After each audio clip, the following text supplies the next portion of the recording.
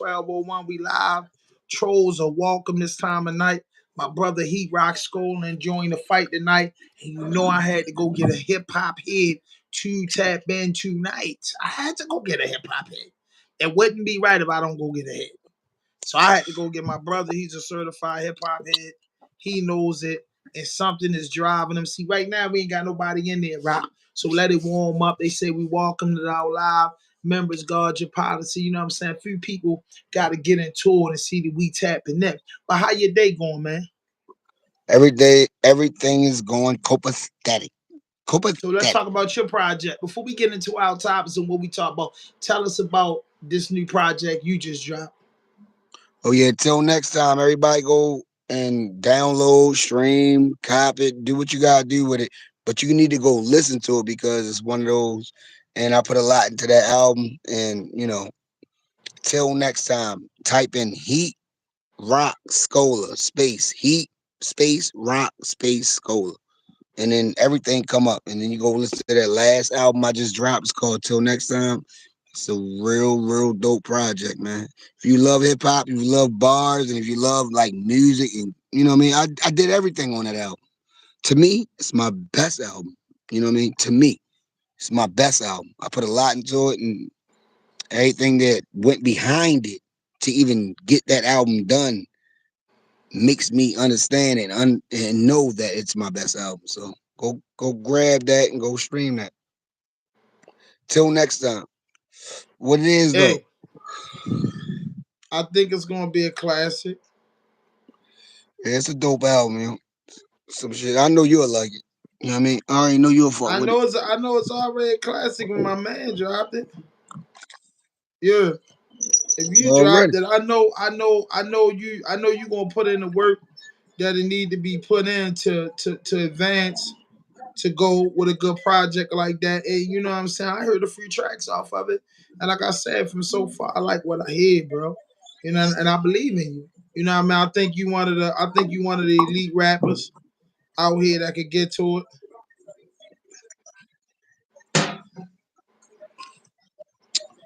Yeah, it's dope shit. You know what I mean? It's You all know what I'm about dope saying? music So at this point. that's how I'm looking at it. But you know, you've been putting out music. So what your catalog? How many total joints you got in your catalog? I got 5 solo albums, yo. 5 LPs, real studio albums, no mixtape shit, straight up albums. And I got one group album called We the Union, Undeniable. The album is called Undeniable, and the group is called We the Union. But everything else is Heat Rock Scholar. If you wanna Right. check me out, just go to Heat Rock Scholar and listen to everything, and let me know what it is. Name all your projects. Tell us all your projects you had. My first album is The Manual. Second album is BOE, Balls Over Everything. Third album is Keep It a Stack, of course. Keep It a Stack presents. Fourth album is Need I Say More. My Uh-huh. group album is called We the Union, Undeniable. And my fifth solo album is called Till Next Time. Just came out April 12th, 4/12/24. Shit really, yeah. Yeah. I put a lot into it, so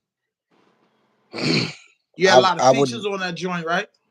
Yeah. This is the first time I had these many features. I had 11 solo joints and 9 features. 9 songs with features. So what I'm saying, I did it on purpose. It was calculated. So I got the first half is a jazzy, soulful type of joint, and then the second half is gutter. So that's how it is. First half jazzy, soulful. If you like that jazzy, soulful type shit, that's how I carried it. Fly shit, slick shit. And then the second half, gutter, hardcore shit, strong shit. You know what I mean? And that's the album. It could have been a double album, but I just made it one album. You know what I'm saying? That's why it's called Till Next Time. Till I feel like doing something else. But go ahead and take all that in, and you good. What you think the difference between like all your records and this record? Well, first and foremost, rest in peace to my mother-in-law, Miss Wanda. She just passed away, and she was, going through her pancreatic cancer situation the whole time I was doing that, and I was going to AA. I had to get features. You know what I mean? I was doing it was a lot of shit to even get this project done. It was hard to do that. It's not Mm-hmm. easy to get, you got your engineer the day he need to do shit, then you got your features when they can do shit. Then it's a lot of shit. Then you gotta go to work, you gotta take care of kids, you gotta do all kinds of shit. So this album particularly, it was the hardest to make.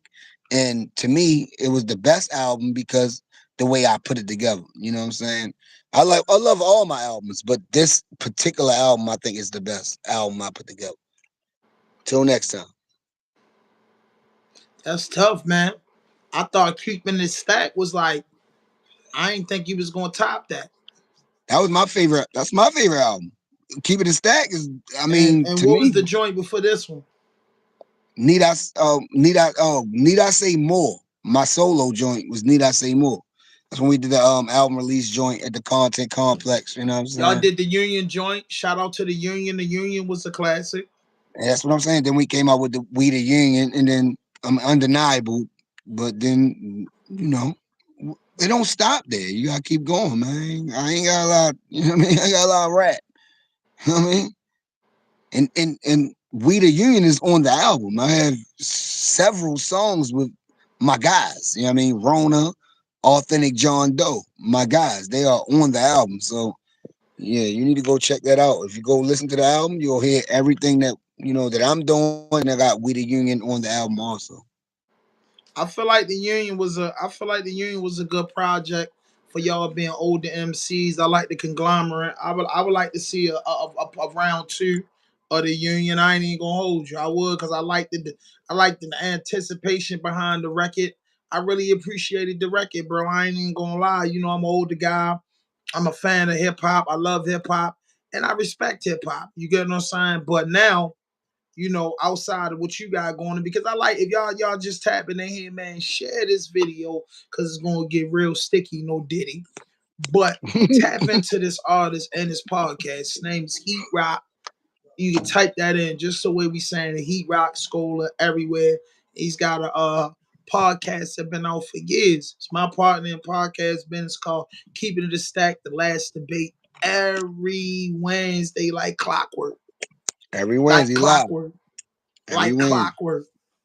Like clock. If y'all see me all the time, my brother does it the same way. Yo, he really a host of raw dope. You know what I'm saying? Like, cause this man been on. We done did so many episodes, so many collabs together. And to this day, we're still collabing on podcasts.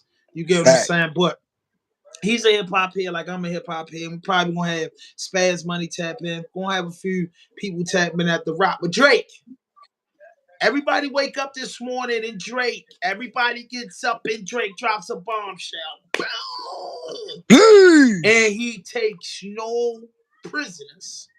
Kendrick Lamar dropped the joint. It was things in the air, so much in the air. But now Drake come back and address so many legendary artists in one record. And I gotta admit, he going hard. Drop and give me 50. You know what I Hey, mean? drop and give me The boy 50. going nuts. He What is kind of wrong went with nuts. this? I don't think nobody wrote that. He said No, ain't Judy's nobody first right time there. that he Let's got stop number that, ones man. was through him. Oh, he throwing the favors and all out there. How do you feel about that rock? And how do you feel about the disc record and what you rate it? Um, I give Drizzy an 8.5 out of 10 because the simple fact is it's a bop. First and foremost, it's a bop. You can really play it in the spot, wherever you at, what riding. That's that means a lot. And he went at everybody who went at him. And he even really, go crazy, but he said a lot of slick ass shit. 7 men shoe. What do you say? 7 men shoe. How you a big, what I'm saying? He was saying a lot of little slick shit to Kendrick, Ross, Weekend, ASAP Pusha Rocky, T. Pusha. He went at everybody in one joint. He It might be a 9. he dissed the producer. Yeah, yo, he went at Metro Boom and told that nigga He go told play him go some play with some drums. drums. Yeah, go play some drums, nigga. Yeah, I mean, it might be a 9, low for real. I'm saying 8.5, just to, yeah. I mean, yeah, they gonna think I'm a biased fan, but 8.59, easy, easy, easy. And I seen Rick Ross So came back. with Drake putting out that disc, it's out there. It's in the air. It's in the universe. Yeah, So the beefs are lit. Do you think that's good for hip hop? yes, I Me think it's too. a, Because I I think was it's tired of dudes. amazing. I don't want no murders in hip hop. I don't. I don't want nobody getting killed, nobody getting jumped at the wars. No, I don't want none of that. But I want to stop hearing dudes acting like, yes, you know what I mean, it ain't your crew versus the next crew. Boy, we could dab down, but when I get on stage, I'm going to do, I'm going to do I'm gonna get busy. You get them? I'm gonna get busy on you, just like you feel like, even though you is a seasoned vet in this game, you feel like you could put your Jordans on and get on the blacktop and go to work now. You know what I'm saying? right. You're very motivated about your music now, and I'm saying, oh, it doesn't have to be no women, no children, no involved. Because when we came up, when a dude say I'm a rapper, he had to battle his way into the cipher. You know what I'm saying? You Oh could just hell say, yo, yeah. you nice, yo, just get, you had to battle your way in your cipher. Somebody wanted to try your pen, somebody wanted to try your brain. So now I look at it like this, it's good for hip hop. I think they all planned it out, if you ask me. That's just my theory. I'm For going with that real? theory this week. I think it's all planned out because these guys, hip hop records are not really selling from the artists that we love the most. Hip hop, the sales are now, hip hop's making billions of dollars, but the traditional record sales are down because all these streaming platforms and so many ways you could do it. But hip hop is still the shit. But the record sales are down. So I think this beef is gonna make dudes want to go listen to an album because they want to catch everything they saying. Who do you think out of everybody he dissed? We already say Rick Ross replied first, but who you think gonna hurt him? Who you think gonna touch his eyes? Well, like you said, Rick Ross already came. He already got a joint on right now. Rick Ross said some shit. You know what I'm saying? Yeah, he already got his a whole joint about Drake. That's it. He not rapping about nobody else but Drake. So I respect that off the rip. You already did that today. Pusha T gonna He didn't crush wait Drake. to the moment. Huh? When Pusha T now Pusha T is in a situation where Drake wants to fight back. Now Drake did what wanted him to do like a couple years ago. Respond. Now he Why respond. you I think everybody's sleeping. I think Pusha gonna murder him. I Pusha think T? I think Pusha gonna come at him, bro. And Drake said No, on the listen. record that ain't all he got to say. I respect the fact that Pusha came through and did what he did. But Duppy Freestyle was better than Pusha T. This to me. To me. It You was said better what? bars. Duppy Freestyle was better. Like, what made Pusha T song better than Duppy Freestyle? What? I mean, what? I mean, tell me. Yo, Tell bro, me the I don't want bars. the YouTube strike. I will play it. You know what I mean? What You he know what I mean? said? I will Tick play it, tick bro. I will about play his it, my nigga. homeboy. On some man to man tip. I want to It play wasn't it better, yeah. because Pusha T crushed Drake, bro. He crushed Drake. No, he Come on, what? boy. He put Adonis on the map, bro. He disrespect Drake. Drake supposed to have been doing what he doing now when Pusha dropped that on him. Pusha came at him, bro. I Pusha can't really believe you came said at Drake, that. yo. I can't Pusha really believe you came said. at Drake, yo. He threw all the gloves off and he begged him for the smoke. You know what happened? Like, stop. Yo, Duppy Freestyle came out. Pusha came out. Then when my man was about to go do what he's going to do, Jay Prince jumped It in it. got too deep in the street politics over in Houston and all that, and it So got don't act like my squashed. man wasn't Now gonna go all the crazy. gloves is off. Yo, Drake can't beat no fucking Pusher in no dissing on no diss records. So you think Because Pusha what T is can Drake rap going to better? say? What's going to happen in this battle? J. Cole, he dissed J. Cole. He dissed Kendrick. He even dissed Schoolboy Q because he keep saying TDE. You know what I mean? Top Dog Entertainment. Man, Then that he nigga tell went him, at yo, top. you might as Drake well went have at splits everybody. in your jeans. He said you might as well have splits. Now we're gonna check the splits. He really getting dirty, man, nigga. No, He getting dirty. So now I'm saying all the bets is off, bro. This battle ready get dirty, bro. This battle ready get dirty. This so battle ready get dirty, bro. And the crazy part about it is the little homies gonna take it more personal than the big homies. The little homies gonna take it hard. Them young boys that want a way out of Canada, that want a way to get on Dre list, they gonna want to diss too. The young, it could turn into an ugly war. We hoping it don't get that far. I like a little fire, you know what I'm saying? I like spicy food.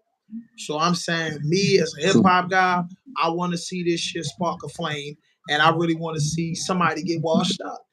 I want to see war. I don't want no beef, none of that stuff. But I want Keep it rap, keep it lyrical, rap, keep it rap. lyrical warfare. I want to see lyrical Man, shout out warfare, to the yo. brother on here. Say he just got out of prison a few weeks ago. Shout out to you, man. Appreciate you for tapping in, man. Make Hell sure you yeah! Shout follow. out, peace and blessings, man. Real shit.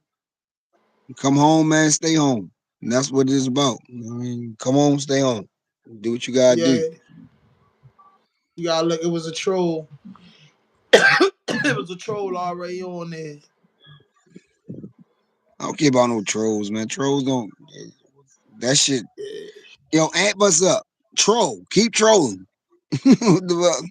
We want y'all trolls to yeah. come. Pause. No They Diddy. fake trolls. Oh man, that was a troll right there. Hold How up, Jada bro. I usually how have my Jadakiss did Dipset. moderator here, yo. He gonna jump on this joint in a second and get to it. Yeah, but I'm gonna just be honest with you, yo. Drake is like Thanos. Y'all made him Thanos. Y'all really made him Thanos. It's why did y'all even do it? Why did multiple people come at this guy, yo? And you got people that don't even rap came at this nigga, yo. Y'all made a nigga Thanos, yo. And y'all, that's y'all. Y'all did that shit. Stupid ass niggas. And niggas don't even understand. Y'all don't even understand the rules of engagement. Y'all don't understand the rules of engagement. Yeah, yeah. That's a fact. They say how they did Jadakiss. How Jadakiss did Dipset. I don't think Jadakiss was beefing with Dipset. I think he was Oh, beefing more Jada with went state crazy. property. Dipset ain't getting that, did they? Dipset was beefing more like Nas. They ain't really didn't get into it with the locks. They really I didn't guess get into it with the locks, broski. he talking about the verses. He probably talking about the verses. Yeah, but I'm saying that he dissed Pusha. Rick Ross. You said Rick Ross diss record already dropped. Took my mind. Yeah, You said Rick Ross diss record already dropped. What's it already called? dropped. It's out there. I Hold forgot up. what it's called, but there's no. Hold up. I heard it like 5 times. Let me I listened to see. it like 5 times. Rick Ross supply to Drake. Yeah, it's gonna come right up. Rick Ross supply to Drake. Hold up. The whole joint won't come up. Hold up. I'm Calling him about to white pull boy. that up. Kept calling him white boy. Man, if you're looking He at kept this, hit calling that him white boy. notification button, hit that subscribe button, drop a like, leave a comment, share the video. We up with it, man. And listen, I want to send, prayers up in the air, man. Today it was a tragedy in Baltimore City in Mondawmin Mall today. 7-year-old kid was shot today in the stomach.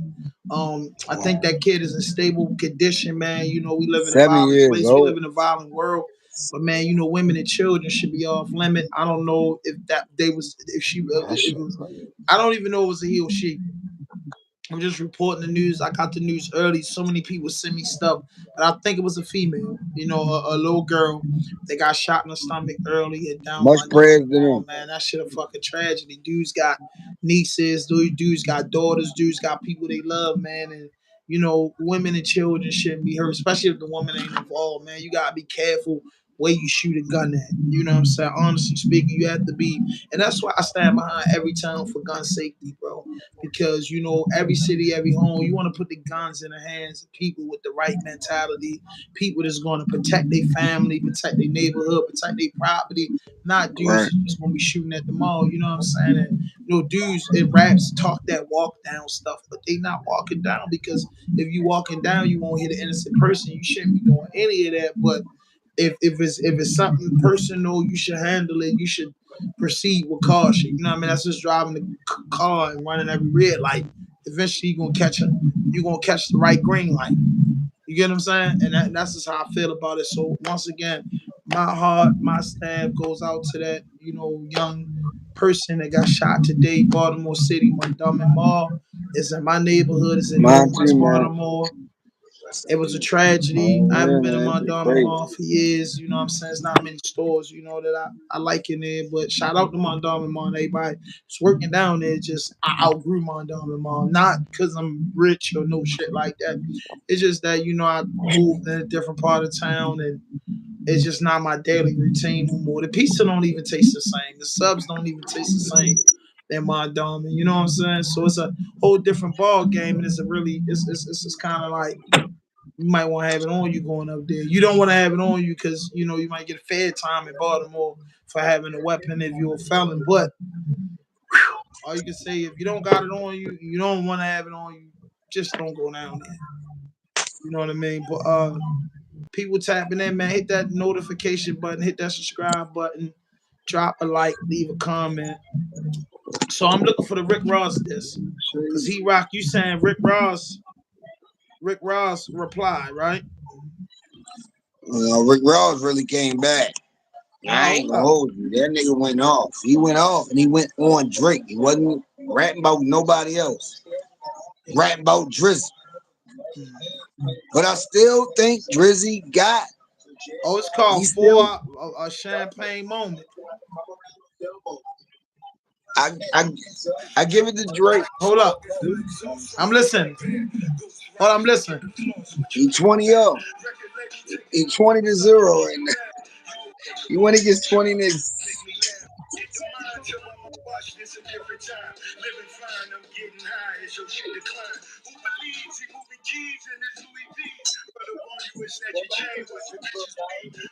Yeah. Oh my God. Latest from Rick Ross. Ross is coming back. Ross is some shit. He said I ain't gonna B.I.G. hold don't give you. a fuck if you Chi.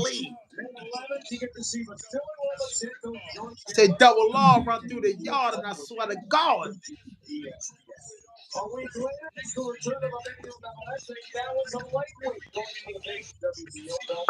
Yo said niggas leaking they reckless when we speak it directly. We can keep it gangster.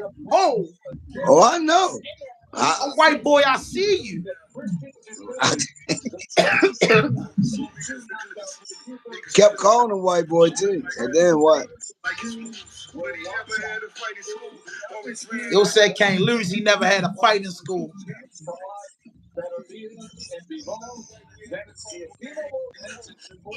Another white boy at the park want to hang at the crew. Yeah.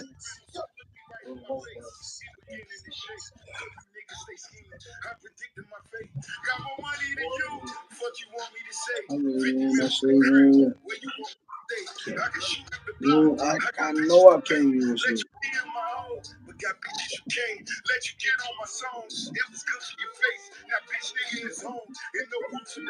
Damn.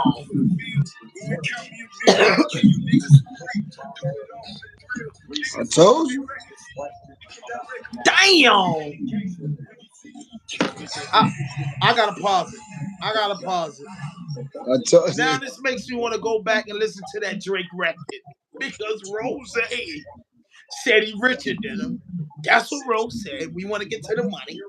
He said he'll come up and snatch the chain, call him white boy. Ooh, this is getting messy, bro. This is getting messy, bro. I'm gonna listen to the last couple seconds. I'm gonna listen to the last couple seconds.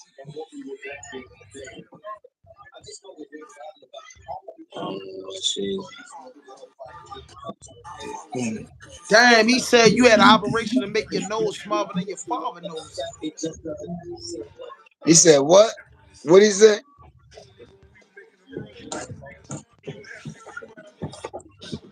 Oh, Yeah, I'm good.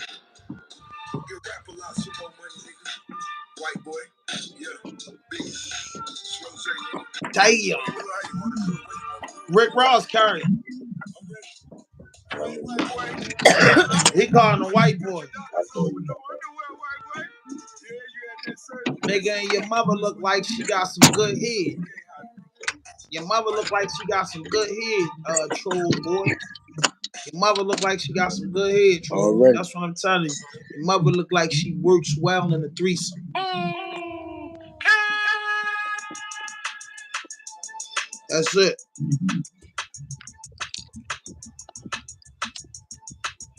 That's what I was trying to tell you. There you go. Hey, I could never be nobody #1 fan. Your first #1, I had to put it in your hand. Damn. He said your first #1, you gotta put it in your hand. Yeah, yeah. Backstage in my city, it was friend zone. You won't ever take no chain off of us. How the fuck you be stepping with a size 7 man's on? Just the part with the bike. What? What's up? I know my picture on the wall when I cook up. Exclusive red, you shook up. So get like some push-ups. Cool, your last one brick. You really not on shit. They make excuses for you because they hate to see me. Damn. Your contract, cause we gotta see the split. The way you doing splits, bitch, your pants might rip. You better do that. Damn. Show inside the video. For roll 5, need a verse, you better make it witty. Then we need a verse for the Swifties. Top say drop, you better drop and give them 50. Pipsqueak pipe down, you ain't in no big three. Scissor got you white down, Travis got you white down, Savage got damn. He said you ain't in the big three. So I'm twice.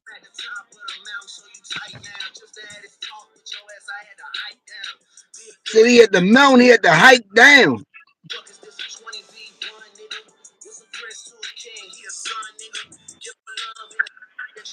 Damn. Yo said Metro, shut your whole ass up, make some drums, nigga.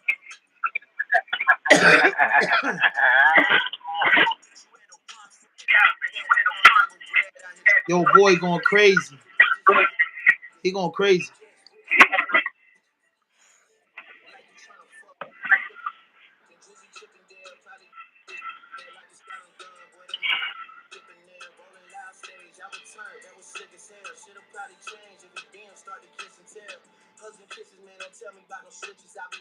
Damn.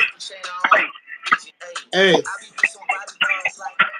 I mean, academic, Big Act exclusive. Rick Ross sent his response to Drake directly.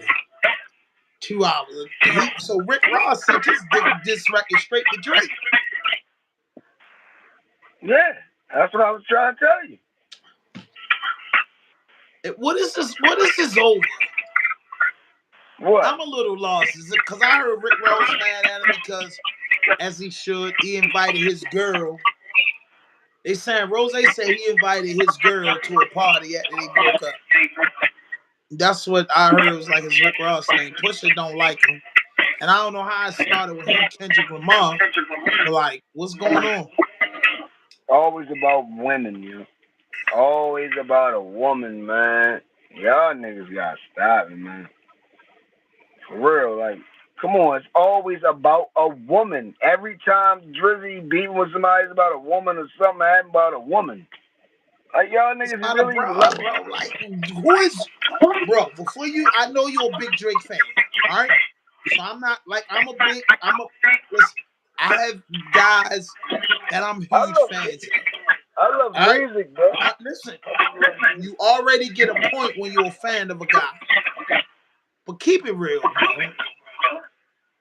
What is Drake gonna do with them spitters? Hey, you got some echo in the back.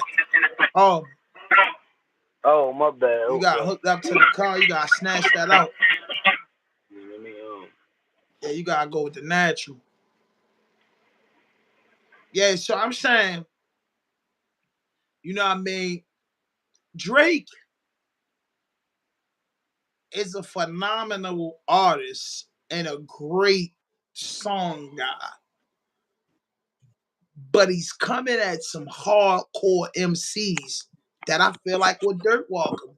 This is not a competition for record sales. This is not a competition who got the most number one single. This is a competition of straight skills. Who got the most skills? And who got the most skills? You only can add one person at a time, Gambino. Who got the most skills? You said who got the what? Who got the most skills? Out of all of them that he dissing? Out of everybody, period. In the Drizzy. rap game? Drizzy. Drizzy don't got no fucking best skills in the rap. Out of everybody in the rap game.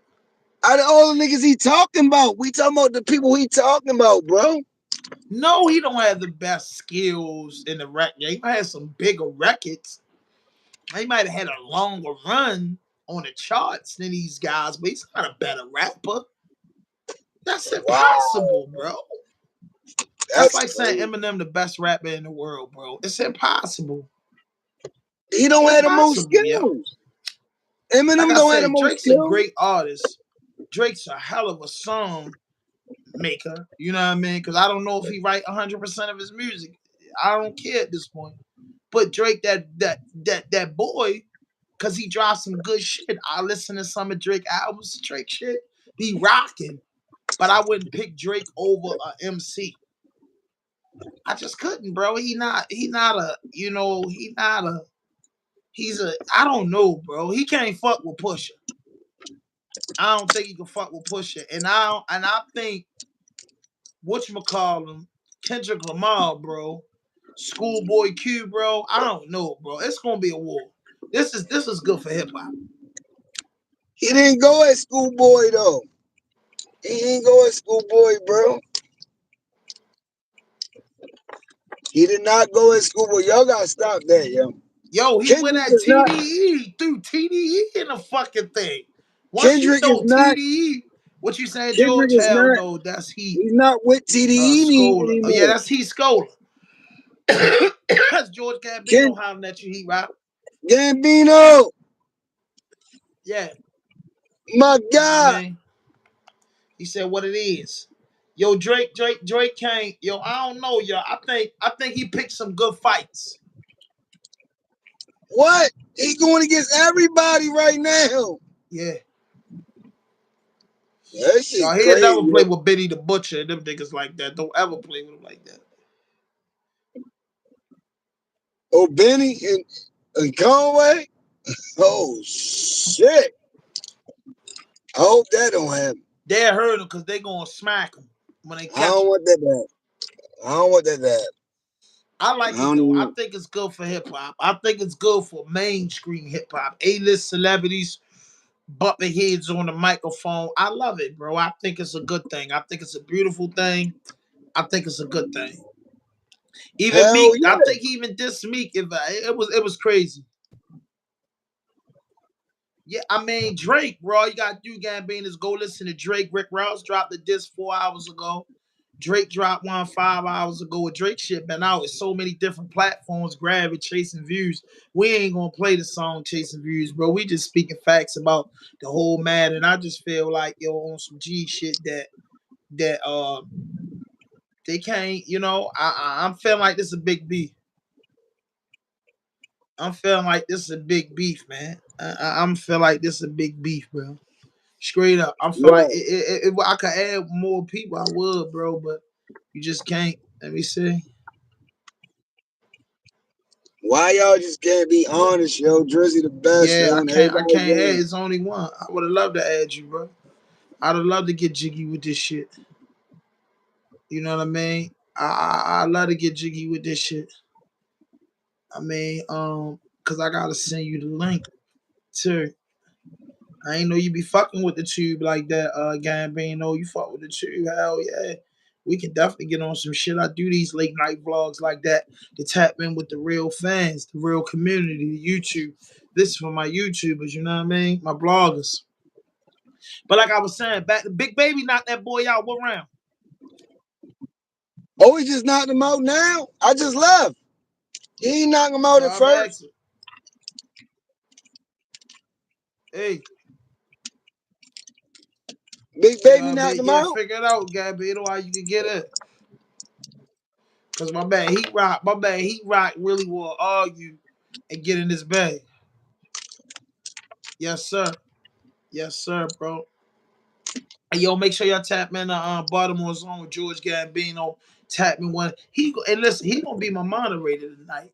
Cause if you trolls get in here, man, I'm knocking you trolls off tonight. Cause I'm saying round about one, that's when the trolls like to get in there and start talking about nothing and got to do with the topic. But this is big in hip hop. Gambino, Everybody's talking Gambino, about it, man. Gambino. The Gambino was just on the Thursday show, man. Check out that episode. Check My out that nigga. episode. Gambino was just on the Thursday show. Yo, I left my You know what I motherfucking mean? He key. getting in his bag for sure. Everybody, we all getting in our bag, bro. You know, it take time, bro. You know what I'm saying? Loss ain't a loss, it's a lesson. Appreciate the pain, it's a blessing. I You want know, me put a little old. gas in me, you know what I mean? Or the late I night want take. So me. how do y'all feel about this, man? My YouTube family, man. I had to pause the Drake joint because all these disc records going crazy. And I mean nobody else replied yet. I know Pusha T gonna reply.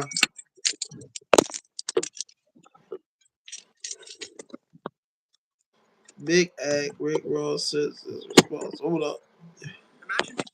I gotta hear what they saying. They saying Rick Ross said the response. Share this Gambino, share the screen, bro. Share the live for us, bro. Hell yeah. We can get people in here. I'm not even gonna lie to you, bro. If I leave, it might be a raw dope marathon because tonight when I go up and go to bed, I'm gonna leave my screen on all night. So everybody, you get to stream all night, bro, and listen to my audio. Real talk. Real talk. Real talk. And this is yo. And this is this. This what I'm telling y'all. Dedication to hip hop. My stream started at 12:01.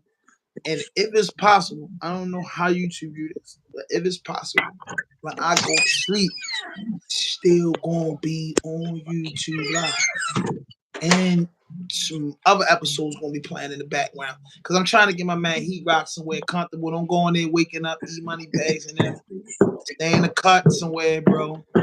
So you can get on here. But what I'm saying is I'm about to listen to these records one more time, bro, and point out some facts, man. Hey, make sure y'all hit that notification button, that subscribe button, drop a like, leave a comment.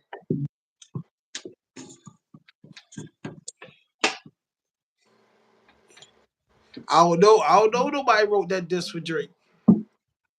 Yeah, that's what y'all doing, yo. Niggas wrote the diss for Drake. That ain't, come on, yo.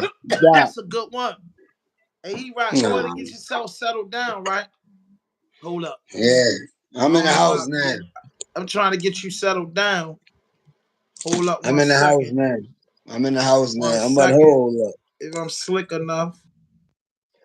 Y'all niggas funny as shit. Nigga want to say nigga wrote. Come on, man. What are y'all talking about? What did they write for Drake? Do they know what they? Do y'all I'm know here. the references that Drake did? The Rico song and the one other song. It was it. It wasn't no bars. That wasn't. Come on, man. Oh gosh, yo. Niggas don't know the music industry, yo. That's how I know. Niggas will never know it. That's why niggas will never. You gotta understand the music industry, bro. You really gotta get it, man. That's why the nigga Drake said, I gave y'all number ones. I handed y'all that shit. Man, what is you talking about, man? Niggas ain't getting number one, so they fuck with my man. It is what it is. Niggas don't want to tell the truth. Cause he said he couldn't say Rick Ross went number one because every day I'm hustling went number one and there ain't no fucking Drake on it. That wasn't number one. It wasn't number one Billboard. It was I ain't never gonna number one hold you. Billboard. I It had to wasn't. get my mental right to get good freestyle, and my fault dropping the ball. I ain't talking about that, boy. This Drake stuff, we'll get you back in there in May, bro, or the end of the month, and you'll do another one. You did a freestyle before, bro. Shit ain't about nothing. The comments, somebody did say in the comments, Gambino, that you did drop the ball. They really wanted to hear the freestyle with you, somebody from the city. I don't know. Look at the comments. What freestyle, yeah? Look at the comments.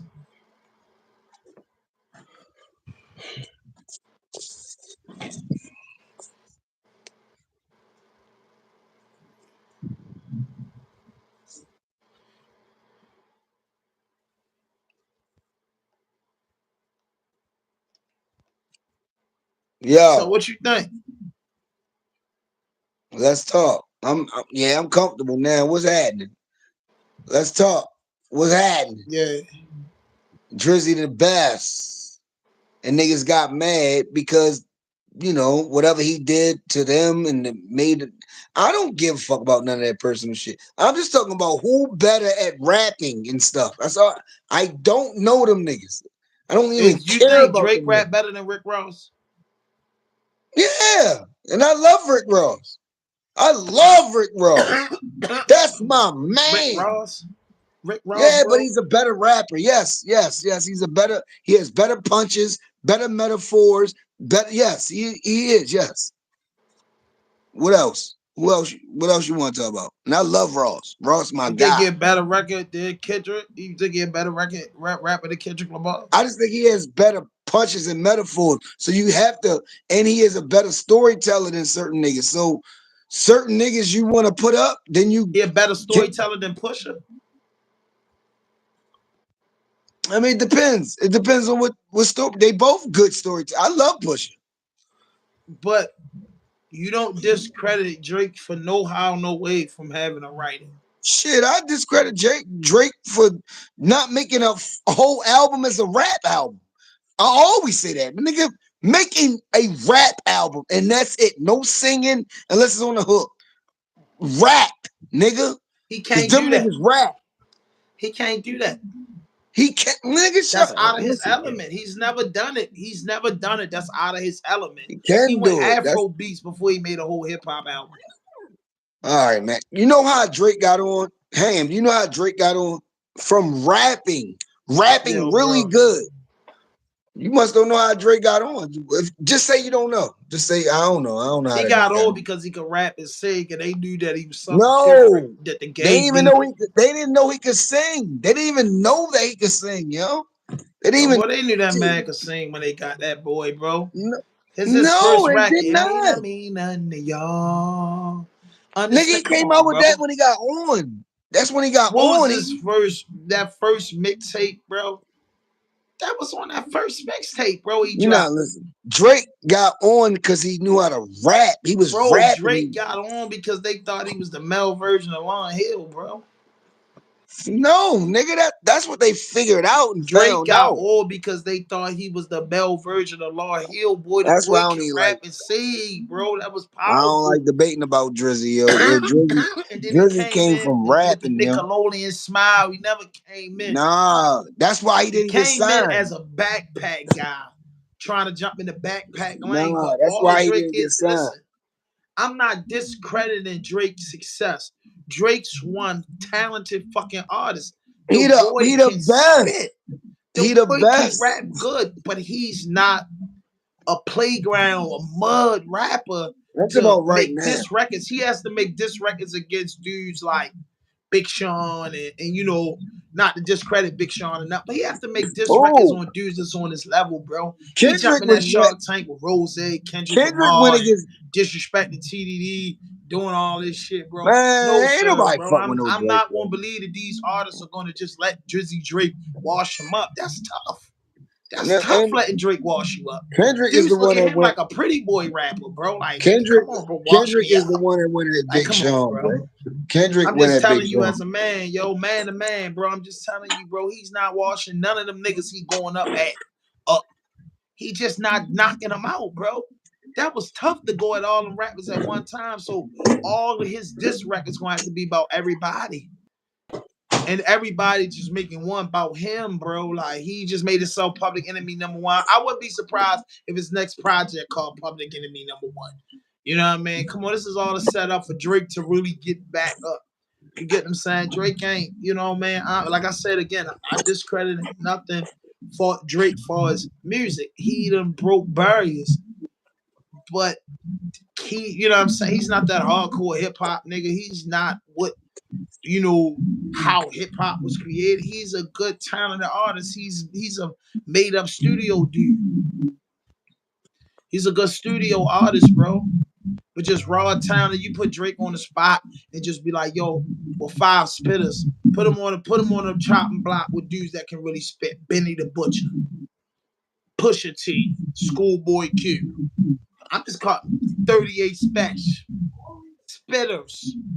I even throw a Baltimore nigga in there, Boss Man, with them 5 rappers right there, and Drake get in the cipher, bro. Niggas ain't really gonna be listening to Drake, bro. Shit, that's the Niggas fuck not they gonna is. listen to that. Niggas is gonna be like, shorty, that singing shit ain't not today. Not That's today. That's like an yo. That's auto not how guy he got trying to get in on. a cipher. I That's like get an what you auto doing. guy trying to get in a cipher. I get what you're doing, but that's not how he got on. He got on from Yo, bro, rapping he in got on cipher. because he could rap good. He's a red dude, and it made He sense at didn't the time. And sing. Weezy gave him a chance, and They then didn't know they he. They realized didn't the know he boy could is sing. deadly on the Ham, hooks. Ham. I'm telling you, yo, please, yo, listen, yo. They didn't know he could sing. He only rapped.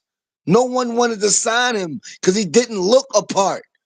It's the same way with Jay-Z. Nigga, what the fuck is you talking about? They didn't want to sign him. They didn't know him. Jay Prince Jr. found Shorty, yo.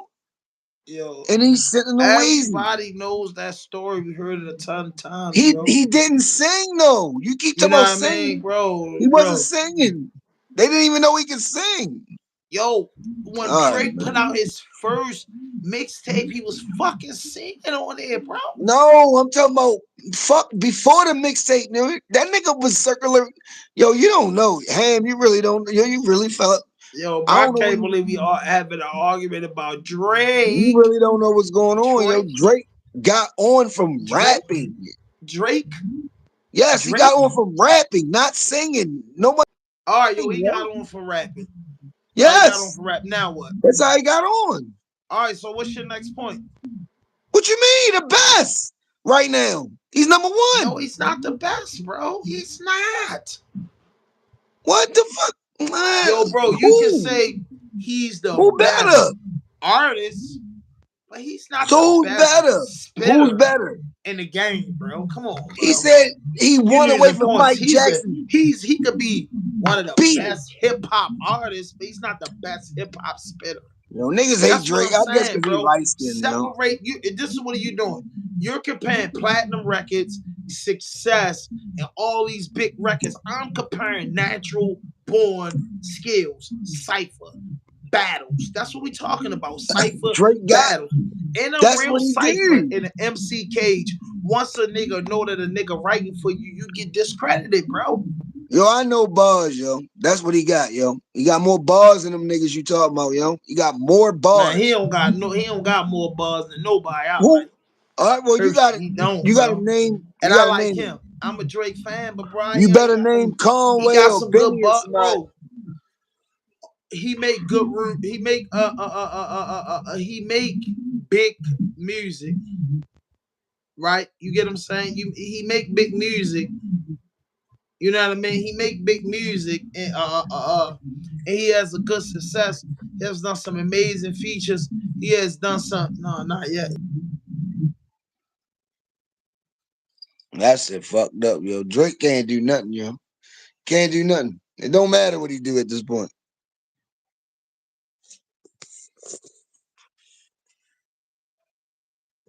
Yeah, I mean, I'm just being honest. You know what I It mean? don't matter. Overall, you know, Drake, you know, I mean, man, bro, listen. It don't even matter what Drake do I'm at this not point. knocking Drake, and I'm not telling you that Nothing he can Drake's not a do. good artist. I'm not telling you, You bro, gonna say, that he hasn't made, you know, his mark in hip hop, but I'm just telling you, bro, like, you know what I mean? He make good music, bro, but not just I don't like know what else some he of them gotta boys do. get down and dirty and make songs that put tears in your eyes, bro. And I can't believe that You saying Drake, Drake is a throw your best cologne on slick, fly dude. He got some songs that had some more. Don't think about it too much. That's one of my favorite records from him. But overall, it's not like if I'm going through something, I'm not like putting in a Drake record. That's what I'm saying. If I'm You going through funny. something, if I'm having a good time with my girl and we traveling, the Drake record is appropriate. But just four dudes in the car deep in the Drake record is not appropriate. It's Nah, not four you listen dudes in to the car and they just Ham. You rocking listen to the Drake. wrong No, Drake. You're not no, listening to rap Drake. Then, well, no, then you man, listen to no. singing Drake. I'll put a playlist together for you. You gonna hear that Drizzy. You gonna be like, oh, that nigga talking that shit. Right now, he killing these niggas. Right now. He always do it. No one can just. Why no one Yo, can listen. dominate Drake? What do Drake Why got y'all better can't than Rick kill him? Ross? All jokes aside, that song with Akon and Rick Ross, coming from a life of crime, better be on my best Hey behavior. yo, he gave I Rick got a Ross Stay whole bunch of Scheming. gorillas. Come on, man, stop He this, gave man. he gave French Montana Push. Stay I'm Scheming. pushing it. Push. I'm pushing it. Port of Miami. Got nothing to lose. Just supporting my family. Y'all trapping for fun. I trapping for funds. It's like come on, man. No water, we barely paid. It better be better days on the way. That's on my daddy Gary. I'm Watch pushing you. hard. You Come on, trying to stop, bro. Stop. you Don't trying do to this make to it me on this live tonight. no, Cause you trying I seen these niggas songs just you roll for trying me, to make man. it Drake seem can't, like man. I'm Oh, not a I'm saying Ross fan. Drake can't fuck with Rick Ross. I I'm love going to say Ross. fuck. I Drake love cannot Ross. fuck with Rick Ross. Teflon Don. Fuck is you talking about? I Teflon Don, one love of the Ross. best fucking albums. Teflon I Don love is a hip Ross. hop masterpiece. I can't even say I love Ross. I love Ross. That's my But guys, man. so, what album do Drake got better than Teflon Don? I didn't say he even have a better album than Answer Teflon that Don. question. That's not my Rick argument. Ross got two classics back to back. Port of That's not my Miami and argument. Teflon Don back to back. I didn't Rose, I ain't, I ain't gonna What's argue. Man, he can't do nothing with Fat Boy and he I think almost Ross 50. got at least He two can't do classics. nothing with Fat Boy and he I almost think 50. Ross got at least two classics. He got at Ross got least more than two two classics. classes. He's got three, bro. Teflon Don, I'm just Port of Miami, saying he got two classics at least. and Rich At Forever. least. With the joint with John Legend on it. I think he three-peated back to back to back. Rose didn't miss his first three joints, bro. And We can both agree with Drizzy. that, bro. I And would he give rapped some Drizzy shit, my nigga. take Like, I care. don't know, Drake, you stepped out your lane playing with Big Bro. Take Care is a classic. I don't care what you say. Take Care is a classic. Everybody love that shit. You can play that right now. Every song. Rick Ross is on that album. Take Care is a classic. And Yes.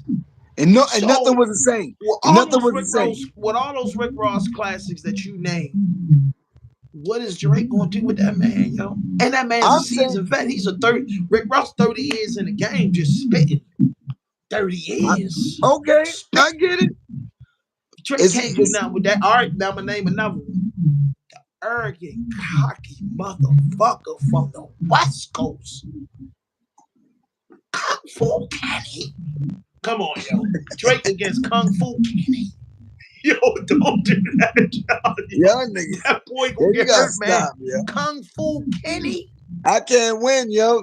Y'all niggas just don't like Drake, yo. He the best. Bro. Niggas love Drake, bro. He's the best. He's the best artist in the world. What are we talking about? He said he won away from. He said he won away from Mike. Nigga, beat it, and then he got it. Cologne, bro? Jean Paul Gaultier. It's the best. And when you put that Drake on, it goes together. That's that Jean Paul Gaultier when Drizzy come on. When you just put some lotion, and you just use Under Armour body wash and just come outside, that's a different type of motion. Now, when you put your best cologne on, that's a Drake album. You appreciate it more. When you come outside and you just took a shower, when you coming out and your hands nasty, and you need a Rose album. That's the difference between the albums. I love nigga Rose albums are amazing. I love Rose. Amazing. I have nothing bad to say against Ricky Rose. It's my J. man. Cole. Them the niggas ain't. Them silent niggas ain't. assassin. You're not riding around listening to J. Cole. Stop it. Shut up. You don't do Listen, it. honestly, I know no, you I'm don't. not. I know. I know. Have I listened to all his material? Yes, Of I have. course. Of course. Am You a I a head. fan? Yes, I You am. a head. You listen to it, but you don't I'm a listening fan of to it. his, and this is what I said. You got to let me finish. I said that he will consider to be the silent assassin in this situation. J. He Cole will be the done. silent assassin Cole's in this done. situation. J. Cole's done. He's out of here. I don't want to hear. I don't want to Listen, hear I nothing about. said, do you know what a silent assassin is? Yeah, but he done. I don't even care what he got to say, even when I hear him. He Pusha done. T has just got his 9 lives with this. No, Oh Pusha my T, God. Pusha Pusha, is new him. album, new tour, new promotion. It has to be Pusha is beautiful him, but for he's him not and his wife Drizzy. and son. Pusha is Cause when him. Pusha come, you know why? When Pusha diss him, it's big for the DMV. No, Yeah. Pusha. We not DMV, nigga. We Baltimore. No, I'm DMV. I don't know. I'm I'm from from a Maryland. city that's I'm not located from in Maryland. Maryland, which I'm makes me a not from part of the Maryland. DMV. I'm not a Man, you're terrapin. from Baltimore, Maryland, man. You're part of the DMV. Nah, Stop faking. I ain't from no DMV. I'm from You're Baltimore, from man. Baltimore, Maryland. I'm from The West DMV Baltimore, is man. DC, Maryland, and Virginia, bro. Nah, I ain't You're from just from a Maryland. city in Maryland. That's I'm it. not a Stop it. terrapin. I'm Stop not a that, Aki. terrapin. You're from a city in Maryland. I said, you my Nah. friend. I don't want you going around and across the country when we be traveling doing We this already know. journalism We stuff, know and you be Baltimore's telling in people you're Maryland, not from yo. Maryland. I'm being sarcastic. I I don't understand like what that you're though saying, because that's but why our we. bags be funny because we have to appreciate that we're from this beautiful place called Maryland. You have to appreciate that we're from the DMV. I We have ride been all around X'd out Maryland. as the DMV. I We done been from in the every fucking place South. in. We But from you know, Maryland. Maryland is the first southern state in the United States. for my job, I've been in everywhere in Maryland. I know. I'm not saying that. I'm just being sarcastic. I'm from Baltimore, not Maryland. I'm Pusha not a T. terrapin. Listen to me, Rock, because I'm talking facts. Okay. Pusha T is getting his ninth life. I'm gonna tell you why I'm a big Pusha T fan. I'm gonna tell you. I'm from Virginia where ain't shit to do but cook. So that Clips era, what happened to that boy? All that. The re-up game. I'm a big fan of that, right? So I'm always been a Yo, big, huge fan of just the culture of hip hop. So I but always love dude. No, listen to me. Mal Always is love better than nice niggas Pusha. from the streets. Mal is better than Pusha. But go ahead. Always love Malice and Pusha. I appreciate. And then Mal is better than after Pusha. Malice, no, listen. Let me tell you what makes Pusha a great dude. After Malice retired, Pusha and them manager get knocked off in a big indictment.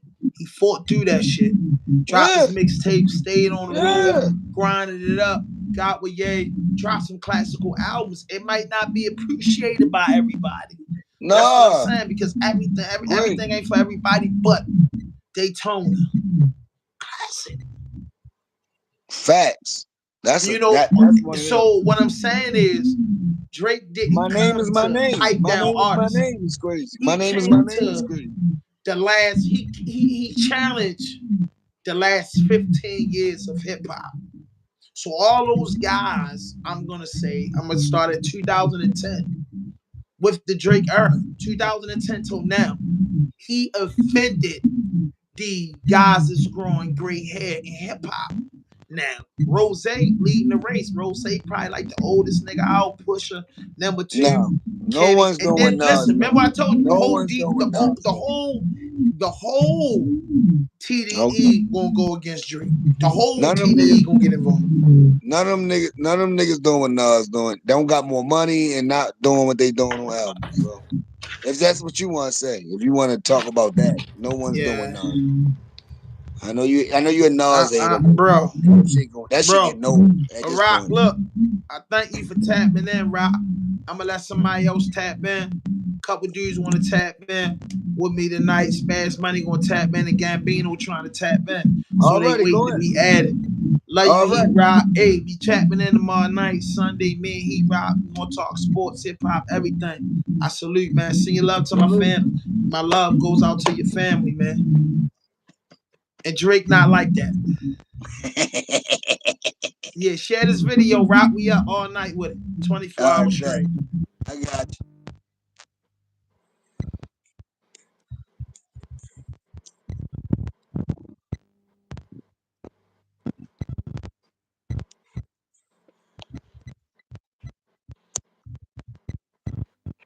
Rock, remove yourself, Heat Rock. It won't let me do it. I'm trying, yo. What the fuck is you doing? I'm really trying. All right. Yeah, come on, man. My man, a little tipsy. He was at a fight party, No, drinking, hanging out. You know what I mean? Hey, that must mean we must go. it won't let me do it. It just won't let me. You know what I mean? You can't figure it out. You know what I mean? But yeah. But listen, I'm tapping in, man. Make sure you hit that notification button. Make sure you hit that subscribe button. Make sure you drop a like, leave a comment. And this live might break the barriers for Raw Dope Podcast because this live might just be all night. Even when I'm gone, when I go to sleep, this stream might still be running. George Gambino, Spaz Money, send a joint, add yourself. I just sent y'all the link to add yourself. You know what I mean? Hold up my screen, might get.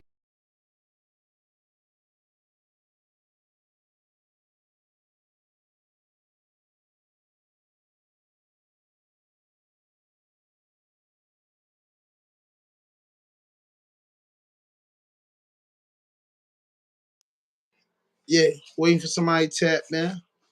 You know what I mean? The bros might tap, man. I'm just carrying this, bro.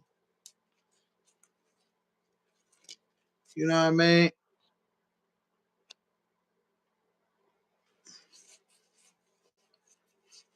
Yo, bro, you can't do the black walk onto my world. My man Gambino. You know the Bro, what it cardinal is, bro? rules. We gonna get to it. That was too much motherfucking texting for me. I ain't even Huh? gonna hold you. That was. Can you hear me? Yeah, I can hear you now. Yeah, I was ready to say that was too much motherfucking texting for me. I didn't forgot my train of thought and all that shit. But I feel what you're saying. I feel what he was saying. Drake, great artist all around the board. But when it comes to being the MC, no. If That's what we I don't said. get That's it, what I'm trying to tell my man. if we don't get another Take Care Drake, I don't want to hear shit else. I get what album was that where Pound Cake was on? What was that? I forget that Mm-hmm. album. I'm Pound Cake. listening. No, what album was that he had with Pound Cake with Jay-Z? The song that Drake had with Jay-Z. Yeah, I think it was called Pound Cake. No, I think that one was called Pound Cake, but one was called no, I'm thinking about Jeezy. Yeah, Pound Cake. That was on the Where he was on the front with the cartoon and the You Could clowns Thank and Me shit. Later album, right? No, not the Thank Me album when the nigga was on the front with the Yeah, he was Drake on Jay-Z album first. No, he was on there because he was like, yeah, he Jay-Z was was on. on Nah, his Drake album was for on sure. Jay-Z joint. Yeah, no, Jay-Z was Because on Drake his ain't get album. that don't Hov, that don't even make sense. Drake to get a feature from Hov on his first debut album. Or did he? I mean, I'm gonna say, look, Drake is an all-around artist, but we know niggas right for Drake. You know what I'm saying? When you at a certain stature, you know what I'm saying, a certain level in this industry, niggas right for you. You feel what I'm saying? And Apple Music will tell you that. You feel what I'm saying? So it's just like I didn't hear none of these diss songs until I heard it from the Shade Room, this, that, and the third. But I don't think Drake got a chance for real, for real. So Back to all the back was people that he cool. dissed did you hear the diss record? Nah, I'm not. Yes, come on, bro. That's it's not you had to be busy today No, I because was. YouTube, Instagram, Twitter, and you have a few followers, bro. So you know what I mean. Well, maybe for us YouTube people, we see it come all through our timeline all day. That's what I'm gonna say. That's what I'm gonna say. All right, when Drake put out Energy, the diss Meek Mill, correct? When he put out Back to Back, the diss Meek Mill, correct? That era is over. I don't believe niggas be writing their own music anymore. That's just my opinion and what I've seen and been in certain rooms. You feel what I'm saying? So it's just like, I don't know. I think Kendrick Lamar, when it comes to certain shit, as being the MC, he got it. Don't nobody got it. You know what I'm saying? Even J. Cole, even what's his name? Pusha T. I think they got it because they real MCs. You know what I'm saying? If somebody wrote for That's you, what I was just explaining to my man. I think overall, when it's like this, I rap for a long time, me and him both. So I look at it like this, hip hop is hip hop, and hip right, hop go through the grace of Allah, 50 years of this music that we love so much that it elevated and transformed into different calibers. The traditional hip hop that we know is from turntables and MC being able to grab the mic and do what he do. That's traditional hip hop. Hip hop changed since the 70s till now. So, right. but one thing that changed in hip hop that was really, I feel like, was detrimental to the growth and development of hip hop was that it was a lot of more singers hip hop than versus the natural bar guys, the natural 48 bars and a hook when songs had 3 verses to them, 16 bars each, where dudes told a different caliber. But I, as an older guy, understand that, time changes. It So, does. with auto tunes, some of the biggest artists' music, I could vibe their whole record off a whole album off of auto tunes and give it a 7 or 8 or give it a 10 because my ear adapted with the times. When I think about when dudes do diss records, whether it's a singer, drumnist, beat maker, to anybody that Who the puts out a first person? Who the first person that come to mind when you think about a diss? Who the first person that come to mind? LL Cool J, What's his name? Damn, what the fuck is his name? Cannabis. Cannabis. That was like one of the and hold up, No Vaseline by Ice Cube. Cause I'm an older guy. Right, right, right, Helter right, right. Skelter, this Wu-Tang. You get what I'm saying? See, I was, Mobb Deep was fighting back with Tupac. I grew up in the era where rap wasn't as friendly as it is. Rap, it became friendly and more like y'all era where everybody buddies. Niggas wasn't beefing, but it was like, I got my crew over here, you got your crew over here. We think we better. We gonna show respect, but we think we better. I'm still in that where I understood hip hop. You know what I'm saying? These are No Vaseline, the other diss records and shit like that. The one Yeah, that I really understood coming growing up as a child is Jay-Z and Nas. Ether.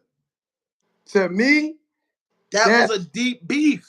it was a deep beef. You feel what I'm saying? Nothing. This is just in my opinion. Nobody came harder than Nas how he did on Ether. Even even when Lil Wayne and Jay-Z was beefing. Show me what you got, Lil Mama. Show me what you got, little lady. Nobody came at Jay-Z that hard like Ether would. Ether is in the top 10 disc records of all time. Who your But top one? hit him up. Who? Nothing was most disrespectful than Tupac Shakur. Hit him up. You Nothing. sure? Nothing. Nothing. Nothing Nah. was more disrespect than 50 Cent. I smell. Is that you, Herb? I smell. What? You niggas is. I mean, it was. Hey, see, I'm just a little bit Right. older, and there's a lot of big boy diss records I can tell you because rap was. Well, like I said again, Gambino, we all from Baltimore, so Right. first and foremost, if we step out of Baltimore and go to New York, we Baltimore. In Baltimore, we Park Heights, we Liberty Heights, We Rice's town. You know what I mean? We Right. different sections in the city. When we step out the city, we become one. In the city, you got different crews. Big places like New York, California, Houston, these huge places, bro. They adapt to a fan base inside of their states because there's millions of over a million people that live there. Rappers wasn't going to just stab a nigga up, but rappers wasn't just dapping you down. We wasn't shooting at y'all niggas or trying to rob y'all guys or do Right. nothing. But it was like it wasn't a friendly sport because niggas was more focused about their act and getting on stage and just representing. Now, over the years, rap has became real friendly. That's why hip hop sales drop. That's And why that hip hop with the and labels jerking honestly, artists. Think about this with the label jerking artists and all this friendly shit. The same people getting paid, and these niggas is working their ass off getting pennies. and this is why I think Kendrick do what he do. You know what I'm saying? Because he loves the rap game. And when he came out with what was that? Control with Big who was that? Big Sean? Say it again. When he came out with Control, well, he was featured on it. Who you was talking about? Kendrick Lamar. When he said this go for Tyler the Creator, Drake, Meek Mill, Tyler McMillan. You know what I'm saying? When he mentioned names, I Mm-hmm. think in Oh that yeah, yeah, Control. yeah, yeah, yeah, yeah, yeah, yeah, yeah. I know that right. Yeah. You know what I'm saying? And So they I was like, oh, think this was this, but when he did that, it was still big money. Rappers was going gold in a week and shit like that. Now it's 2024. The hip hop numbers been down. Like I said, I was telling you earlier, still billions of dollars in hip hop. right, Merchandise, fucking, the shows, parties, promoting podcasts. It's millions of dollars in hip hop. But right. the record sales of artists is doing what Wayne did, 1 million in a week, what Kanye did, or what M did, Nelly did, 1 million in a week. Rappers albums going down. When the last time we had a diamond hip hop album? Back in then, DMX had 3 albums, 5 times platinum, back to back to back. You get what I'm saying? With Diamond, hardcore hip hop. I don't know about a, I don't know about a diamond. I don't know. I don't even know if Wayne. I don't even know if Lil Wayne hit a diamond. Wayne did diamond. Wayne sold 10 million in one of his records. Outkast, you know what I mean? A few dudes did it. I If you mean, sell a listen. million Look, records in 1 week, you know you on the road to going diamond. Back then, I right? mean, look. No, Drake, great I artist. don't think Drake got a diamond album. No, Drake, great artist. Great artist. You know what I'm saying? I mean, even when he Man, started he ain't talking, work for them yachties. He was handed that. Think about this, right? George Gambino, the big artist, right? Of you. Right now, I'm just giving you an idea. Right now, and I'm gonna put it out there. Right now, if you connected with Playboy Cardi and you jumped on the road with him for 90 days, George Gambino. Notice what I said, Playboy Cardi. right? If his Playboy fan base Cardi, get a hand of your music, you gone. You get what right? I'm saying? You gone. Right then and there, you got a whole new fan base. They buying everything, they doing it. Versus you getting the Jada Kiss verse and you gone. You get what I'm saying? I So ain't it's a gonna, you if you get yo, my man Young Easy got a Jada Kiss verse, hard as a bitch. can, Niggas can got I can Style I P can I be verses. honest? I'd rather get a Jada Kiss verse.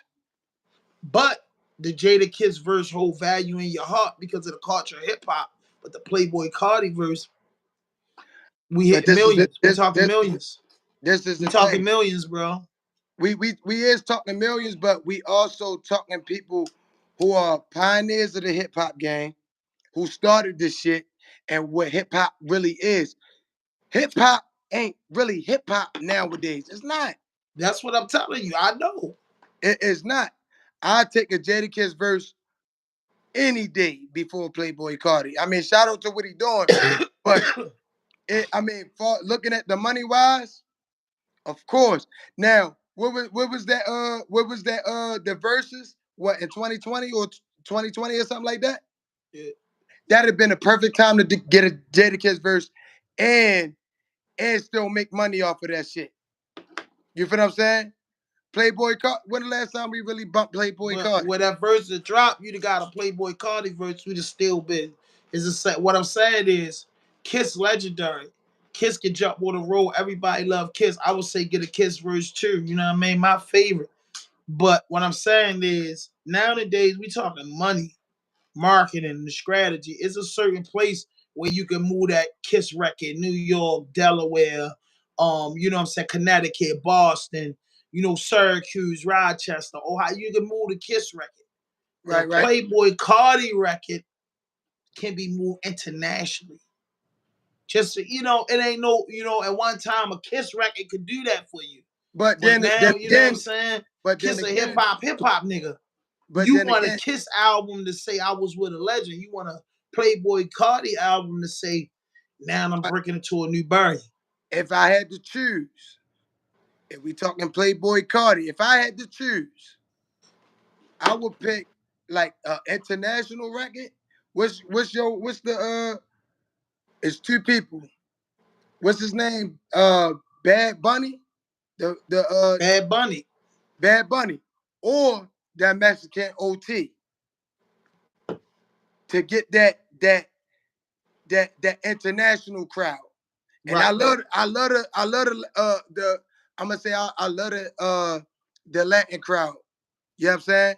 You feel what I'm saying? But if I had to choose, it would be between. I mean, it's probably more, but but I would choose between Bad Bunny and that Mexican OT. And everybody probably don't know who that Mexican OT is. That nigga rap like Kevin Gates, but with I don't know how to explain it because he a Mexican. Or what's his name? Peso. And they in Texas. And they got the game on lock right now. You feel what I'm saying? Because this nigga working with everybody. So before I say Playboy Cardi, he what? Now, if it was 2016, 2017, all right, give me a Playboy Cardi. All I'm saying is, Give me the little Uzi vert. all I'm It saying don't is, matter. I get what I'm saying is, you looking at it as you should from an artist standpoint. Me, Right. I'm not an artist. I'm looking at it from Don't say that a though. Your executive podcast. standpoint. If I was marketing you, I'm gonna say we gonna get the Kiss record. What Kiss want for the record? Get George what he needs. But what I'm saying, when it's time to put that record out, that the company got to put 250,000, 300,000 about it. I will recommend it be that Playboy Cardi at the right time, the right setting, because after that, do that, it's gonna make sense later on down the line. Let me Now, when ask you you. bring out an album, you get the gift of Jada kissing some of your favorite guys. Let We me talking ask you. singles to get Let us me on the ask you. road This and get what some of that separate. money back. Playboy Look, Cardi, this what separates the boys from the men. huh? This what separates the boys from the men. Future, Playboy Cardi, Travis Scott, type shit. Do you like that song? Give me your honest opinion. I like it for money. If that makes sense. I It like it makes for sense. money. I like it for money. I like it for money. I like it for streams. I like it for shows. I like it for business. It Personally, it wouldn't be is in you the saying, playlist rotation. look, I'm gonna say the same thing Gucci Man said, even though all due respect with Eminem. All due respect. Cause Gucci Man said in one of these I think he said it on the Breakfast Club. Who riding around saying put on that Eminem? I might be one of them people that said, yo, put on that Eminem because I'm in that Eminem type of mood. Even though he's one of the top rap artists to this day because of what he's done. Is you gonna ride in the car and say put on that type shit by Future, Playboy, Playboy Cardi, and Travis Scott? Is that in your playlist? Cause it ain't in mine. I just told you. If it was to pop up in my playlist from executive marketing promotion type of person, because I'm at the age in the game where it's though I know what I like. And Right. sometimes what we like ain't what they want. So my personal opinions and my personal feelings is in my garage or in my car with me. I could vibe what I want to vibe with, but making an executive decision, I would have to go with that because now we talking international, 3 international artists. It'll make sense. Even if it don't make sense now, it'll make sense later.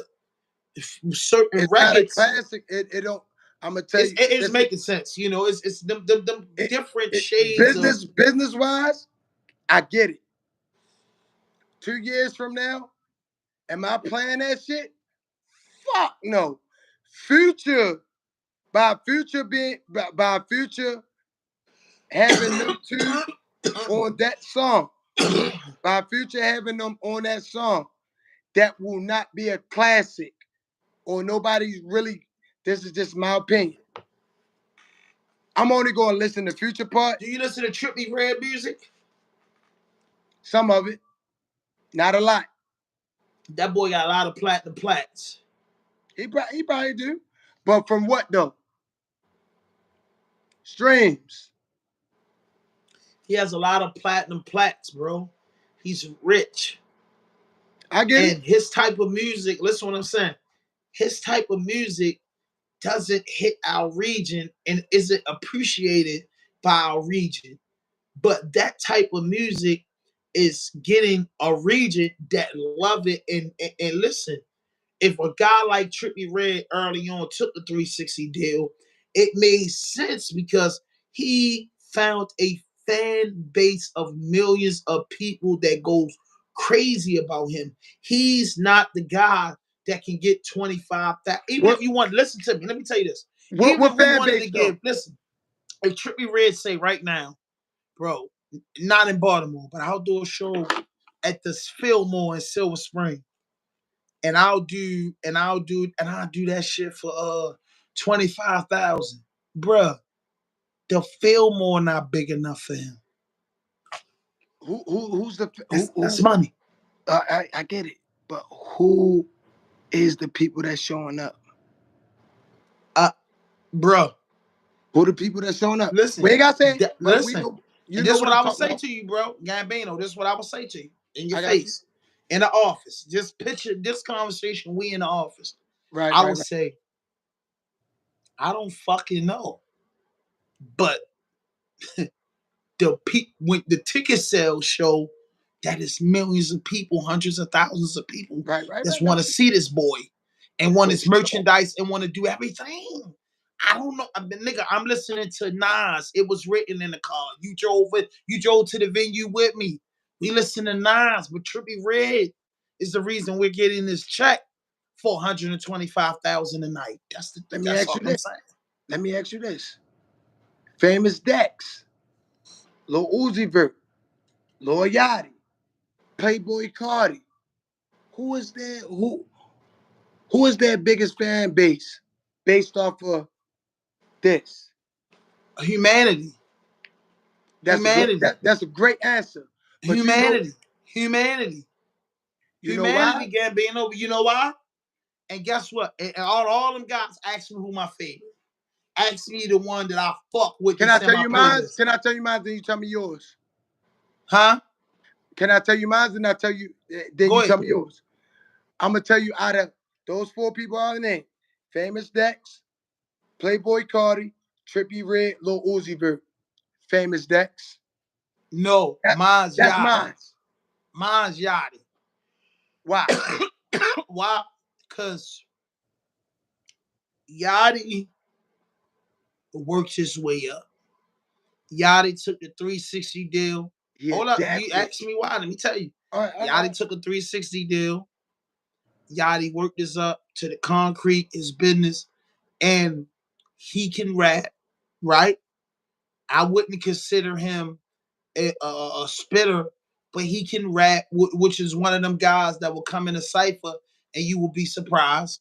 He could rap, and he also took his career serious, meaning he's in the content, he's in the fashion, He's into everything to make money. So he took the little bit of skills he had and became an international superstar. And then when you write and when you put your ear to the headphones and listen, he tell you he took the walk to Poland.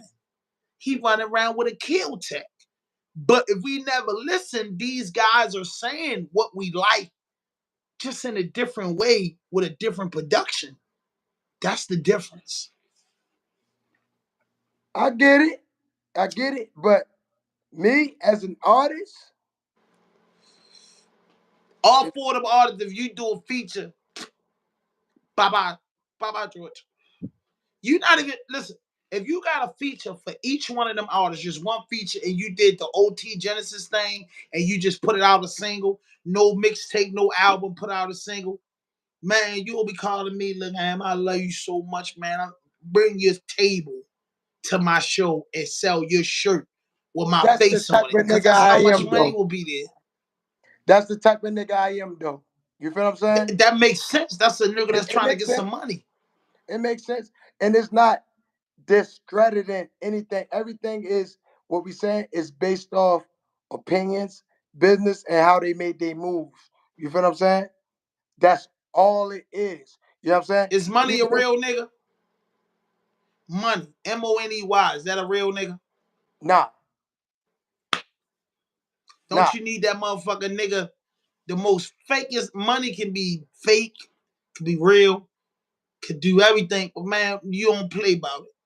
So at the right. end of the day, bro, listen, when it comes to the moolah, bro, if they didn't do something to you that you feel as though as a man that they violated the code that you stand by, and I don't see none of those guys just outside this new shit that Uzi just did.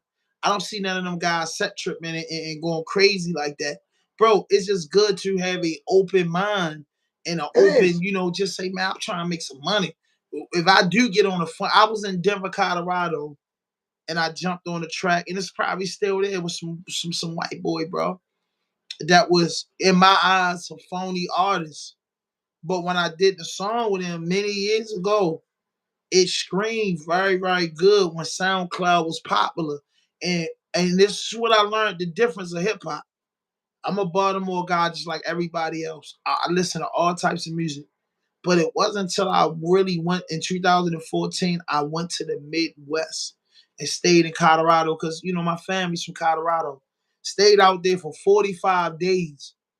I fell more deeper in love with music because a guy named that you ain't heard in years.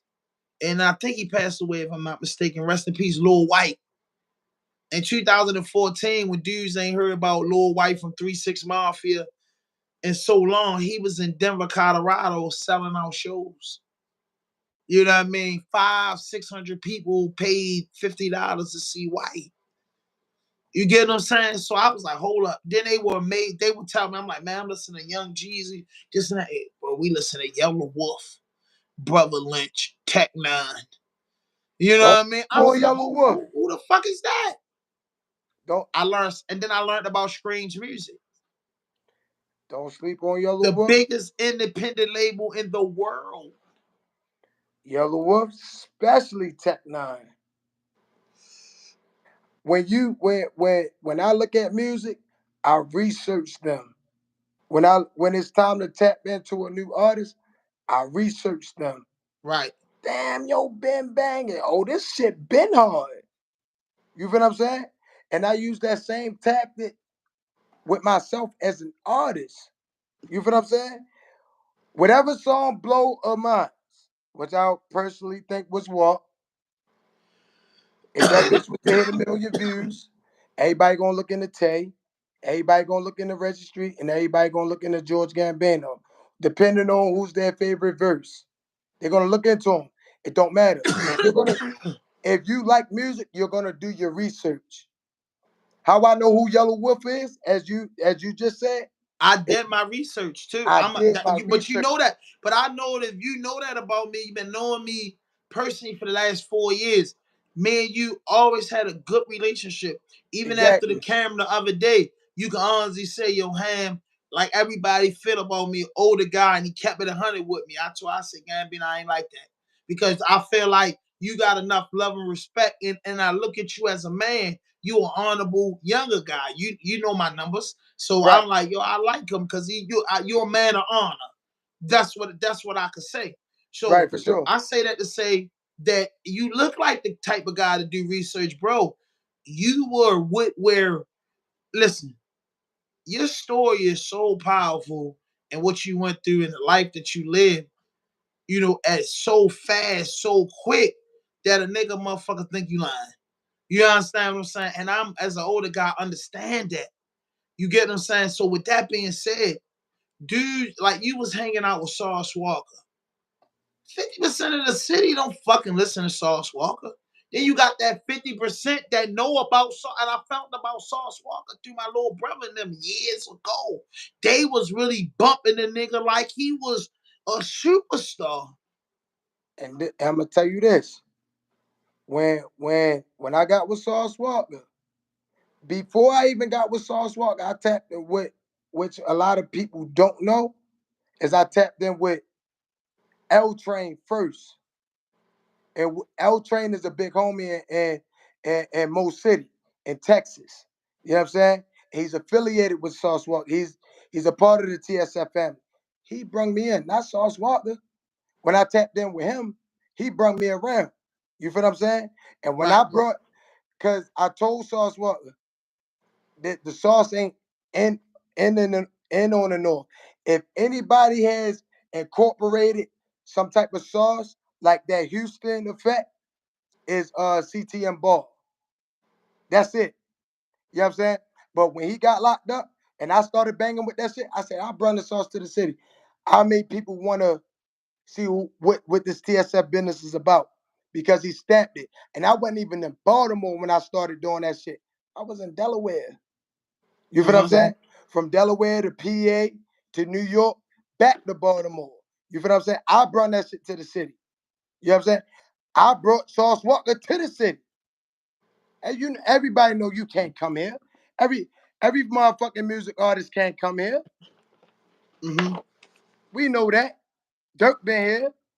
Gotti been here. Jeezy been here plenty of times.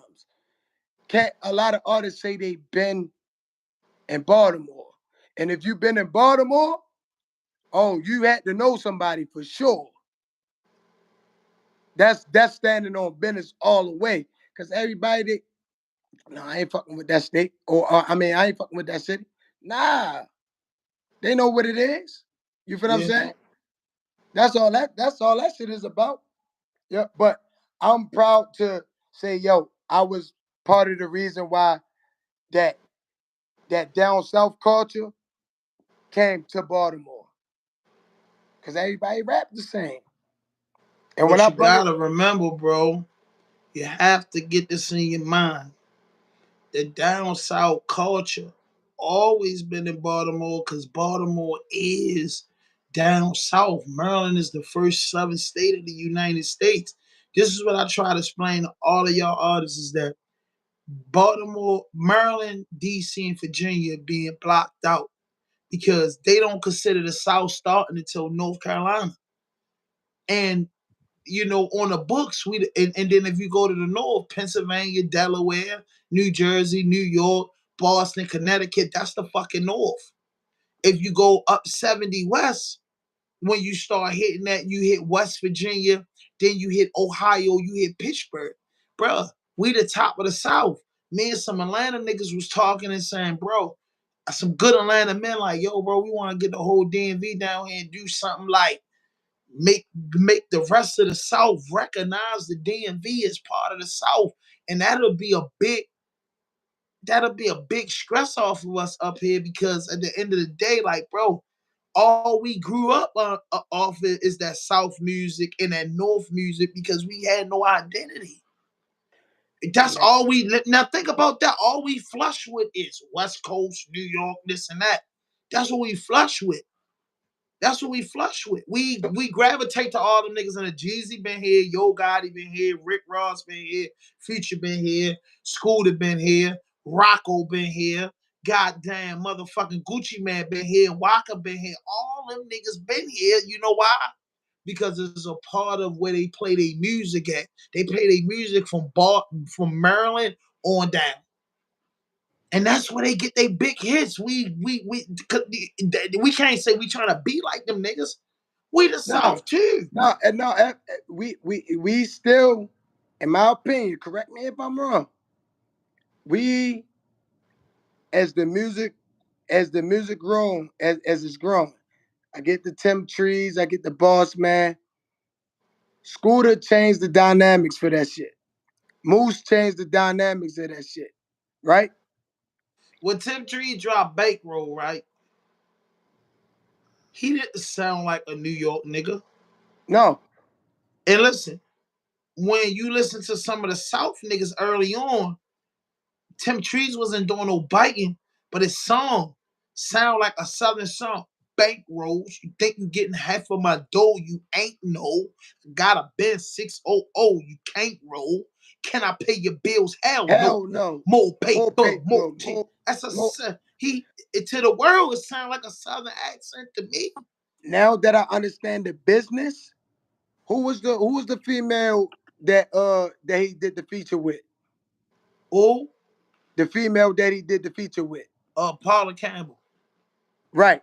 That was DMV, like Everywhere. that was the DMV type of song because I don't think she was, where's she from? Baltimore. She from here? Hell yeah, they was produced by Raleigh. They was both with Raleigh. Damn. That's crazy. So look, I just gave what you some history. you just did. That's why I just said damn. I ain't had nothing to say about it. But however, as nowadays, Raleigh. now and shout out to Raw Lee. No, hold up, bro. I'm listening to you. Go ahead. I'm sharing the Nowadays, video. we still don't have our own identity. We still don't. We do got an identity. And that's the no, I'm gonna tell you, we do have an identity, and that's the problem. The identity is the birthmark of the DMV. When niggas get that in their head and say, yo, we the DMV, but just like if you from Chicago, they say, I'm from the South Side. So motherfuckers say, you from the DMV, where you from? Baltimore. If you from the DMV, where you from? PG County. If you from the DMV, where you from? Cambridge. You from the DMV, where you from? DC. If you from the DMV, where you from? Edgewood. It's that's it. That's it. That's it, bro. Who's the number one person in the DMV that gave us identity The number one person in the in the past DMV, 5 years? you ain't gonna like if you say that we want to get an identity and the identity that we should have ran with and should have been produced more. If you would say if I would give somebody the DMV identity, it would be Pharrell and Timbaland. They from the DMV, bro. But they just wasn't fucking with the whole DMV. Pharrell and Timbaland's from the Give me. DMV. That's I get us. that. I get that. Pharrell and they tell you I'm from DMV. Give me somebody more. All right, fuck it. Give me somebody Cisco, Baltimore. Cisco, Mario. Right? Is they putting niggas on? Bro, listen, listen. Let me break this shit down to you, right? All right, hold on, real Listen, quick let me before let you me let say me that. break this shit down Hold to on, you. real quick before you say Who's the that. only nigga in the world that can put you on? Yourself? No, listen. If you gonna go get a job, who's the only one that can put you on? The what? The person that's hiring you. The The person that's person that's sending you. hiring you, and they usually the what? They're usually the manager or the supervisor. Or the boss. Right, the boss. A higher superior, right? Right, higher superior. Okay. So when you want a team and it's a money team and it's a company and you get that job and you don't hold no weight, who can you put on? You tell a nigga put an application in, nigga application don't get looked at to probably 3 years later. Is you at fault? Everybody, that's what we gotta understand as a team and as Baltimorean and as civilians. Everybody, when they go in these private rooms, doesn't sign a deal and doesn't be put in the position to look out, and they are afraid to admit that.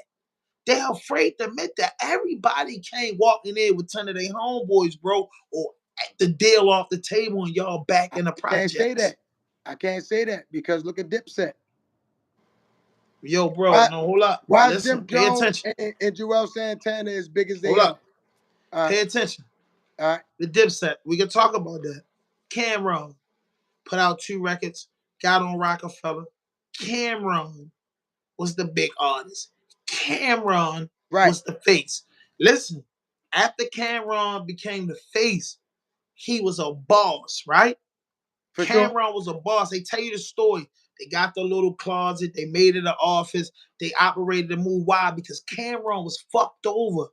Jimmy never been in the game. Santana never again been in the game. Nobody been in the game before, but Cam, he had horse and carriage with mates.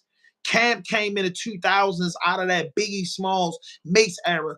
Cam understood the business. So Cam got over there and did what he had to do and put his niggas on because he understood the business. Because Cam was what? A boss, a supervisor, somebody that can do that. So Jewels, no, listen, Jewels never put a nigga on.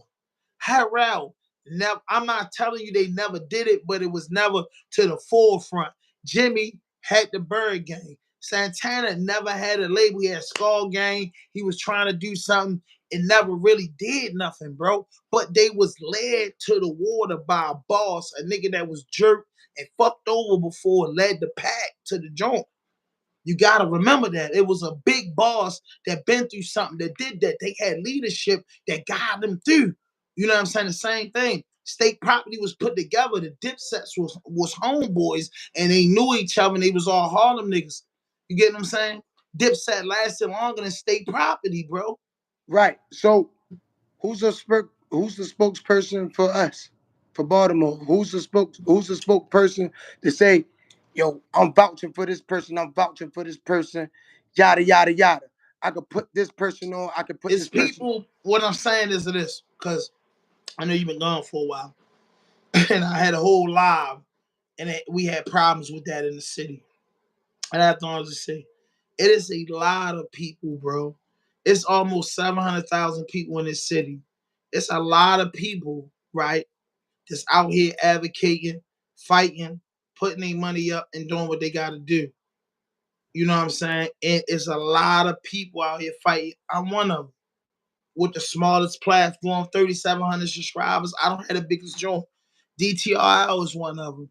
Tracy Icon is one of them. You get what I'm saying? Phantom is one of them. Jay Hill is just, it's people that's mentioning people behind the scene because, like you say, a lot of people can say George Gambino been around these big celebrities. He wasn't doing nothing. You can say, bro, I was in them rooms trying to do it. It don't be like that. You personally understand that it's not like that. Nobody broke the barriers where they had 4 or 5 platinum records and they doing a big due diligence.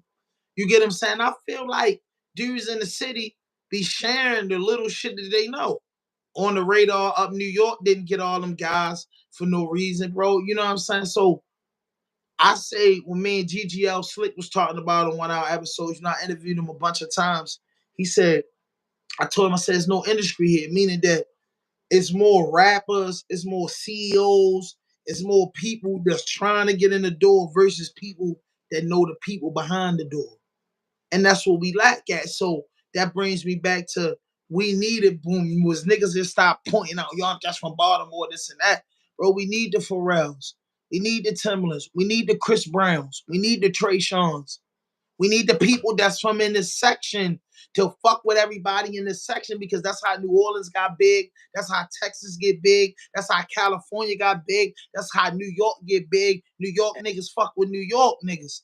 Yeah, Atlanta niggas. Look, it's just at the one time, Pimp C was telling Atlanta niggas that Atlanta wasn't the South. Pimp said it. listen, and I'm only gonna say on I'm only gonna speak on shit that I did. I had 15 artists with me. 15.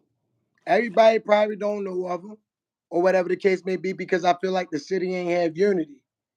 Producers, artists, uh, beat makers, engineers, all that shit had that. You feel what I'm saying? But the mentality of where we from is like This is my opinion. Till somebody change it. The shit that's being said in these raps. Oh, I can show you how to do this. I can show you. Show a nigga then. Show a nigga. Show a nigga that really want it. Put a nigga really on that really want it. Cause it can happen. If you scared that if somebody might blow past you or whatever the case may be, and you're not cool with that, that's your problem. And that's what I think the mentality of But people. bro, you can't. I heard you say that, right? And I'm gonna tell you this, bro. Listen, bro. You can't say the mentality. We can say, yo, that's some Baltimore type shit. But we can't say the mentality of a man or a woman if we never sat down with that person. When you run across people and you engage with people, bro, you don't know if their mother just died. You don't know if their homeboy just got killed. You don't know if they got baby mama drama. So they say you only get one time to make a first impression. Sometimes you can meet somebody and it ain't really going on. Later on down the line, you might not be naive. I don't fuck with that person. And then you get a chance where nigga be like, yo said he seen you that day and he ain't holler at you, yo, baby mother's getting on your nerves real bad. It was shit going on because nobody can't tell if George Gambino, if you say you're a man, right? So Right. you can So tell a nigga I ain't holler at you, nigga, because I don't fuck with you. If a nigga ain't telling you that, you know offhand he's a sucker. If a nigga come to you and tell you, yo, I sent you that day, yo, I had so much on my mind, then you be like, dang, I had the wrong perception about it. At the end of the day, I look at it like this. I feel in my heart that a lot of people should recognize my platform. My platform we should have been hit 100K. If I go around dwelling on that shit from niggas who didn't show up, motherfuckers who didn't do this, people who act funny, yo, we can tell you tons of stories where we thought a motherfucker carried us, where we felt like a motherfucker carried us. But bro, I ain't worrying about that shit, bro, because we I'm gonna ain't, say this. come on, I, half I'm niggas ain't I'm here, man. Come on. I'm gonna say this. I don't have that same mentality. You feel what I'm saying? I don't care what the fuck I'm going through. And this is why I said what I said on the podcast. Then nobody work with more artists in the city than me. Underground. But you can Oh, say that, but there's a lot of dudes that want to say that because how many artists in the city you really do? Because then you'll go up against dudes like DJ Raw Lee that be like, "What you talking about, gang? Being no, I broke bankrolls, I broke oh, Carla no, Campbell's." now I'm gonna say Rawly because man, him got a track together. But no, however, in the same Nah, token, bro, because what I'm saying is, what you can say is because you're a smart guy. What you can right? say is that's the proper way for a businessman. You can say I believe in I unity. did my part with helping tons of artists in the There city you get go. on. There you I did go. my part. When I I had the juice, I showed as much love as I could. But the next time you get the juice, what if you just can't do it, bro? Should niggas look at you like you a fucked up nigga or shit like that, bro? You just can't do it. And niggas only respect you on the day you do something. They forget about what you do when they thinking you in position. here's the thing, because I'm not just focused on myself. You know what I'm saying? My thing is like bro, I can be cool with, oh, he's the one who put me on. He's the one who yada yada yada. This is the reason why I look at it. And people don't know this, and I'm gonna use this as an example. Who y'all think put Lucci on? I said who people think put Lucci on? Say it again. I said who people think put Lucci on? Man, I don't know. What's his name? The one he always saying Big Nut. Nut. It wasn't Nut. Nut was a part of it, but guess what? Johnny Cinco ain't getting a whole lot of fucking credibility for that. A lot of people probably don't know who Johnny Cinco is, Yo, but they Johnny Cinco. discredited Lamar Jackson mother for that. For him be saying she shouldn't have been his agent. What I'm saying is, what I gotta say to you is what a lot of us get caught up in, bro. It say something in sorority. God Mm, protect me for the things I cannot control. At the end of the day, facts. business is business, and a lot of times business is fucked up. It is. But It at is. the end of the day, I'm quite sure Lucci a real nigga. Of Looked at his course. case. I'm quite sure we don't know. He might have doubled back and took his Cinco the way he supposed to get taken care of, and real niggas don't think about that shit. You get what I'm Real niggas saying? do real things. Exactly. So you don't know, and Lucci look like a real nigga, man. Fuck with the media thing, and that's just because, yo, you can have your whole entourage around. Yo, you can go to the Breakfast Club tomorrow, and I can't get mad at you. Only one artist, right? I'm not gonna say one artist. I'm gonna say a couple, but one artist I seen with my own two eyes representing my podcast without me being there on a national stand, and that was Money J. He did a J Hill interview, right? I don't give two fucks about nothing. The man did a J Hill interview, and he was like, bro, at the end of it, he was like, I want you to fuck with one nigga, man.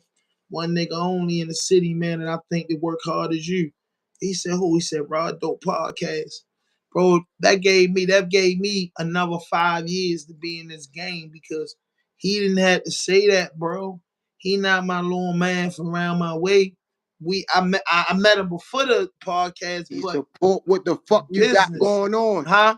He support what the fuck you got going on. And I'm glad you said that fucking name too. You feel what I'm saying? Because there's a lot of people, including myself, whereas though I went to school with bro. You feel what I'm saying? Mm-hmm. I went to school with bro. And I got a close relationship with somebody he knows. You feel what I'm saying? I know he big, whatever, whoop, whoop, whoop, yada, yada, yada.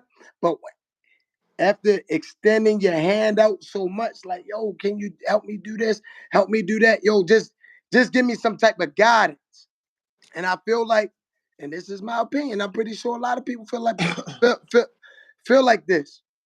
When you tired of extending your hand so much, you be like, man, this motherfucker ain't responding to me, or you gonna get back to me when on your dime. I understand everybody got a busy schedule. I understand that, you know what I'm saying?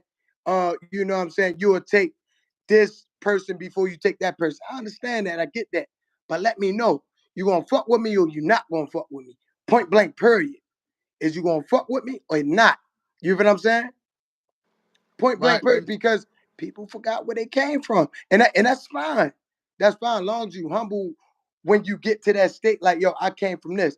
There's so many But I'm gonna podcasts. be honest with you, that's one thing you gotta realize, bro, and it's good having this conversation. I don't like to never put names in it. You know, shout out to bro for what he did for me. Bro, I be telling this nigga all the time because I had personal issues with a lot of niggas be thinking and saying. And all I can tell a nigga is I'm finally in a state where I can be like, bro, you don't be in the rooms, and it ain't like that. Right. It ain't like that, bro. It just not like that. I I fuck with bro. You know, a lot of these guys in the town are just getting they just do. You know what I mean? They've been grinding, they've been having that DMV exposure and getting here and there, the hot spots, Atlanta, Houston, Miami, and doing what the normal niggas do, but dudes still gotta fucking pay their rent. Dudes, I'm saying, I don't know what dudes, I'm not saying now as of today, but dudes got shit to do, bro. I'm a guy to do interviews, bro. So just imagine if it's hard for you to get people to sit down to promote them and to help them enhance their career. Motherfuckers be having real life shit going on, bro. But you know this though. You at the end of the day, you know this personally. So it's like a lot of shit you gotta say one day you ain't doing nothing, you smoking or you sipping. You gotta play a lot of shit in your head, and you'll come back to me and say, "Hey, yo, I ain't gonna lie, you was right." I can't really worry about if I worry about the next podcast. Don't shout me out. Why I ain't at 10,000 subs yet? I'ma lose my motherfucking mind. I just be like, bro, a nigga missing out on a lick, it don't fuck with me because I'm gonna be 100 around the board. I don't hold no grudges. I don't hold nothing personal unless a nigga come to my space and we do something and then you fuck me over, play with me. But if I really don't know you from Adam and Eve, we not from same block, and our mama don't know, I don't really get caught up in that early on in my career. I got an artist friend that do well, and you know what I'm saying. I look at it, you know what I mean. He made it out of Baltimore, and I felt like a lot of shit he should have did, and it's deeper. But I'm like, I went to some shows with this man and realized he was the fucking first guy to come out. You know what I mean? He's on the road with major celebrities. So I just be like, man, it ain't always what you think, bro. Motherfuckers, just what it is was when I was younger, rappers, if they had money, they had it. If they didn't, they didn't. Nowadays, you don't fucking know. So that's what helps you not to be so fucked up because it's a thought. Listen, if you wake up in the morning and 50 people can hit your phone with a bunch of problems, just imagine the next 1,000 people what they going through. So that's why I be like, y'all don't get you. You know how many people bluff us out? Yo, I'm coming. I be there. That's my word. And don't show up. Man, I'd have been What had I 50 tell you black though, eyes. what I tell you though, bro. Look, my mom was gone. I just got all work type shit. Exactly, and I understood. I didn't call you and disrespect you, did I? No. It ain't I even. didn't call you and say, yo, you lied to me and This put it is the on the thing. ground. Look, this is the thing.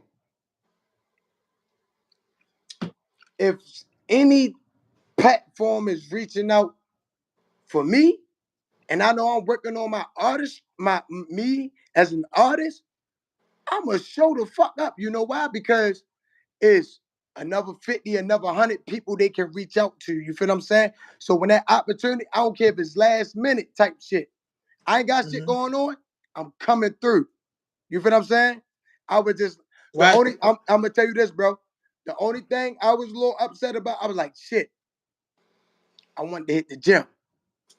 The gym is a part of my daily everything. I'm like, man, I miss the gym, but I know I can go to the gym another day. You feel what I'm saying? So I'm like, all right, fuck it. Put it to the side. That's fam. I'm coming through. Fam or not, they want me on what they got going on. You feel what I'm saying? They took their time to reach out to me. I'm gonna make sure I show up. Period. And I appreciate that because you ain't got to. And the same thing with paying homage. You ain't got to. Yeah, but at some point, the homage shit, you always got to. But some shit, I believe, like we built our platform basically, bro, off of just overall, just being like, bro, I accept the first, 1 to 3 interviews. After that, I expect the nigga to pose to get bigger, be on Breakfast Club, Envy.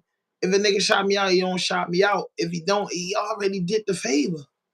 You understand what I'm saying? Like, it's the favor already been done. Like, you know what I mean? Before that shit, I believe before the other platforms believe, and as they should. Everything's a stepping stone, bro. You gotta walk up the steps. Everybody say you're going up to heaven. It's nothing about going down place. So I'm not mad at none of that shit, bro. You know what I'm saying? I just be mad at other shit that we'll talk about on camera, but it ain't that serious to me. And that's why I say I'm so focused on what I'm doing in my career. That's why I'm up. Been running around all week and You in the no time with my streets. old lady. I'm You up two everywhere. o'clock in the morning working. You know what I mean? Knowing I got 2 episodes coming up this week, other shit, bro. Like, so at the end of the day, it's like, bro, I can't worry about what nobody else got going on. I'm trying to get my shit up. You get what I'm saying? That's just where I stand at with it, bro. And that's where I'm trying to pull in ears and niggas like, yo, if a nigga ain't disrespect you, yo, or did nothing crazy, bro, take in consideration the boy might have had a rough day. Nigga might caught that a nigga girl might have just had a nigga dick in their mouth in front of a nigga. You don't know what a man going through, bro. It's hard out here. It is hard. But understand this, and everybody don't have the same mentality. Because there's a lot of shit that I've been through. Whereas though I'm going through personal shit. So this is what I had to deal with. Being a husband, being a dad, and being an artist. Being a 9 to 5 guy. You have to separate everything that you do. You feel what I'm saying? You can't bring the artist shit to the husband shit. You can't bring the artist shit to the dad shit, the 9 to 5 shit. You feel what I'm saying? You got to learn how to separate. But when you're not an artist, bro, just making millions of dollars like Drake, and you can't, it's hard to separate that shit because you're trying to get in the door. Bro, we take We ain't so talking much about money. We look. take We so ain't much talking money about. and time from our family that is ridiculous. Listen, we ain't talking about the big people. Let's bring it down a couple notches. Where I am, where the little Chris is, where the young Mooses is, where the shorty shorties is, and all them. Yeah, let me not even mention them. Let me bring it down to my level. You feel what I'm saying? Who gotta work, who might got a girl, you know what I'm saying? Who everybody, I ain't gonna say everybody got kids or whatever the case may be. However, you gotta have, this is the thing. When when you work a job, don't bring your problems from home to the job. Don't bring your problems from the job to home. You feel what I'm saying? You gotta learn to you gotta learn to separate that shit. If you can't separate that shit, then you're gonna make it tough on you. I understand everybody got bad days. You feel what I'm saying? Why you think we got millionaires and billionaires and shit like that? You think they don't got them same days? But they like, nah, I'm gonna put this shit to the side and I'm gonna focus on the shit that's gonna make me a millionaire. Does that make sense? Nah, bro, that's a different perception. The millionaires, I remember being in Vegas and seeing Cher. She was in a Rolls Royce in the back seat and she looked straight. She didn't give a, you know what I'm saying? So I'm just saying, millionaires, like you saying, when you're a millionaire, you got a big record and you in the mall and you decide to go to the mall and people say, hey, how you doing, George? And you want to walk past because you're having a bad day. You can't do that. If I'm having a bad day and the dude see me in the studio or dude see me in the record label, I'm going to record label to pick up a check. I got my hoodie on. I just want to pick up a check. I don't got no rec. If a dude see me in a nightclub and I'm just here to promote some shit, I don't got no rec. I can't, yo, bro. I If it ain't understand. my immediate circle, bro, I don't worry about it. Listen, understand when you get in this music business, understand the shit that is gonna come with. And that's not knocking when you have bad days. Bro, I've been carried by artists in this podcast business that was big rappers before they got to be podcasters, but I just say it hurt my heart more than anything. So I seen some shit too, bro, and I be telling you like I just don't. Since a kid seeing state property and being around, I just never really cared because it's like it's a difference if you do that shit to me. We got a personal, we drunk, we pass months, and you carry me somewhere, and I see. I can't be mad at another podcast because they made it fun to me, and I see them, and they don't show me that love. Me and my niggas might be like, yo, they some bitch ass niggas, but for me to carry it on the internet or act like, oh, nah, nigga, I don't fuck with the nigga, he don't Let fuck me with let me me. let me It's let me nothing give you a personal. scenario. But one day I would not, this is what I'm saying. Let me finish. I wouldn't blow nothing out of proportion because I don't know what tomorrow will bring. I'm a big Right. person of the future. Maybe it wasn't right at that time. Maybe it don't go down like that. But I'm a big person of the future. Nigga ain't fuck my girl, ain't robbed me, ain't set me up, ain't tell on me, ain't kill nobody I know. This is fucking music. All right, man. Hey, man. Hey, fuck with your shit. Keep it going. I'm one of them ones because, but it take time to get to that maturity level, bro.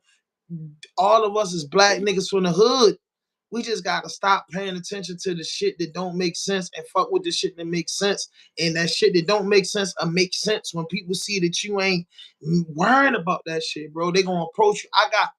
I put in so much work to get interviews, bro. It's niggas that hollered at me 3 years later. Sometimes people sit back and watch. Some people see, is this the real thing? And like you said, you took a few year break. So when you run across, we not saying no, I'm just speaking in general. Right. You saying you took a break and then it's like, dang, bro, if I would have locked in with you when you took the break and was dependent on me and you working, you took the break and you didn't have to have no explanation for that because the reason you took the break was more serious than to continue on with the music. And Right. anybody gotta respect that. Know what I'm Right. saying? So the same way that you might feel it can go back at you because you had a lot of motherfuckers believing in you, believing this was going to happen. And then when you stop because of the reason, you don't know who in your team got those personal feelings because they didn't tell you or somebody told you. But trust me, believe somebody piss all the time and adding this nigga chilling. Bitch ass nigga, I fucking he better never tell me rap again. You don't know who feel like that because they have it bottled up inside. You know what I'm saying? So that's why I say they say don't. You know what I mean? That's why I'm at with it. That's what I'm saying, and I'm only can speak on growth. You feel what I'm saying? Let's say I get on Gilly and Wallow podcast, so to speak. Boom. I talk my shit. I shout out a couple podcasts, and I don't mention your shit, right? You give me a call. Damn, yeah, damn, Beno, you ain't shout out my shit. What's going on? Yo, my fault. I was say it was 100 million things going through my mind. Listen, this is what I'm gonna do for you, and for me not mentioning your shit. Use my platform. Yo, make sure y'all tune in to Raw Dope Podcast. Yada yada yada yada yada yada. These Raw Dope Podcast was one of the podcasts that believed in me. Yada yada yada yada yada yada. And that conversation is dead. So the next podcast that or interview that I go on, let's But say, I could take it to the point, nigga. You shouting me out when you want to. You ain't shout me out on that 20 million view podcast. You get what I'm saying? That's be the ignorance and the immature in me to hold say, on, nigga. But listen, hold on, immaturity real can quick. make me feel away. Right, and I understand that. So real quick, so let's say within that, when I'm on that podcast, and there's millions of people that tuned in, and within that, let's just say that week span is let's say it's 5 million. But from Monday to Friday, and you call me up after I do that podcast, after you watch it, God damn, Beno, you ain't saying nothing about the what you come. All right, let me fix that real quick. My fault, bro. That's me. I'm gonna take that. I'm gonna take that on the chin. But what I'm gonna do is make a use my platform just to say, oh, I forgot to mention yada yada yada, just to try to correct the mistake. Would you feel bad about that? What Why I'm so? saying is, if you correct it, it's don't feel the same way As it, because I get what it's you're saying. like taking a nigga and say, yo, I forgot you at the BET Awards, but I'm gonna I get take it. you to the motherfucking DMV Awards. I get what you're saying. A grateful person just gonna appreciate it, but somebody can be like, yo, man, you know, good and goddamn well, I needed that being said there. But a person like me, I'll be like, dang, only thing I will say, either he forgot or he just don't have my best interest at heart. Because I'm just there and everybody that's not there, bro. Because I'm saying, bro, because if that nigga felt in his heart, like I said, Money Jake, he did it. He felt in his heart, and he been on other podcasts. You know what I'm saying? And he only mentioned my shit. You Mm-hmm. felt in your heart. You named who you wanted to name.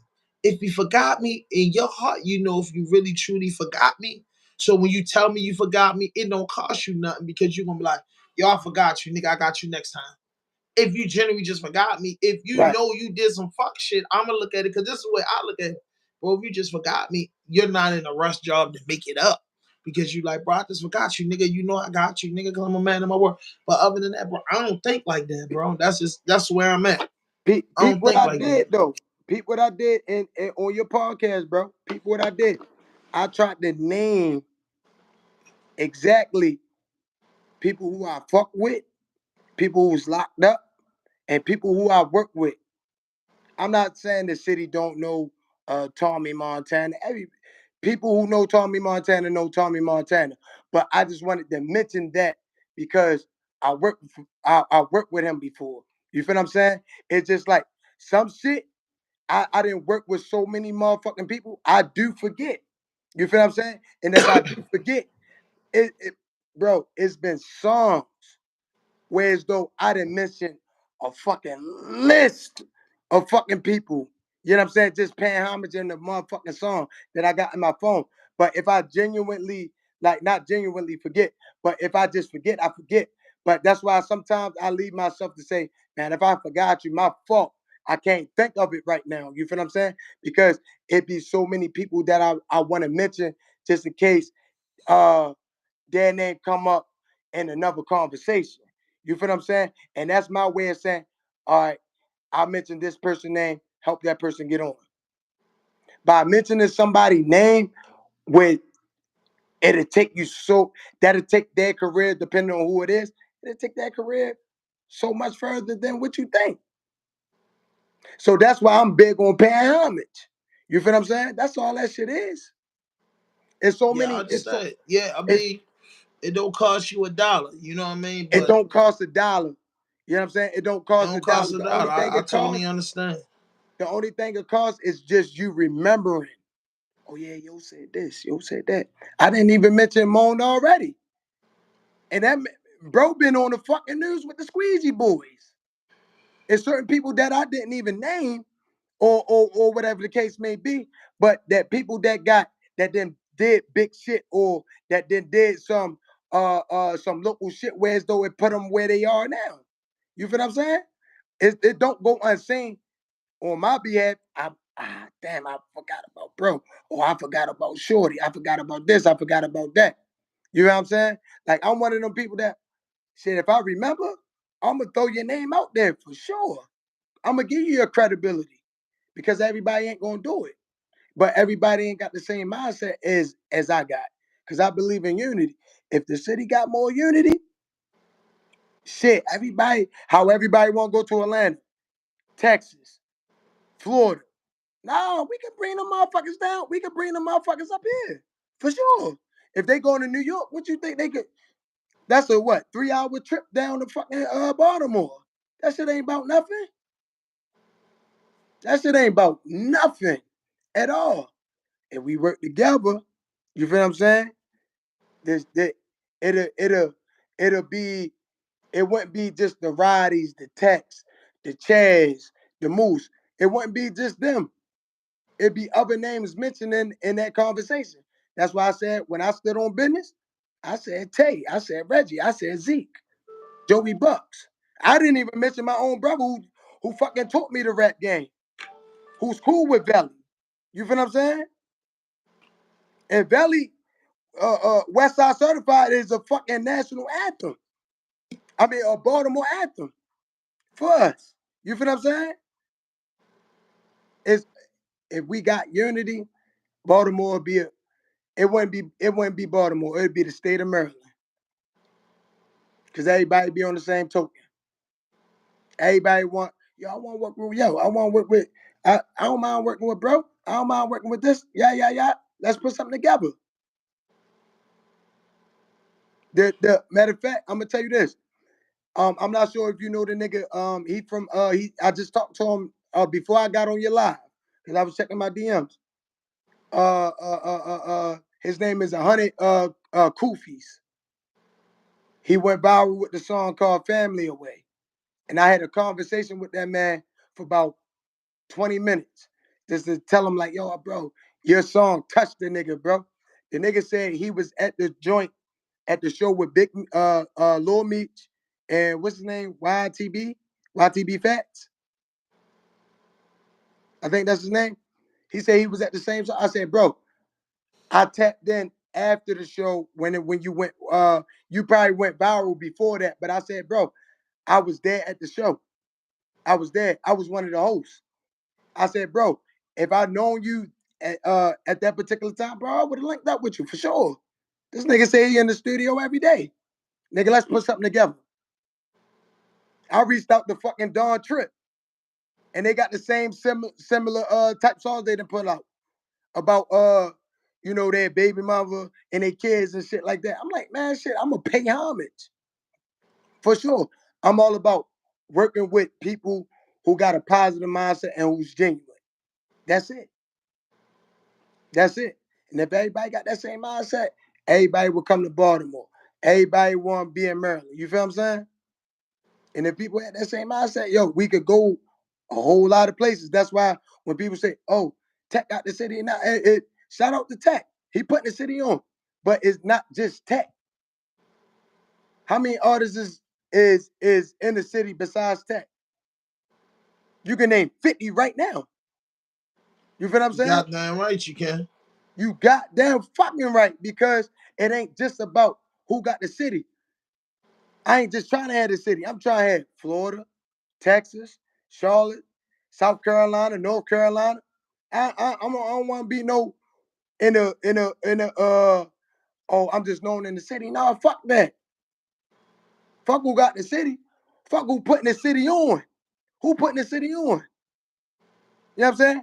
When you go out to Texas, when you go out to Miami, when you go out to these different places, is we hearing these same people? And that's real shit. As we hearing these texts, as we hearing these Roddy Rich, as we hearing these young mooses, you feel what I'm saying? It's not about who got the city. Who putting the city on in other states. Yeah. That's real shit. I don't want Yeah. the city. I want my city to know me. I want my city to back me. But who putting their city on in other when they visiting other cities, with other states? You feel what I'm saying? Let's say when Meek Mill do a big ass show, wherever the fuck he at, and he bringing the artists out. You feel what I'm saying? ESTG bringing the artists out. Drake bringing the artists out. You feel what I'm saying?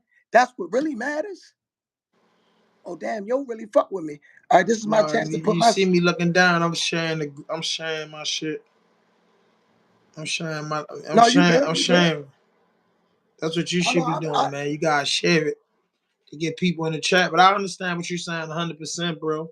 And that's what it's all about. I just be like, bro, like I'm just at a phase in my life where as though I really don't take too much shit personal because like you gotta prep yourself for the industry. You know how many people gonna tell you they gonna do something. You know how many people gonna fake on you.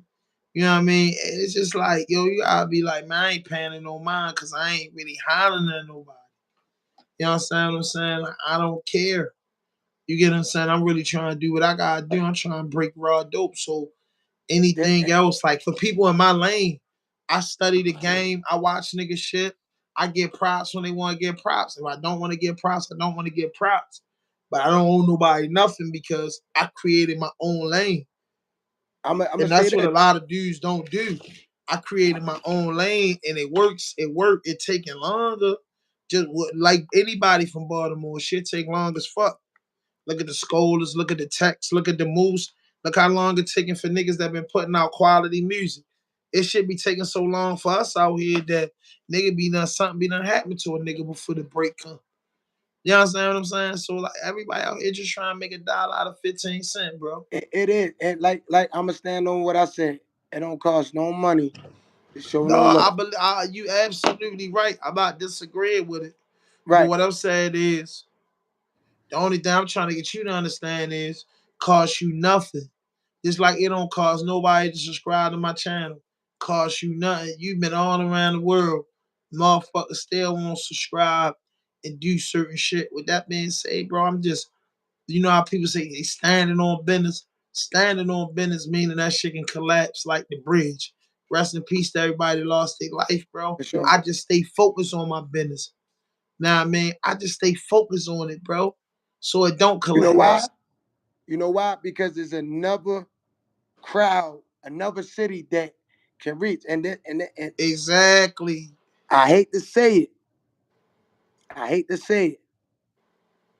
Let's say you blow in a smaller city that blow you up. They ain't gonna start fucking with you like it's in Baltimore. They ain't gonna start fucking with you until they started fucking with. Oh damn, Raw Dope Podcast, yada yada yada.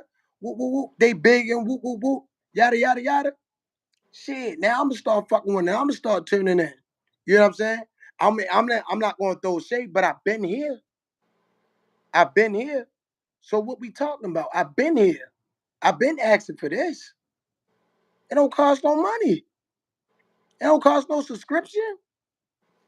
I It's believe that's what's gonna happen, but you know, at the end of the day, like if say Ohio, I get the pushing artists out there, and they show me the love, I can't say that. I could say, oh shit, I went out Ohio, it got me over the hump.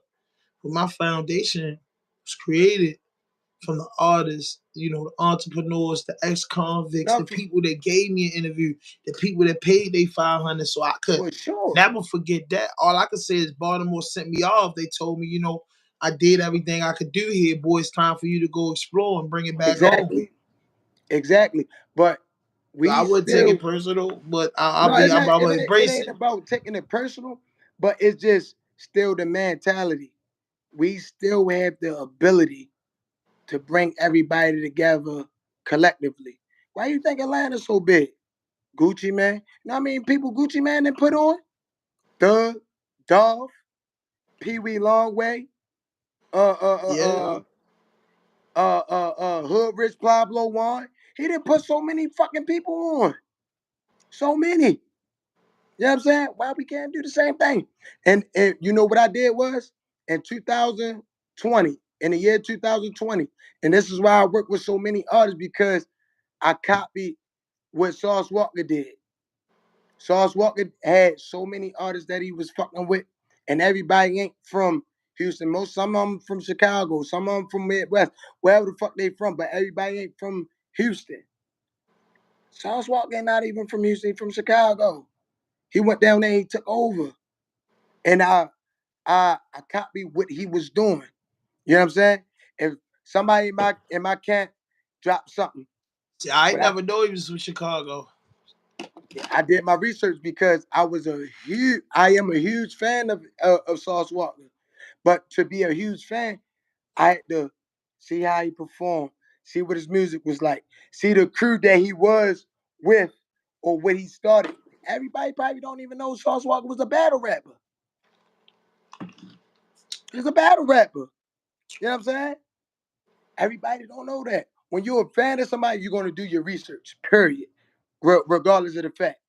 That's why when I mentioned Tay, Reggie, they battle rappers, Z. Battle rappers. They were battle rappers. And Tay Rock know them. What's his name?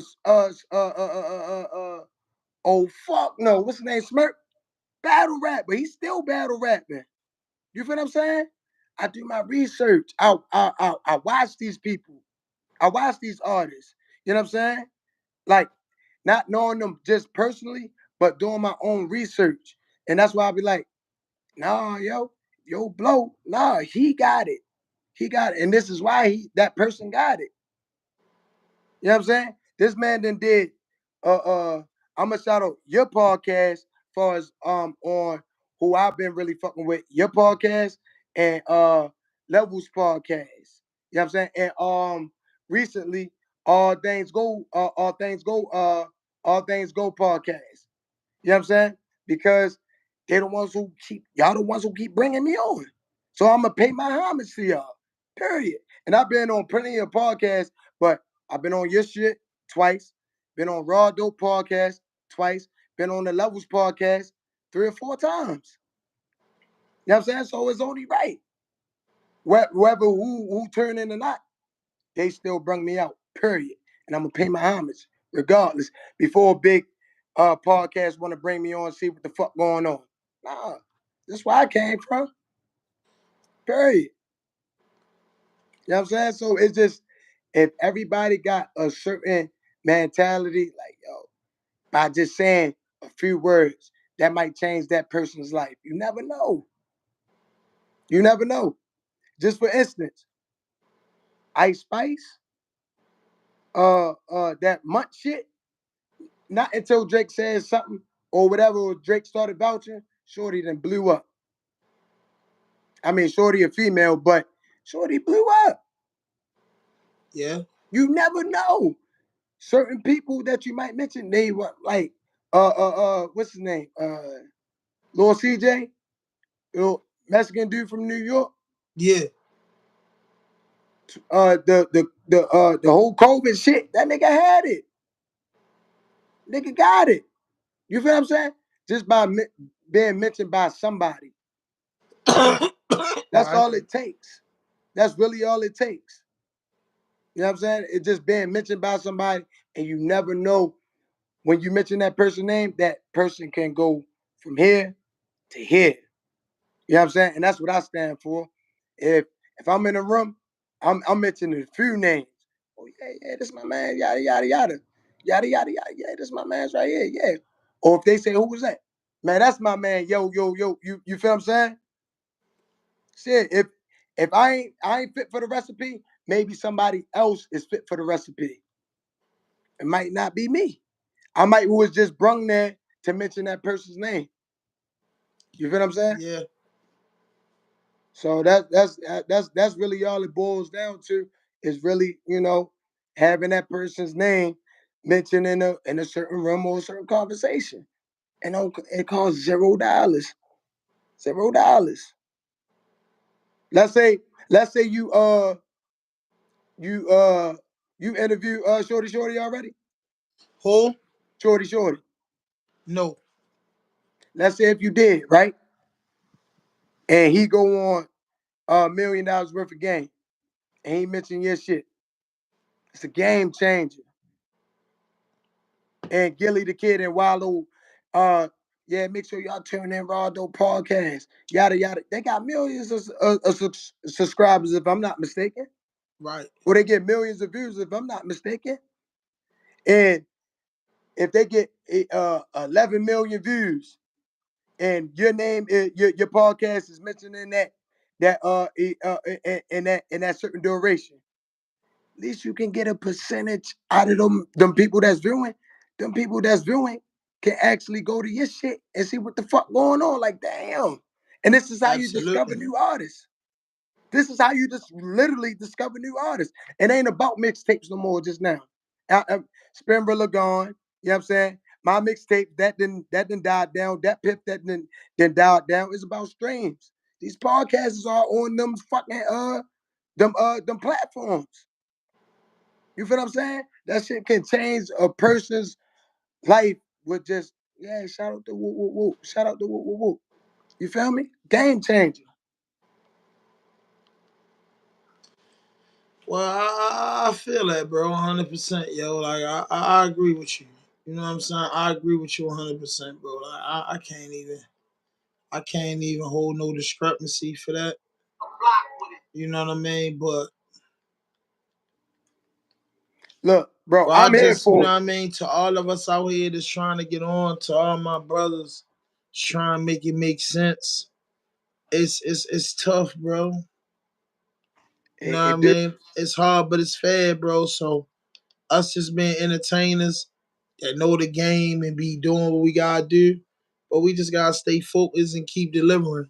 Like I said, this was my convo with you. I'm glad we had this one on one because No, for my sure. convo with you is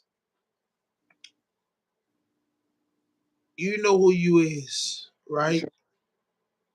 You know what honor is, you know respect is, you know everything. But you know this business because you got a taste of it. And you know how it go, bro. It ain't nothing personal, it's just business.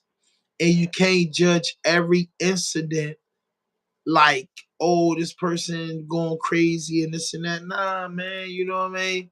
You never know. If a person can't tell you how they feel about you up front, you know what type of person it is. So you stay miles and miles away from them. You get what I'm saying? Before you know you end up hurting them or they end up hurting you. You know what I'm saying? It could go both Right. ways, but Either or, overall, right. man, like I say, you put out good music, bro. Like you've been out the game as many years as you've been out the game. Break that down to quarters, and that leaves 12 projects that you need to be focused on in the next 2 years. That's No, for 12 sure. projects, 100 some videos, vlogs, podcasts, radio, under whatever you got to do. You're underground artist, SoundCloud, putting shit out every way you can put shit out because you got to focus on your career. Because at the end of the day, you don't want your kids looking up to the next rapper or your son or your daughter, whatever kids you have. You want them looking up to you, and then also you got to pay your bills. This entertainment shit, I don't care if you rapping, writing books, doing podcasts, radio, promoting parties. It takes a lot of time and energy, bro. People lose faith in you with this shit. So at the end of the day, if everybody lose faith and you lose faith, bro, you're gonna be drowning. You know what I'm saying? Oh, So somehow, some way, the more I stay consistent, the more people fuck with me, the more people double back because I'm like, bro, I don't got nothing else. This gotta work. You know what I'm saying? I do a lot of other shit to keep bread and milk on the table as much as I can, and sometimes that shit don't be working. You get what I'm saying? So I I understand. just say, yo, bro, I strive and I push for this product because I believe in it so much. It's like I ain't believing this shit. I ain't believing nothing more than I believe in Raw Dope Podcast and believing, what levels it can go if the right people hear it to know what we can do. And then, like I said, we never gonna get away from who we are, but we also embrace the future. We also embrace what can make us better. We know what we can't be 2018, 19, 20, 21, 22, 23, 24. We focus on 25. We almost 5 months into the New Year's. You know what I'm saying? We focus on, you know what I mean, what's going on next, bro. Days are shorter, nights are colder. You get what I'm No, saying? So it's like, man, we can't be playing, bro. So we just like, man, shit, it might be for you know, we gonna go to sleep and it's 30-30. So it's I mean, excuse me, 20-30. You know what I mean? Like, so I'm just thinking of the future and hopefully we be able to do shit because I got a lot of good shit I want to do with my money. You know what I'm saying? I got a lot of shit I want to do for the community. You know what I'm saying? A lot of shit I want to build.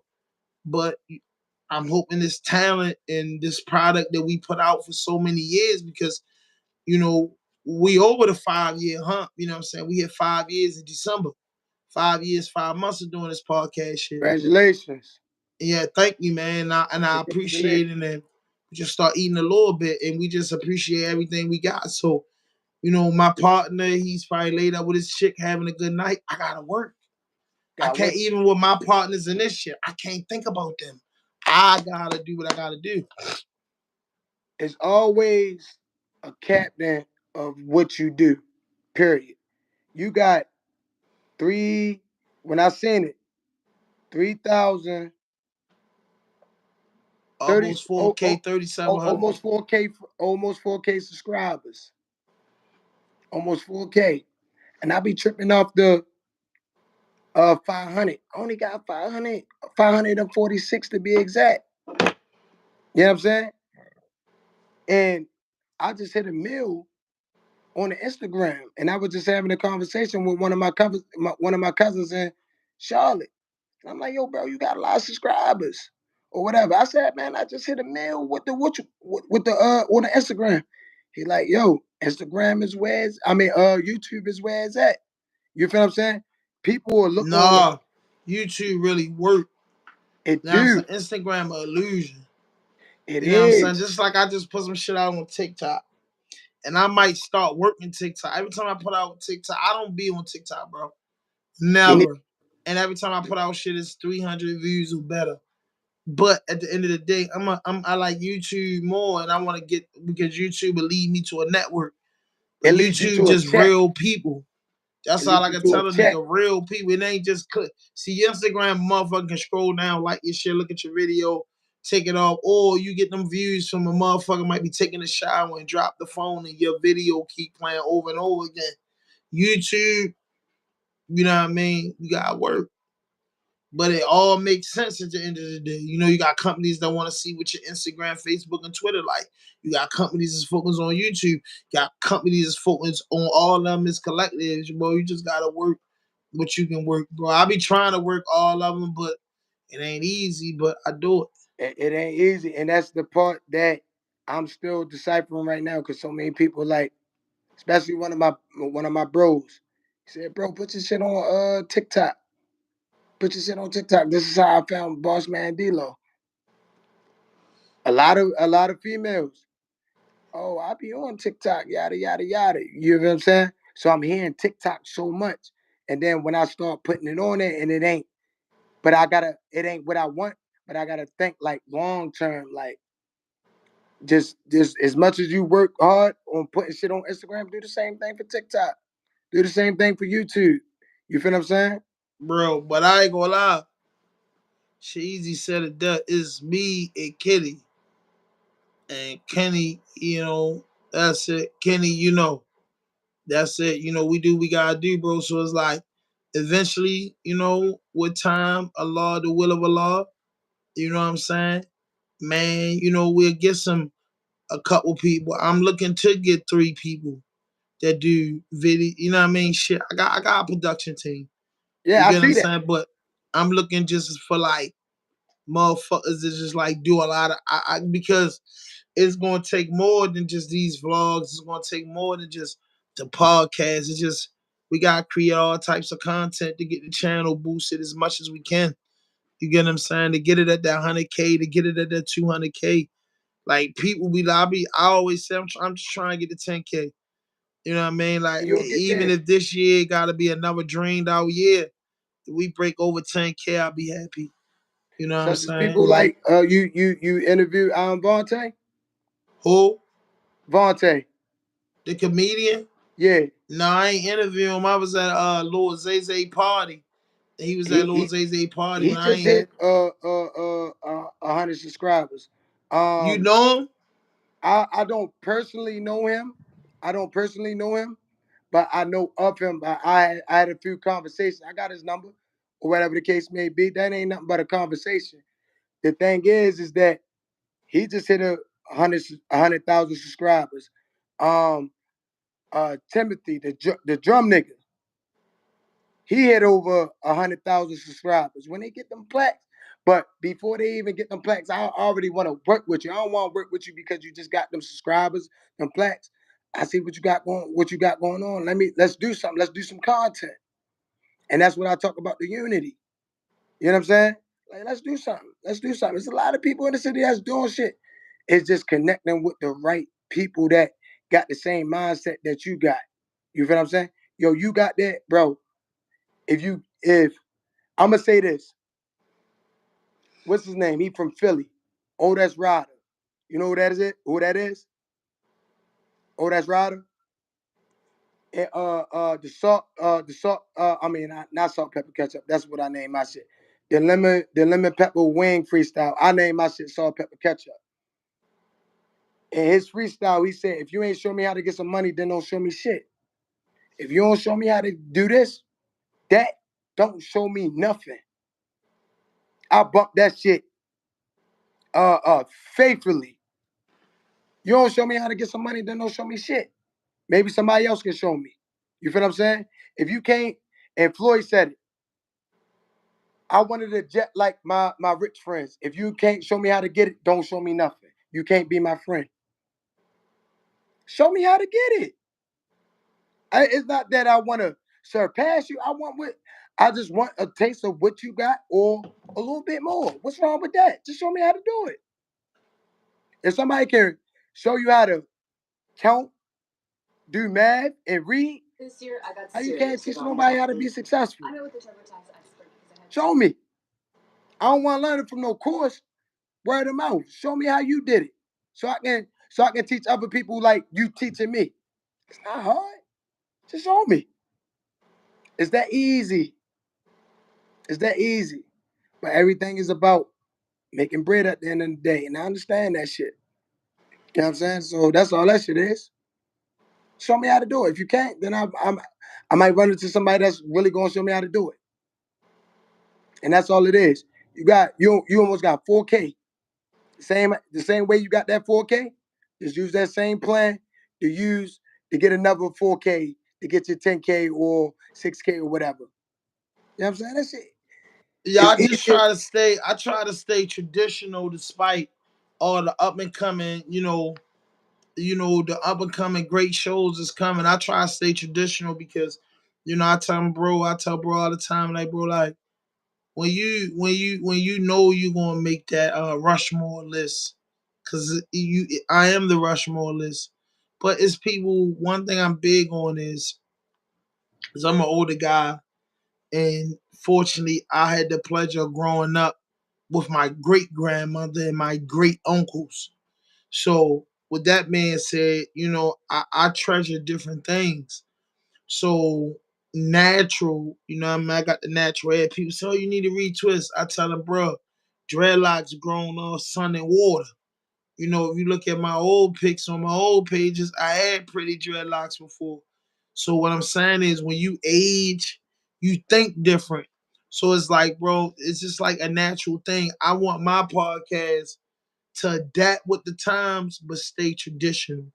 Same way we do it. It's never going to be that super fixed up shit. It's like, bro, give us a good background, some air conditioning here, allow the stoners to roll up, allow the sippers to sip, and we're gonna have a conversation. Throw that fucking paper in the trash. Let me read a couple things off the paper that I just might want to be say this real important. quick. Your dreadlocks to me mean wisdom. Yeah, yeah, I'm ready to get I, them wa- I cut. want to say that to you. You know what I'm saying? Understanding the meaning behind the dreadlocks has always been wisdom Yeah, to me. yeah, yeah. True indeed, true indeed. But You know, that's what I'm saying. So we just want to stay like AHA, McDonald's. They just KFC. It's been around hundreds of years. Maybe it will fade to black because it has its time, but just trying to stay traditional. You know what I mean? Like McDonald's. Relevant. Just be around. The Big Mac's still on the menu. The quarter pounder still on the menu. You know what I'm saying? The nuggets, the 20-piece nuggets, the fish fillet. It ain't It's still going on the nowhere. menu. Ain't going So you nowhere. got they add wings. They do different experiments down the line, but they never shy away from the golden nugget. Right, You know what I'm saying? exactly. So that's what raw dope is. Like we just, the 88.9, the Tigger in the basement. You know what I mean? All those, those platforms. You just gave yourself a fucking gem right there as you talking. Just like I said, I apologize for dropping the ball with the freestyle because I know I'm not there mentally Yeah, all I the way, understand. right? You feel what I'm saying? But if you was to just to bring a segment like after y'all done had y'all conversation, take a page out of Tigger book, Rap City the Basement. Put Mm-hmm. niggas in the booth. Put niggas in the booth. Bring that shit back. That shit ain't dead. If everybody can do mic drops, niggas ain't got no problem stepping in the booth. I ain't gonna run away from the booth for sure. You know what I'm saying? And it's not there on the spot asking me to ah. No. Put me in that booth, I'm gonna get down for sure. And if I can get down, I know there's another 50, 60, 70, 100 artists that gonna get down in that motherfucking booth. Just like how you shouted out the floaters. You know what I'm saying? They do the interview or whatever, but put the motherfuckers in the booth, bro. Put them in the booth. After you've interviewed, put them in the booth. Y'all got the production to do it. Put them niggas in the booth. Y'all got the setup to do it. Put them niggas in the booth. Still keep it hip hop. Put the motherfuckers in the booth and bring that old feel back. If everybody can, shout out the Hitmaker. If everybody can recreate them 2000, them early 2000 beats, them 90s beats, why we can't do why? Well, not we, but why you can't do the same thing of putting people back in the booth? You know what I'm saying? I don't know who really doing that Yeah, on their I got a lot of shit in the trick bag. I got a lot of shit in the trick bag, bro. And like I said, I just like to stay traditional. And like you say, Right. you just hit it. Like a lot of that, I come from that era. So a lot of shit, in the future, 2025, 26, 27, we will go back to what we know in the 90s, the end of the 80s, as far as hip hop. We will. Like, one thing I want to do is recreate Crush Groove. So, and I ain't even mean to spill that, but I know I ain't got a lot of people tapped in. So, Right. a lot of people don't look at the whole video. But look, I thank you for tapping in, bro. This is about to be a 24-hour stream. Yeah, for sure. And I So appreciate you having I'm bringing about to me go to on. sleep, but the camera gonna be on. So if you wake up in the morning, have breakfast with your brother. Right. Cause my beautiful wife, even though we stay yacking, she my favorite meal is breakfast. So definitely having breakfast Sunday morning. No, And for this sure. YouTube will be on. So what you can do for me though, bro, Gambino, cause I know I fucks with you. I love you, my brother. I want you to Love you work too. on your hip hop, family, whatever you gotta do, but just focus on it and listen, man. Y'all dudes gotta understand one thing, and one thing for sure. And I'm gonna teach you this. And this game I'm giving you, and anybody that's gonna look at this long to see this game.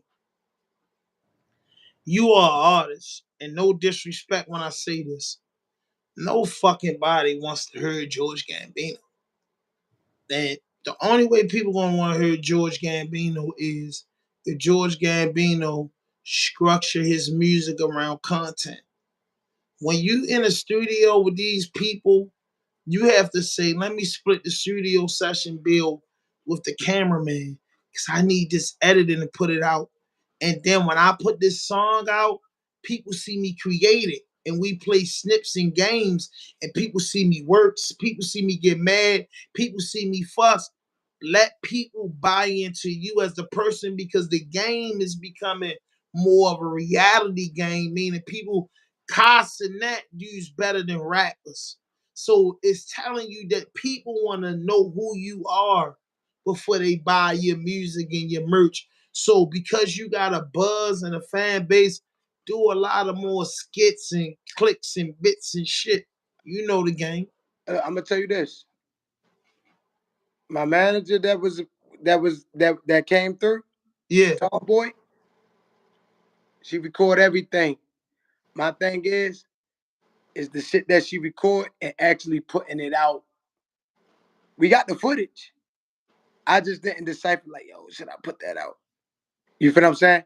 And it's behind the scene when I'm fucking up in the studio. Like, fuck. Run me back. that's Run me back. right. Exactly. You get a good editor, you put it together, make it a 15-minute, 10 to 15-minute joint, and you just 1, 2, 3, 4 to a million. You get what I'm saying? That's just it. Because you show you fucking in the studio, you might get in a phone conversation, you arguing. Like reality shows, like that's people, and when people see that, they wanna give you money. They wanna buy Right. into certain shit. They just don't wanna just cause you hard, they wanna buy your music. They wanna see who you is, because people buy into so many fake shit every day that some hardcore fans just wanna see what's really going on. No, for sure. But No, yeah, for sure. man, I appreciate you for tapping in, man. I'm ready to tap, man, with a couple people on here, man. I'm probably ready to go to bed. I'm here This for it. stream will be up. We can have breakfast in the morning. All right, got you. Got you. All right, thanks, bro. All right, no problem, bro. All right. All right.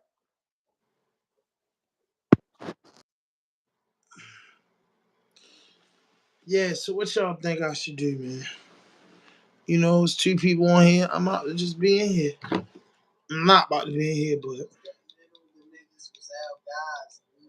I'm about to play some podcasts. And y'all about to listen. Mobb Deep was like more. I'm about to pull the camera back. Project niggas. Yeah. Like when they were saying 41st and all that, I related that to 41st side. Like they said the other side 40, if that was like Joseph. You know what I'm saying? Like for me, it was like Project. This is like a when the nigga, 20. Big Lloyd was saying. This is, I started at 12:01. 2 hours and 47 minutes in. Like at his kids. Time for stairs. I'm gonna get a little sleepy weedy. With Mac 10s and on y'all us. can just, Like you know what I mean? I Y'all can just I feel really like Big watch Dory everything. Boo. I think I want a Big Dory more than what he gave. He dropped the album and all that. You remember that track? No, he had an album. But no, I just felt like Noy should have been the third member of Mobb Deep. And he was kind of for real. Nah, but Noy, when they did, he wasn't Noy having an album. Remember? How on Earth you mean? How on Earth? Yeah. Although they say Capote told Killer Black, that's what the song was about. Oh, Black, that's what having brother, Killer Black. That's a fact. It's a Prodigy book. You ain't gonna have it. I'm a hip hop connoisseur. No, that's a fact. Killer Black is having brother. You knew that back then, right? Capone went to jail. Why you think Prodigy didn't fuck with them niggas? He said it all in the book. They jumped on Nori. Oh, let me write this down. Jumped on Nori in the project, beat them all up over that shit. You get what I'm saying? Hell yeah, man. That's a hip hop tale, bro. Hell yeah. That's what they said. I didn't see no black and white, and I ain't from New York, but the word in Queens is he told, because that's when it was the Queens niggas was feeling some type of way when Harry went on Drink Champs. Like, how did you do that? You feel what I'm saying? But you know, it is what it is, though. You in the book with the shit in the paper. Yeah. I'm a type of nigga that I go to sleep 5 in the morning for watching that shit, and that's big too. You know what I mean? I'm a story myself, but I ain't know that. So who you feeling now in 2022 outside of Baltimore? I know you kind of Kitty Fast on the building. Who you feeling? Who what you think outside of us? What other states you think that's on the rise? I know what you already said. Nah, Florida. For real. Probably Florida. Hot Boy, you know, them Jacksonville boys, Lil Pop, you know? I fuck with Boston Richie for real. Boston Richie from Florida, right? Tallahassee, yeah, I fuck with him. And I fuck with Kodak for real. I be fucking with Kodak. You don't fuck with Jack Boy? Yeah, I be fucking with Jack Boy too. I love Jack. Yeah, that's why I said that Florida wave, like a nice little wave. I be fucking with different niggas. I fuck with like Detroit sound too. Yeah, I fuck with you.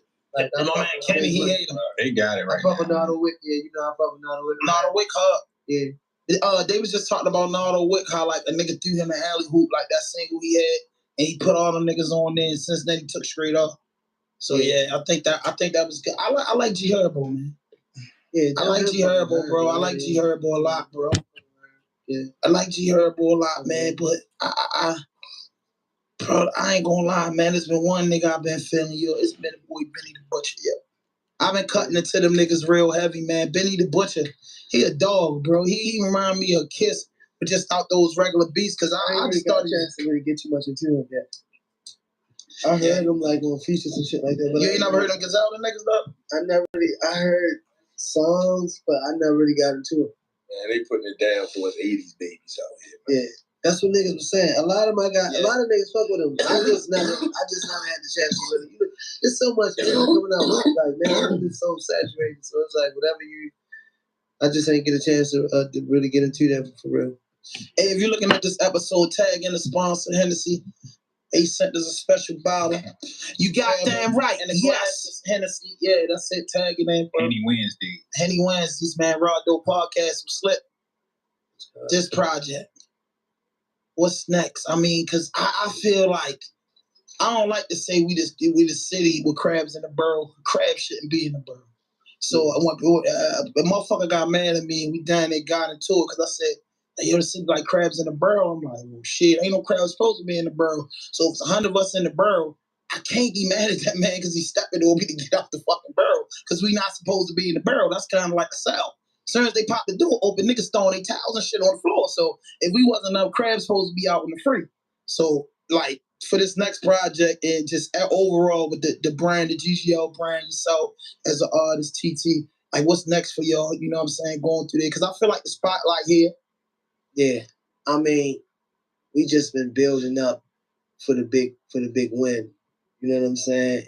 And like the thing is, like we always patting ourselves after like Cash Money and shit like that. Mm-hmm. You know what I'm saying? And we to the point with this album that I'm ready to drop, Infamous. It's my 7th in studio album. Mm-hmm. You know what I'm saying? Independently. And it's my Black album. You know what I'm saying? It's my Fade album. You know what I'm saying? So it's like, it's like the Fade album? Yeah, I think I've set it up.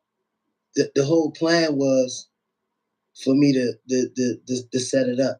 You know what I'm saying? Like, Go Get has always been a lifestyle. It always been a label. Like, you know, Slick was just a part of it. Was just a voice. I was always the chairman because I just got the mouth. You feel me?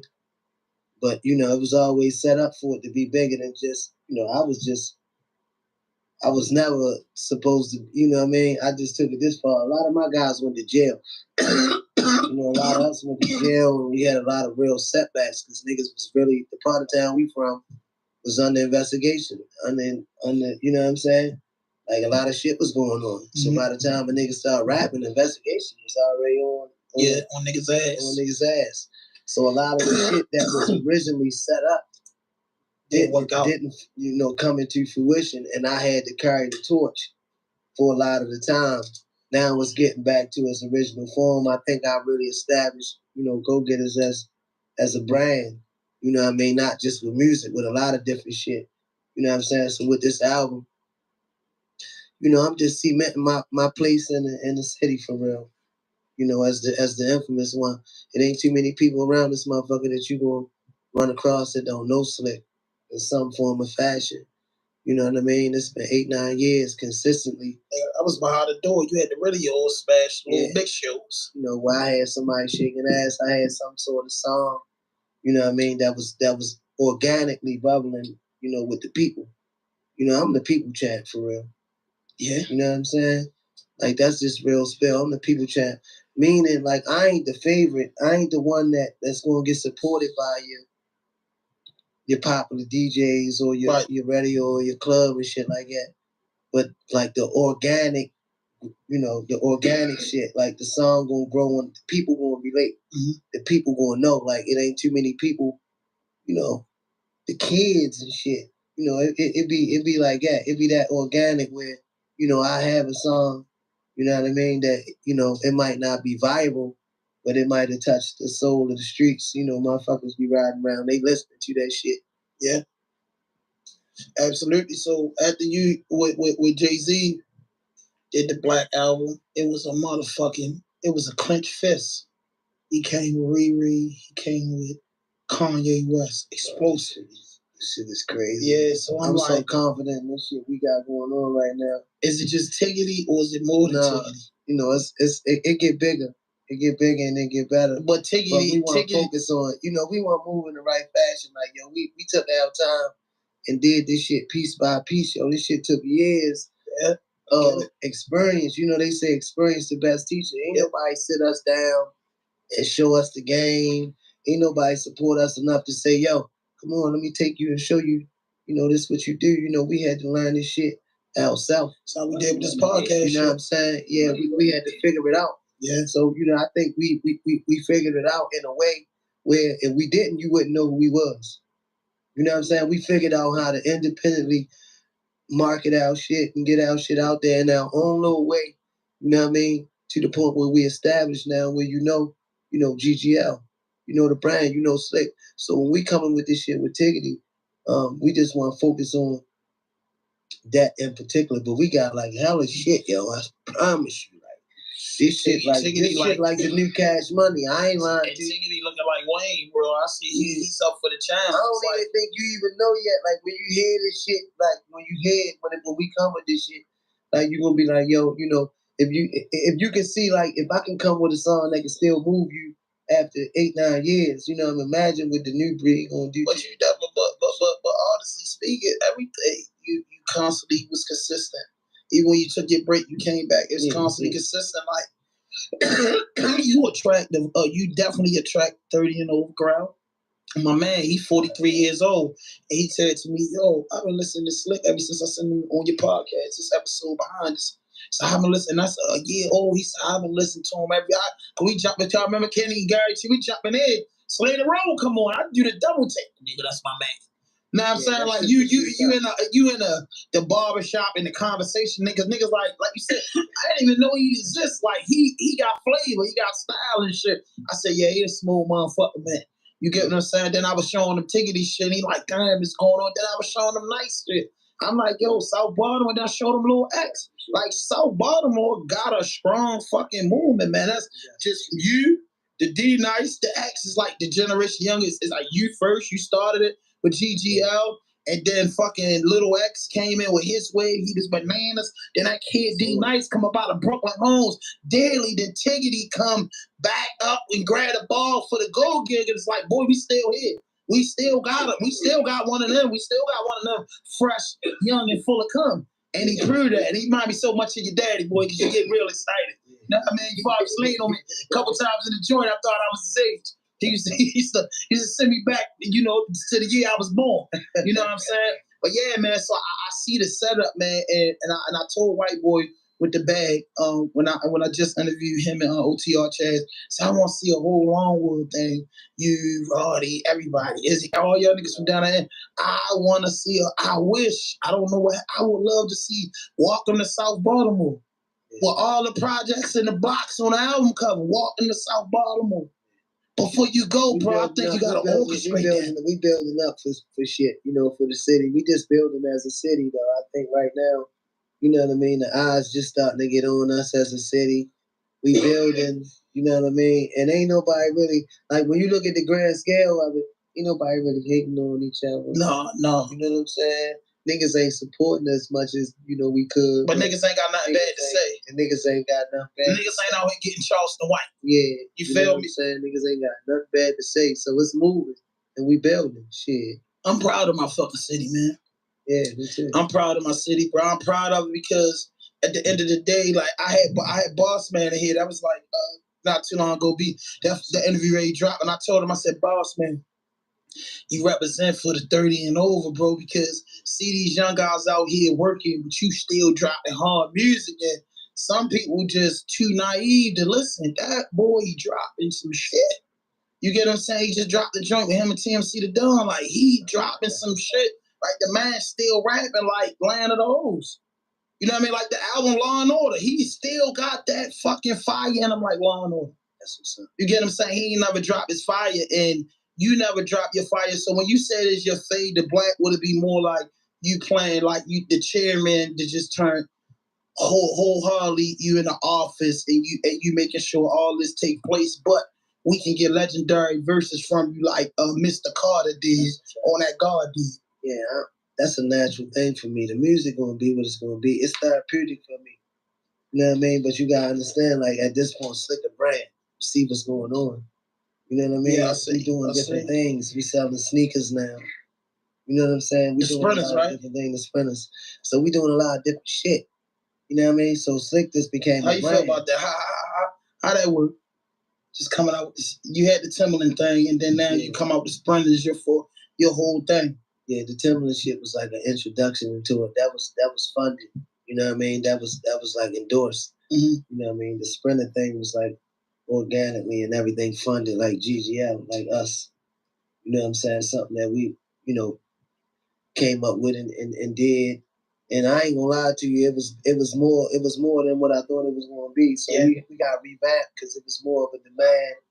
Yeah, it's a lot of work, more work than I thought it was gonna be as far as distributing it. Mm-hmm. You know what I mean? So we just going into a lot of different shit right now, bro. Like, you know what I mean? That shit bigger than rap and Slick. But GGL as a brand, we gonna keep some music connected to the culture. We gonna keep some shit connected to the streets. Like, you're gonna be able to go in your local neighborhood and you definitely gonna hear GGL, whether it's old or new. You gonna hear that shit in your neighborhood, in your local hood, cause we connect with the people. That's just real shit. Like the radios and all that old shit. I don't know what they just, we don't dick ride and we ain't them guys, but we connect with the people. We don't really give a fuck. You know what I'm saying? That's why. We connect with the real people. We ain't on that radio gotta play who the fuck their boss with the toupee tell them to play. Or whatever. So they don't really got no power. A lot of niggas be dick riding though. They can play what they play. They'll throw that shit in. You know what I mean? Yeah, they get fired. They get fired. They for an hour. No, because they can. They got the authority to throw some shit in. It might be different, but I know with Squirrel Wild and them, they spent many years trying. Squirrel kept you in the spin cycle, but Squirrel was real. Another bit. You know what I'm saying? Squirrel real. Shout out to Hooligan Express Radio too. That's why I said, like, if the culture was intact in Baltimore, I just felt like niggas supposed to line up on the building. I mean, that was DJ Ron Lee, and that was Squirrel Wild, bro. Niggas should have lined up and said, man, let's get that shit built back in 30 days, in 90 days. The radio don't be supporting all of the shit. You know what I mean? They be dick riding the shit. And see, you might go in other cities, that be part of the boost for that shit, the radio and all that. They don't be connected to the shit that really be going on in the streets and all that. Every shit that be popping in the street, they don't even know until you get to the point if it got something behind where they can dick ride it. You know what I'm saying? Like real nigga shit. You know what I'm saying? Yeah, they should be breaking more records, man. They should be putting these records out. They should be breaking more records. That's what I mean. Yeah. You know what I'm saying? We to the point where you got DJs that should be breaking records where you already see it got steam in the streets and you know it need a little boost. Yeah. That's all. It's supposed to be happening. So Slick, I usually ask niggas who they top 7 artists. So I said today I was thumbing through my head like what type of shit I'm gonna ask them. I want to ask you if you had to pick 5 Baltimore artists to be the starting 5 to go into industry and open up the door for everybody else to do music, who would that starting 5 be?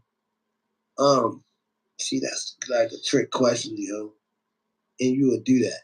You know what I mean? No, you goddamn right. Yes. You don't come with these little trick questions. Kenny, you all know, right? Ain't that the question you wrote me? Kenny did it. I didn't do it. Kenny said, yo, ask him who he would think will pick. He love basketball. You know what I mean? Kenny love basketball. So that's why it's the 5. That's 5 men on the court, right, Kenny? You want to give him a 6 man? It's tough. I did this before with you, and I think it was who is your top 7 Baltimore hip-hop artists. So now we passed that. We saying, listen, it's crunch time, bro.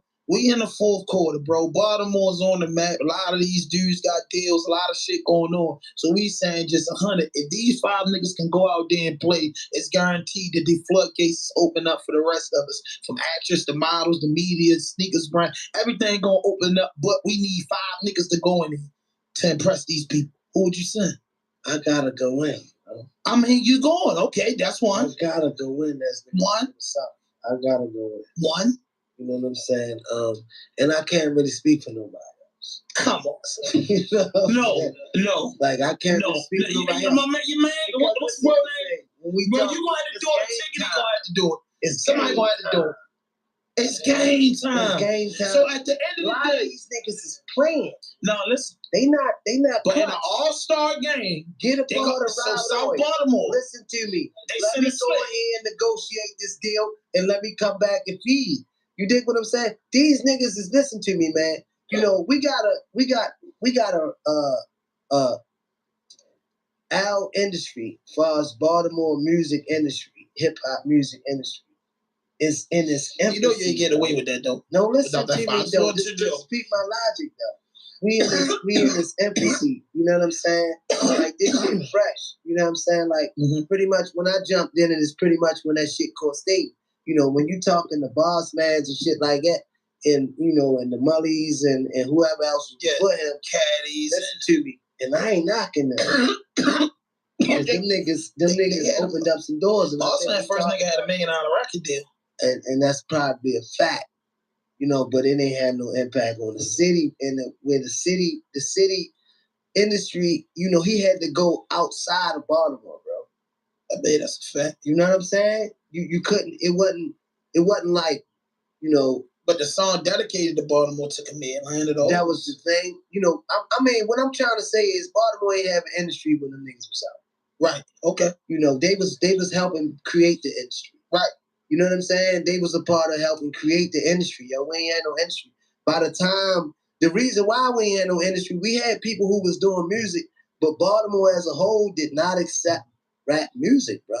No, that's a fact. And when you look at what rap music is, it's street shit. Like street, you gotta, that's the basis of it. Like whatever going on the street. But back then, niggas was scared to project talk. Niggas and all that. Like Jay said. So when you got niggas, talk about Instagram. When you got niggas who in the street that's saying rap, man, that's some clown ass shit. Right. We was shooting the shit down. We wasn't fucking with that. Right. So I'm saying this, by the time we start coming in, like me, the Scooters, the Mooses, and you know, the people like that, that's when it started being accepted. You know why? Because it was the kids. And then, you know, all the older motherfuckers want to be young. I gotta say the Teflon boys. I came home in 2012. They was ringing bells. They was part of the. They the ones gave me the confidence to do the shit coming from the streets. So yeah, they was part of the wave. You know what I mean? But they just, you know, like I said, you know, rest in peace to G-Rock. You know, by the time that shit really hit the fan, you know what I mean? Them niggas was gone. Like when that shit hit the fan, is when Scramble, Coke, and Smack and all that shit. That's when it started being really lit for rappers in Baltimore. Niggas wasn't getting booked for no shows before that. None of them niggas you named, they couldn't get booked for a show in the city.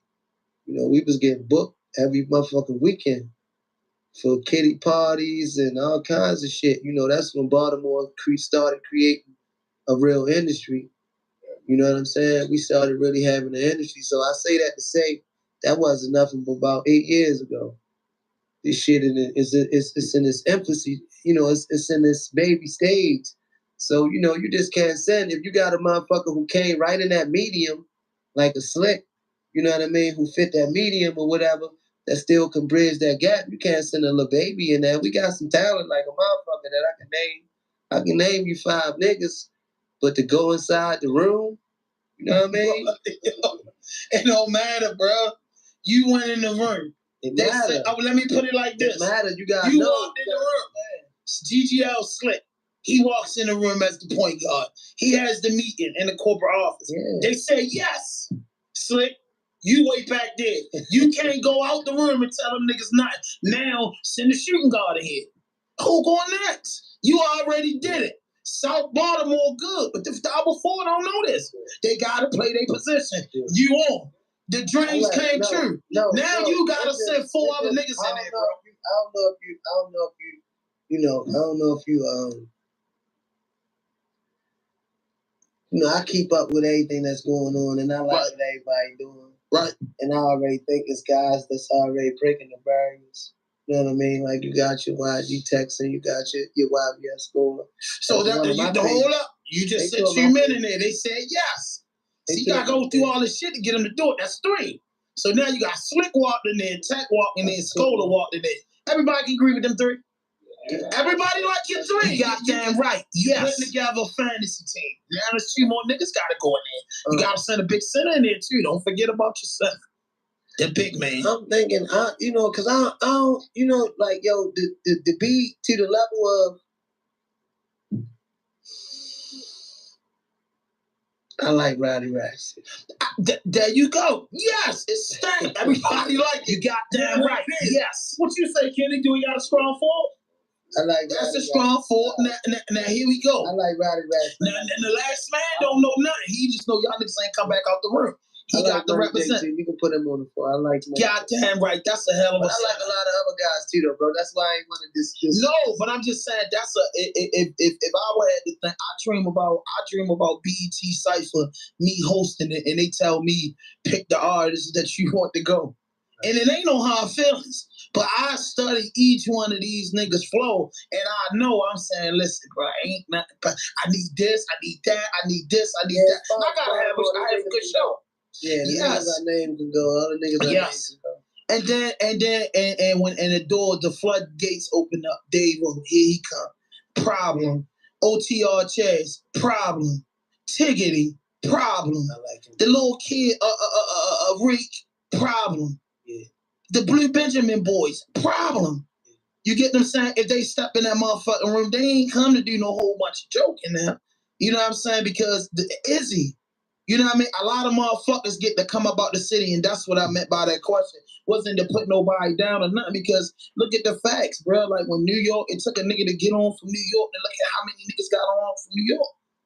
Beanie and them, Cool C was the first one. What Philly? Will Smith, Cool C. So many motherfuckers came out of Philly to lead the way for the pack, and overall they win. Look at DC. You had Wale, you had Light Show, you had Cuter Fool.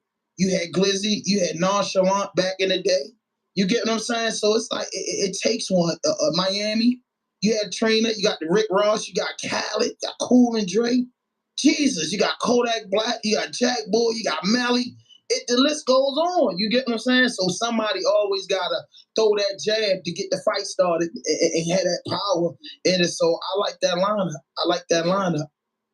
So if you had a chance, right, I gotta ask you this, because you're a slick motherfucker and you're a playboy, right? So I gotta ask you, if you had a choice to have 5 wives, you know what I'm saying? Let's say you got to your goal. Slick where he at? GGL on fire. He's got everything going for himself. They rich, and now you have a choice to have 5 wives, industry wives, hair salon, whatever. Give me them top 5 divas that, they take trips to slay the road in the roads. I couldn't really give you that chance. Oh, man. Oh, my God. I mean, it's the boom boom room. You seen the movie Life, right? We in the boom boom room. It's just our imagination right now. To be speaking to this lady out there that might not like that. You know what I mean? They might not like that. You know? But she know you come from the road, bro. No fuck shit, no fake shit, no foolishness. Anything you say can and will be used against you on the internet. Raw Dope Podcast. I had to choose 5 wives, and I'm a big fella. I got to have Cardi B. I'm just saying, because she just hood. She just talk shit, and she say she gonna leave me, but she always forget. Bro, listen. I ain't got nothing to do with that long hair, because she's an old head and got good. Hey, listen, man, I ain't disrespecting that, man. You heard Kevin Gates on that joint. Man, you heard Kevin Gates on that last joint. It ain't nothing. You know what I'm saying? Make a spit on this joint. That man can't be mad because your wife look nice and somebody choosing him. Ain't nobody said they was going to see Offset, a black man that's making it, and approach his woman. But I'm just saying, like any other nigga, boy, if I had it and you let her go, boy, I'm one of them niggas that's up for the challenge. You get what I'm saying? I like a Kardashian in the lineup. You gotta have a Kardashian in the lineup. So, like, come on now. You don't want to get a Kardashian in the lineup. A Kardashian in my lineup, man. And then I gotta go ahead, man, and just keep it real with the big girls. What's the big bitch, yo? I like her, yo. Lizzo? Goddamn right. She in the lineup. You goddamn right. Yes, she's in the lineup. Why not? My nigga, hey, what the fuck, man? That girl be doing some different shit. You get what I'm saying? That's 4, and then the last, it's gotta be a wife, man. You know what I'm saying?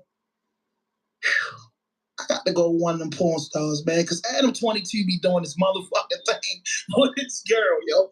I don't give a fuck, bro. You think it's something wrong with a nigga wife for a porn star? Nah, to each his own, bro. Would you wife a porn star? Me personally, nah. Why not, bro?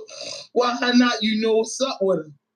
I can't lay and cuddle with you. She getting pounded the night before work. You gave her work. Yeah. 10 minutes ago, she was.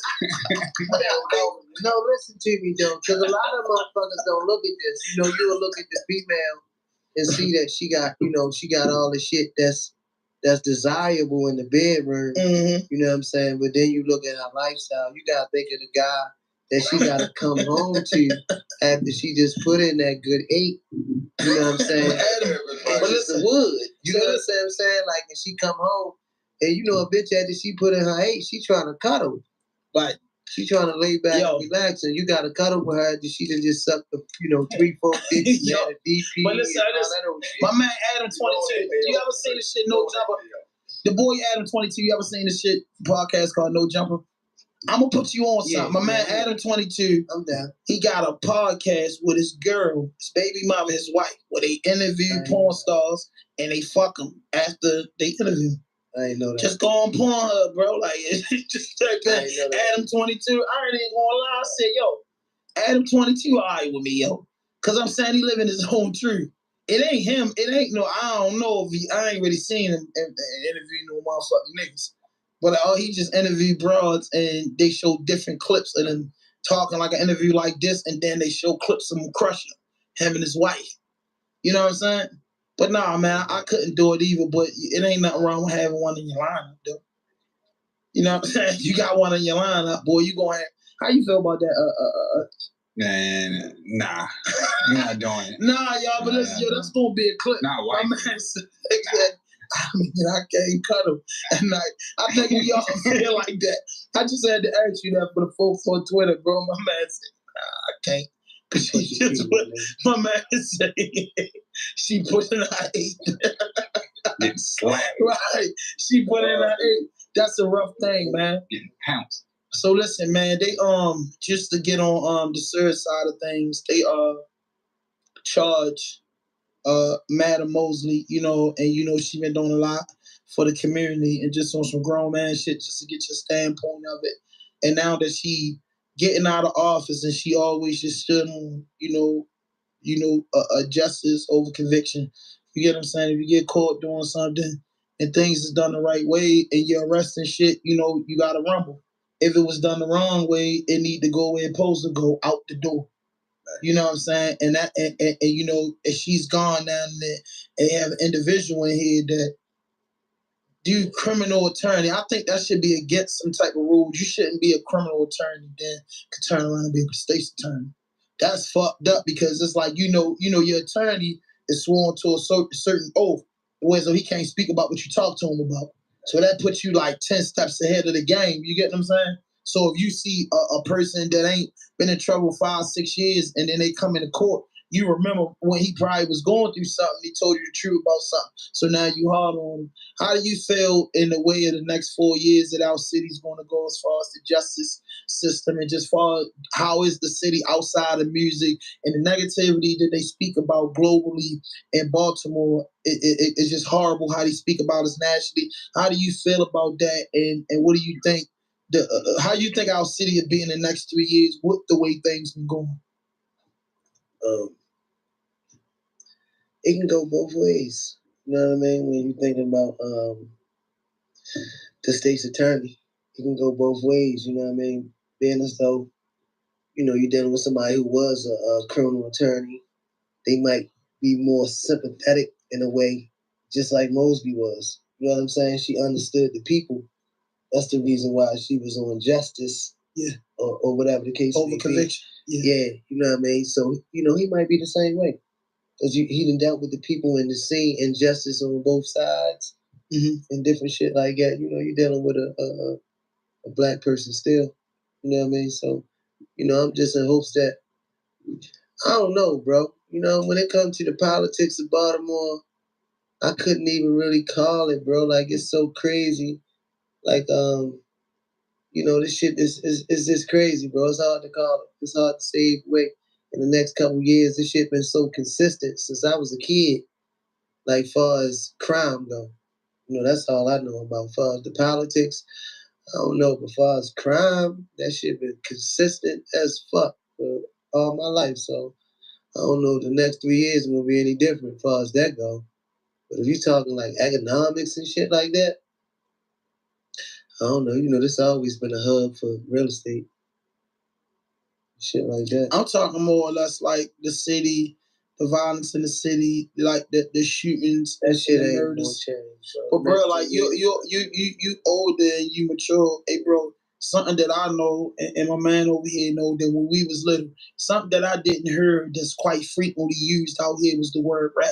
I remember niggas used to get booked that was older than me for 700 or 800 pills, and I never used to see niggas around talking about he was going to tell, and niggas might not look out for him. Yeah. And niggas still give his mother a hug. What's up with Day Day? Day Day already got fired for that shit. And Day Day never thought, and Day Day come back home and do this with the homies and tell jail stories. Now, I never seen it so much in my life where the word snitch is being used. It's used so fluently, and then it's a 50-50 thing. Is you hating on this man saying he telling, or is this man really telling? You get what I'm saying? That's just fucked up. And I say, what like my standpoint, and like, damn, the next 3 years in the city, you know, if men don't step up and clean up the community, it's gonna get worse until the violence gets so bad that it's gonna hit close to home. It's already hitting close to home. Cause I'm talking about like when it hit close to home, meaning that I'm a person that look at 5-10 years down the line. It hit close to home, whereas though I got younger kids. 10 years, they be 17 years old. Let me be honest with you. If I mean, you know, if I look at it from my perspective, it's really got worse. You know, like I really, you know, when you say far as like back at one time, far as niggas wasn't telling us much and shit like and that. And anybody wasn't just getting smoked. You got smoked for a real reason. Like you got smoked for a real reason. Or you got smoked for a real reason. How many people get killed, bro? It's so normal in Baltimore now to hear that a female got smoked.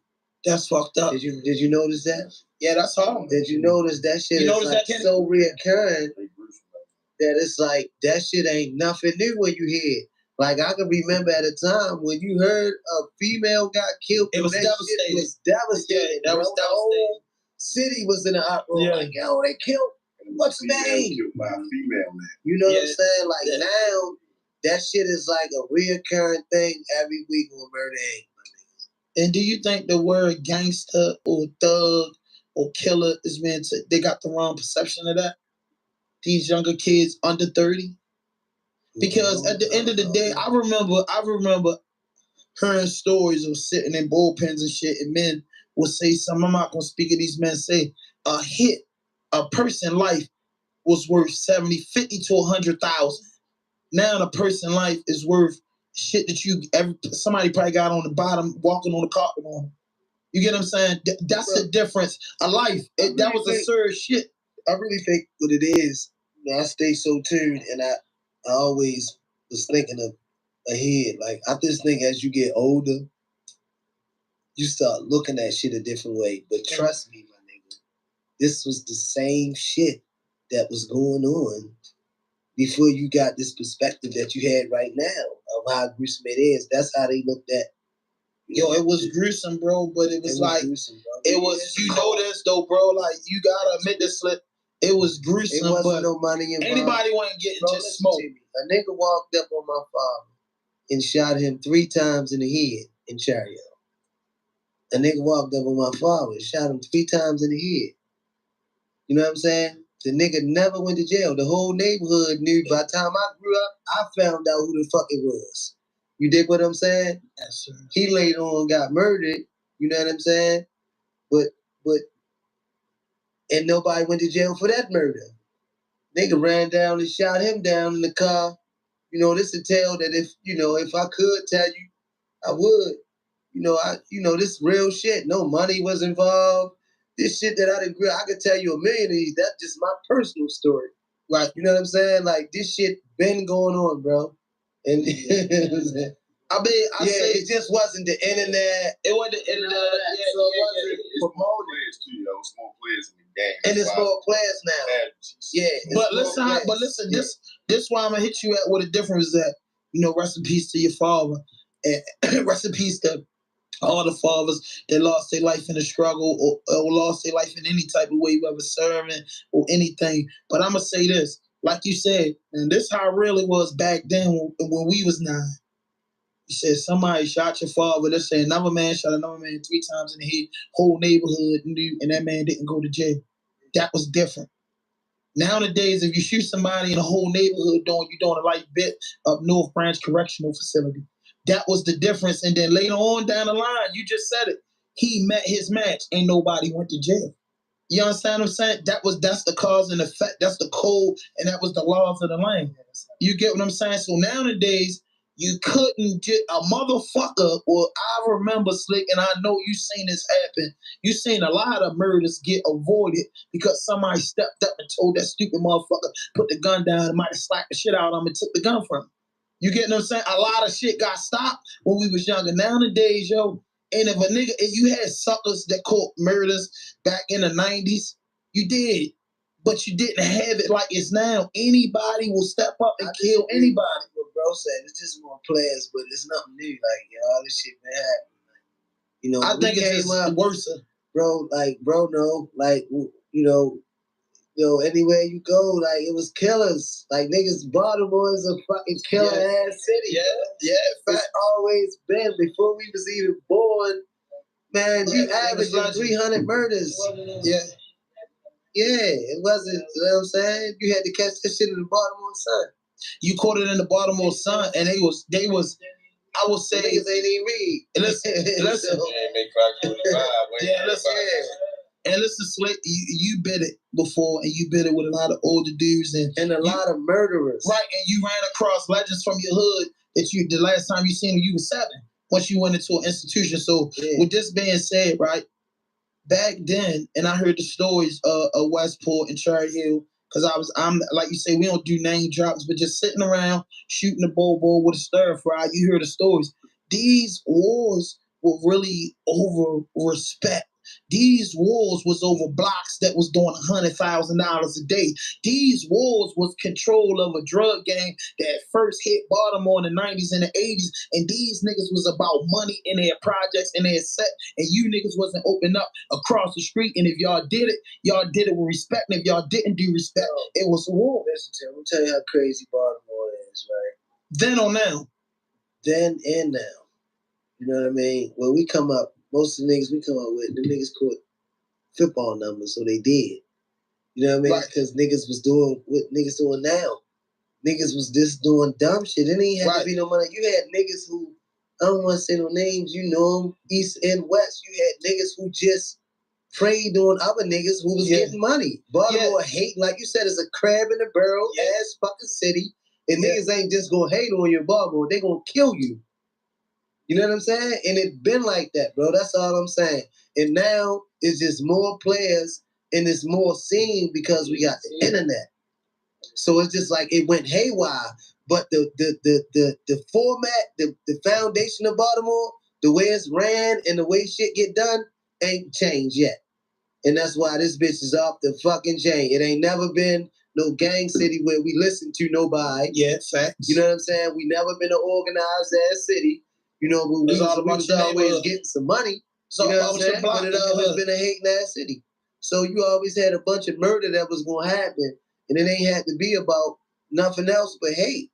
You know what I mean? Niggas be running around. Shit, we come up around niggas that just gonna hate, bro. Niggas you just try to burn out shirts and snatch out, just do dumb shit. Like, bro, like Baltimore just crazy. You know what's up with Baltimore. Yeah. You know what's going on? If you ain't no thoroughbred, man, Baltimore gonna try your ass. They're gonna try you. Like, you either need to get the fuck away or get a fucking gun. I got that. I just think though, for back in the day, bro, I just think it was honor. Different. No, I think it was an honor amongst men, bro. I'm gonna tell you what I used to. I'm gonna tell you why I say this. Like, I'm gonna tell you why I say this because as generation go, right, I'm a studier of just mankind, and I used to look at. Just imagine when you was young, right, when you was really ignorant as fuck and you was doing whatever. Wasn't it somebody saying exactly what you saying right now? Because I can't relate, because we was living by the real code, and we was, y'all ain't doing how we did it, because we was, y'all doing it recklessly. It was somebody saying that exact same shit when you was young and reckless. It was somebody, and it's all because, it's all because it was a mature mind, perspective that was telling you, yo, I already seen it. You know what I'm saying? So you coming from I already seen it, bro. This shit is crazy. But when you was in it, it wasn't crazy because you was a mentor, you was young, and you was motherfucking reckless. Hey, yo, but I ain't gonna lie. Me being young. Prison for the shit. This man telling me jail stories and all kind of shit. I've been in prison all this shit. Was low key. No, but I'm gonna tell you, all my charges was really drug charges because I was a big boy. I wasn't really fast as niggas. So I stood on a motherfucking corner and I kept something big and good. So my homeboys used to bang sales. Now I know you went through that. My homeboys used to slap sales. Man, keep my eye man. Bow. So I went through that because they gonna holler big fella. Right. And he talking about this shit as well and then we was disrespecting grown folk. You got damn right. Yes. But you know what made it fucked up with us? What made it fucked up with us is that the reason why I say I grew up in a house with my grandmother. You was stupid back then. No, I was you was a motherfucker called now a dummy. You know what I'm saying? Yeah. Sure. Now, my man, Kenny, that's my OG. He used to tell me when I was little, right? Kenny right there, I was 16, 17, used to get mad. You motherfuckers going to jail. Right there. Yeah. He said, you a stupid motherfucker. But I really wasn't stupid because we was really beefing. The nigga used to have 2 joints on. That's just like, I don't know why I used to do that shit. I was going off my beat. But going back to what he was saying, listen to what he's saying as he's telling his story. No, but I'm gonna say this. This shit. Listen, I was born in '79, bro. So it's 79, right? So listen, they thought we was stupid because it was different in the '70s and the '60s. So them old niggas thought that we was out of order. But my nigga, I grew into the 2000s, bro, and touched my first. I didn't touch no bag in the motherfucking '90s until my people's passed and left me some money. Or some shit like that. Changed, man. The old nigga told me ain't nothing changed but the players. I mean, that's a fact, man, but nah, man, I don't think it was changed but the players. And then the murder rate show you it's changed, bro. The murder rate been consistent, 300 plus. For what, the last 12 years?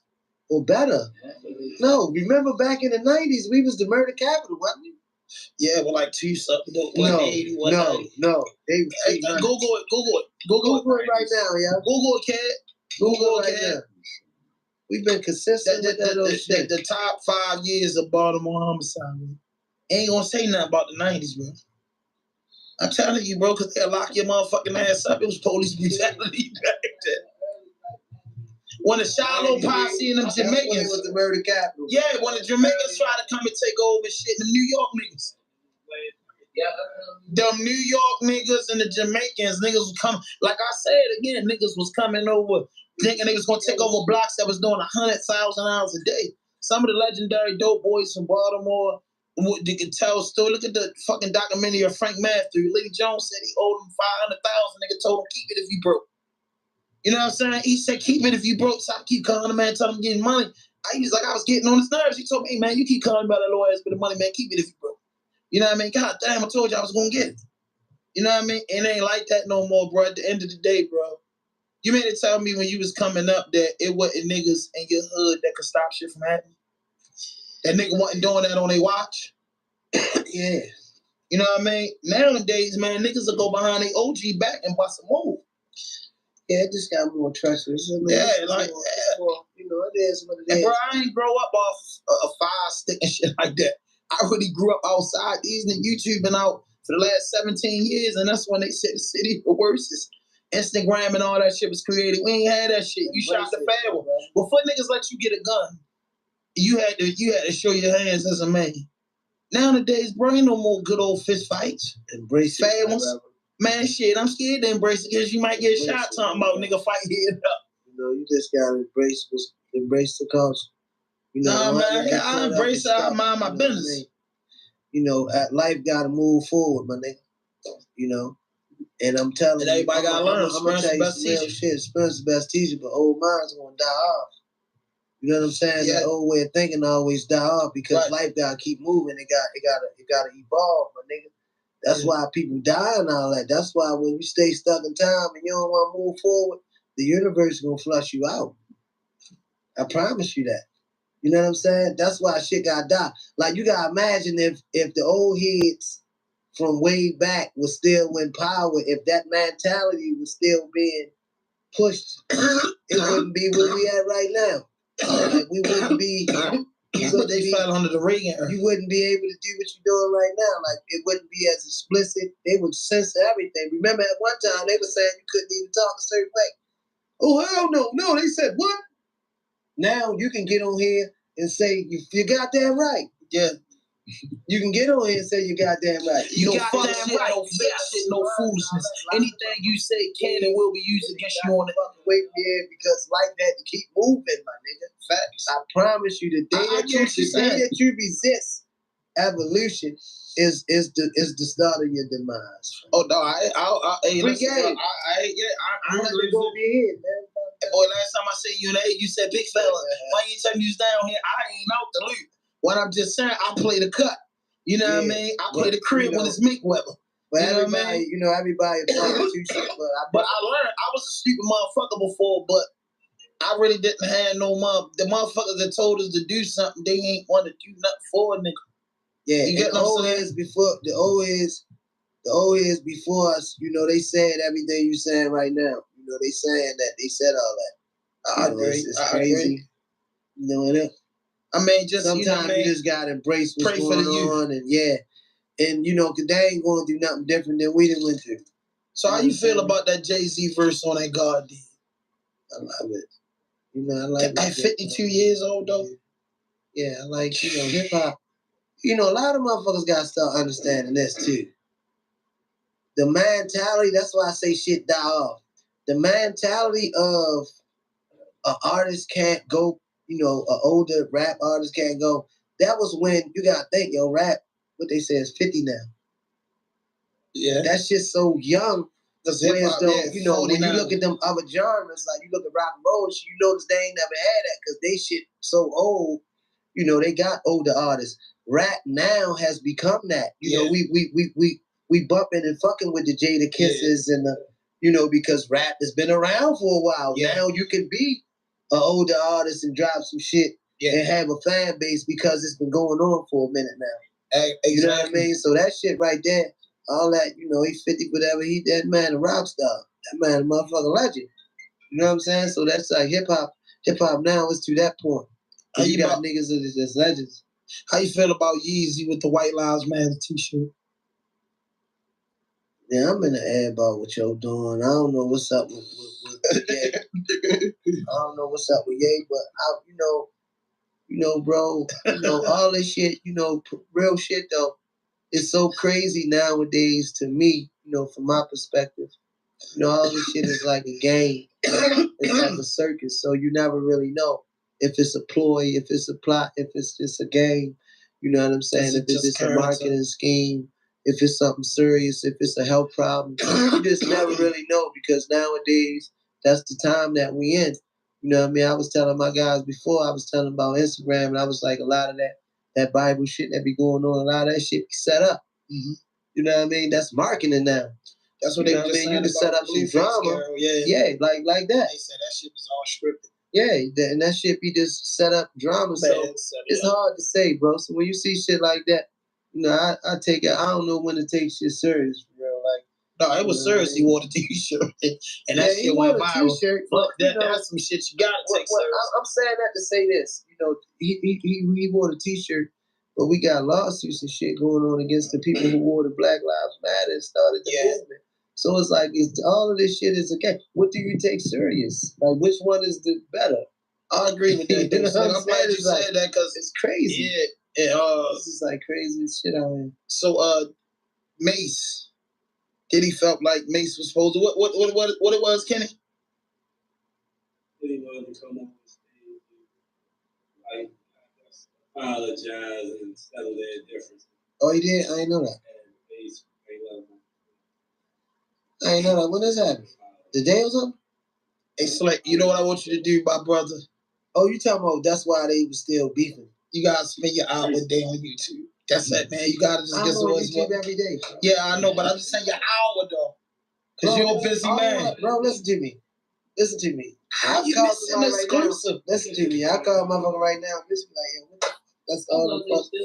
Whenever I'm in the car, I'm up on. I'm in YouTube. You know what I'm saying? I'm in YouTube, bro. All right, back. Yeah. But yeah, that's what happened. Diddy wanted to come on stage when Mace act like his right here. Mace told the nigga, I got fucking receipts. He say Black Rob don't got receipts. I see. Because he did. Biggie did. Who else passed away? Craig Mack did. Yo say nigga. And this was some serious shit that I know no man here play about. Yo say go ask your mother. He said, everything in your mother name, nigga, go ask your mother. Go ask your mother. Hey, Slick, imagine a nigga telling you, nigga, go ask your mother about it. Nigga, she the one that own everything. Put him out there on national TV. So we had a discussion about it, and I said, yo, Diddy been a dog. So my man Kenny said, man, you know, niggas ain't know their contracts, and they should have been smart. And I said, nah, you getting broke ass niggas from the slums. You calling yourself Brother Love, and you burnt them. You get what I'm saying? He Brother Love now. No, I don't know if he always was. No, but he was faking like it was love, yo. Diddy was Diddy. Have you ever seen a nigga be successful after Diddy? Yeah, he had a lot of successful artists. You mean after they wasn't all Bad Boy No More? The Locks is the only one I can think of. I mean, the Locks is the Locks. Besides them, the Locks been left him shortly after Biggie left him. I had the big beat. That ain't do shit to him when the Locks left. He had a lot of big niggas after that. He dropped Jock, Boys in the Hood, Daddy Kane, the bitch Cassie. He had a lot of big acts. So what you saying? That's his fault? I mean, if I work and make platinum records and I don't own my royalties and publishing, you know that firsthand. I'm fucked. No. I mean, this what I'm gonna say. If you work with Diddy and he gave you the platform and you did however many albums with him, and he owned the publishing on them albums, but now you're a star. Now it's up to you to carry your own torch now because you got a name. And then he blackballed you and you can't make no music. Nah, now who he blackballed? Everybody. I ain't know nothing. What artists outside the Locks? And they really why would he blackball? Nobody made records. That's a low ball move. Like, bro, nobody made records after Diddy. Now, do I believe he had people sign? Yo, bro, nobody made no money after Diddy. They didn't do shit after him. They didn't pursue anything. Man. Who after Diddy pursued anything? Carl Thomas. Come on, yo. They said they couldn't. That's what I'm saying. Look it up tonight when you ain't doing that. They said they couldn't because after the deal fell off, Diddy shelved them for 7 years. By the time they went somewhere, come on, man. To the band, yeah. Man, was making niggas walk to Brooklyn for cheesecakes, bro. Come on, son, bro. He was what? Man, what? Come on, just look at it. Puff Daddy. I don't believe that. I like Puff. Now listen, I like Puff too, bro. But Brother Love, man, is Brother Love, man. I mean, French didn't. I think French used his he did his contract. But French had something different, before he got with Diddy. He was popping before he got with Diddy. Diddy made a lot of them niggas hot. You can agree. The DVDs, French Montana had chopped him down. He had a lot of shit going on before he signed with Diddy. You get what I'm saying? French kind of was ahead of the game before he even inked. So remember, French was fucking with Maybach Music, Diddy, and a whole nother label. He had all types of crazy deals going on. He had Coke Boys going on. He had Dirt. He had Chinks Drug. He had no Spanish nigga singing, but he took the hit with Chinks Drug. You know, Chinks was supposed to be next. You know what I mean? To hold the torch down for 5 years. But I just think French like you. If you go with Diddy and you have success, GGL Slick gonna make out because before Diddy, you had a catalog. Before Diddy, you had business going on. So when you walk in the office with Diddy, it's strictly business. You don't need Diddy. You know what I'm saying? Because you ain't gonna walk in there like, yo, my hand's thirsty. If you say no today, man, I'm still going back to doing what I'm doing. My kids ain't gonna stop eating if you say no. If you say yes, it gotta be done the correct way, right? You know what I mean? We're going to work it out. We're going to work it out like men in the contract. I think that was like French for everybody else. I'm not just saying this, bro. This was some shit that I was watching on YouTube and on the internet and shit. And they were just saying that. Nah, but it's facts after I did my research. You know, you ain't a man if you don't go and do your research. Yeah, so when I did my research, I'm like, damn, yo, Carl Times, bro. You know, a lot of he supposed to still be around. Maybe you right. He was just singing. You know, maybe you're right, man. Yeah, bro, like a lot of artists that was out, you don't remember, look at Joel Santana, for instance. Hottest nigga ever. He just tell you, you know what I'm saying? Bro, he dropped I Can't Feel My Face. They took it off the shelf. Joel Santana was supposed to be just as big as Lil Wayne because that was that class of artists, and they was working together. And Joel's always went platinum, and he was with a big group just like Lil Wayne. He was with a group. Okay. No. Juju was done after, you know, the whole Rockefeller breakup. No, this is Little Wayne, no. No, what I'm saying is, listen, when Wayne dropped, right, and the Dipset dropped. Connect like Wayne. No, listen, remember, this is the Block is Hot Wayne. This is motherfucking Joel Santana. No, it's not. No, I'm talking about when they first started. When Joel Santana first dropped. Squad up, squad up. Yeah. And this is Dipset Joel's. Yeah, this is New York Intercept. No, the Carter 2 went out. 500 Degree Wayne, but the Carter 2, you know, that was his. The Block is Hot. Like this is Block is Hot. Lights Out. 500 Degrees Wayne. That's the three Waynes, and then that was the Joel Santana when he dropped one major album. Yeah, that went platinum. Santana wasn't that one shorty level. Nah, well, listen to what I'm saying. Slick, I ain't saying as far as the bars. I'm saying just the era come up. When Wayne and them, he came out of the Hot Boys. Joel came out the Dipset. Wayne dropped Lights Out. Joel's was in the mode.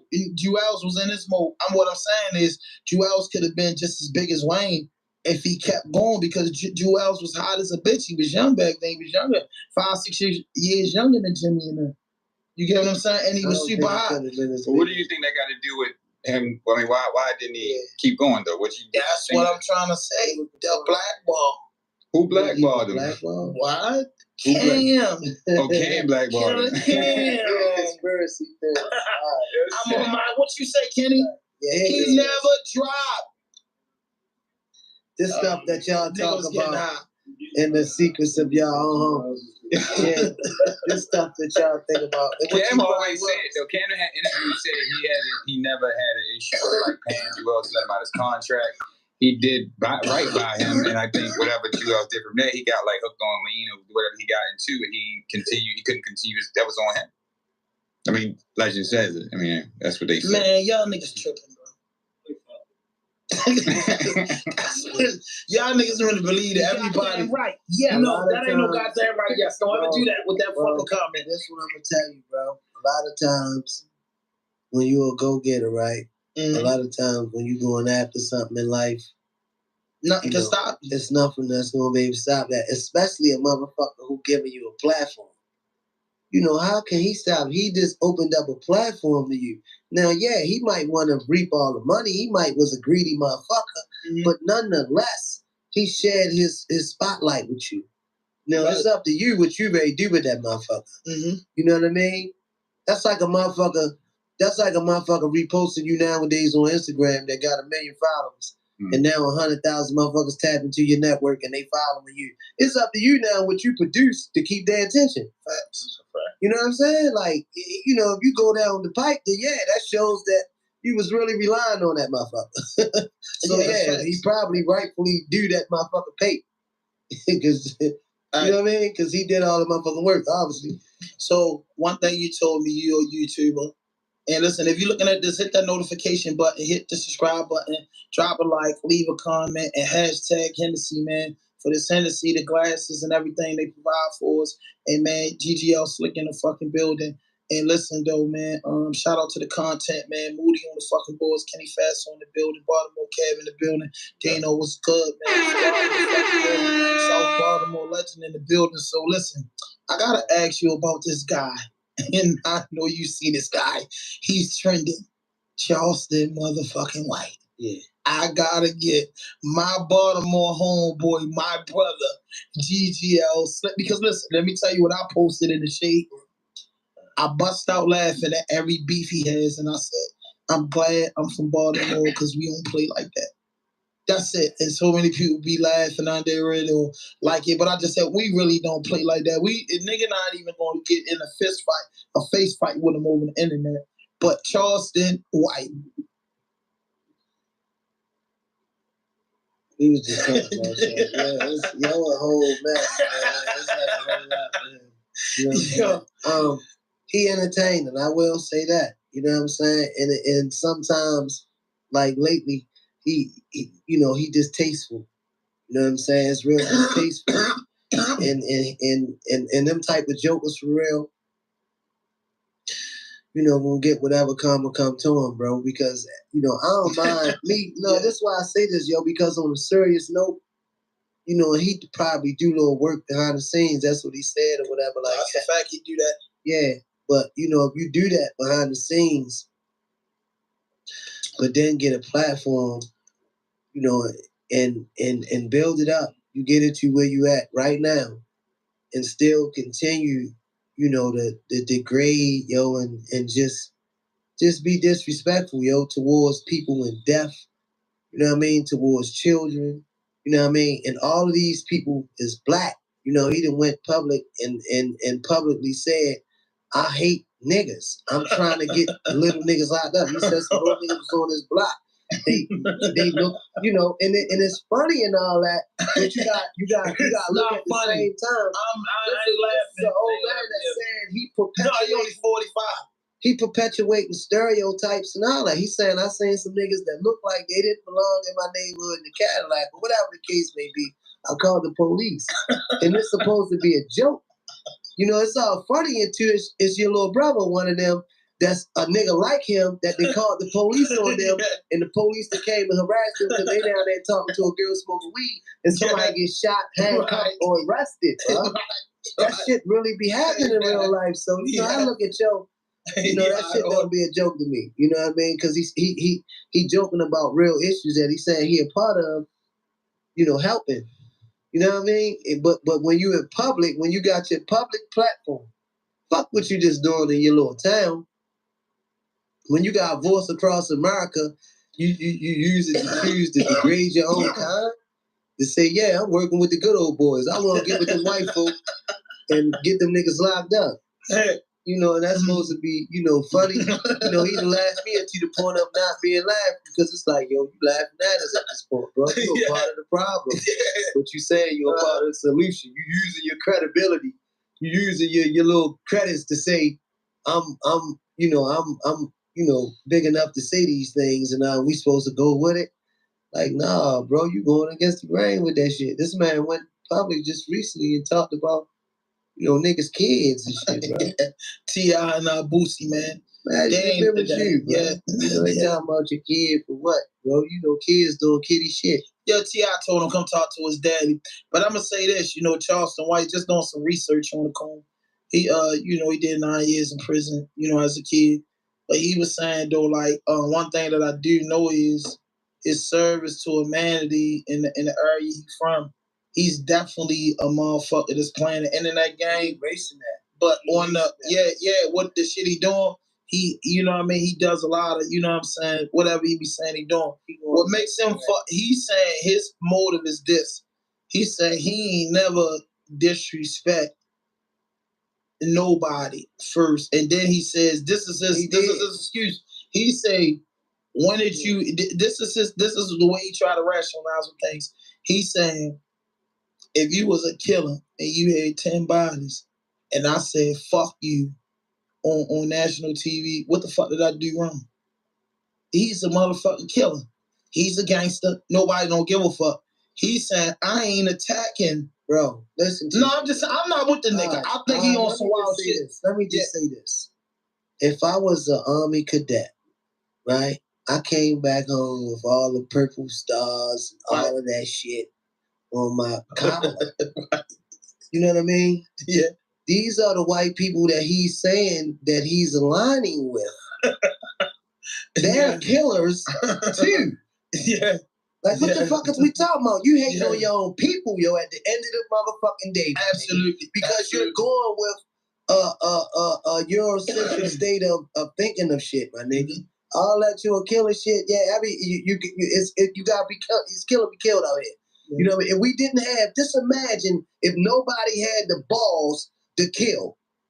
Just imagine who the fuck do you run to when you little and all that? You going to Big O or Big Bro, one of them that can knock a nigga out. You going to a motherfucker that got enough balls that to stomp out the opposition, my nigga.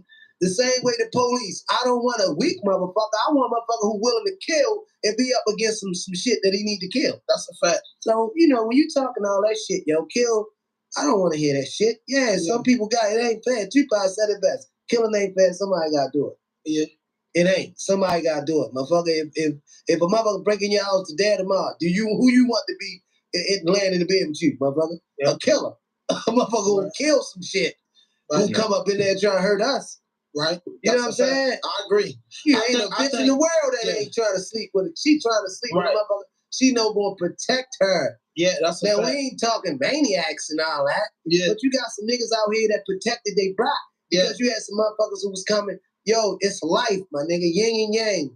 Good and evil. That's a part of life. Yeah. You got some niggas out here that got evil ass spirits. And you got some niggas who had to kill their ass. Yeah. That's a fact. I agree with you. I think Charleston White is totally out of order. Yo, for me, it's like my facts. But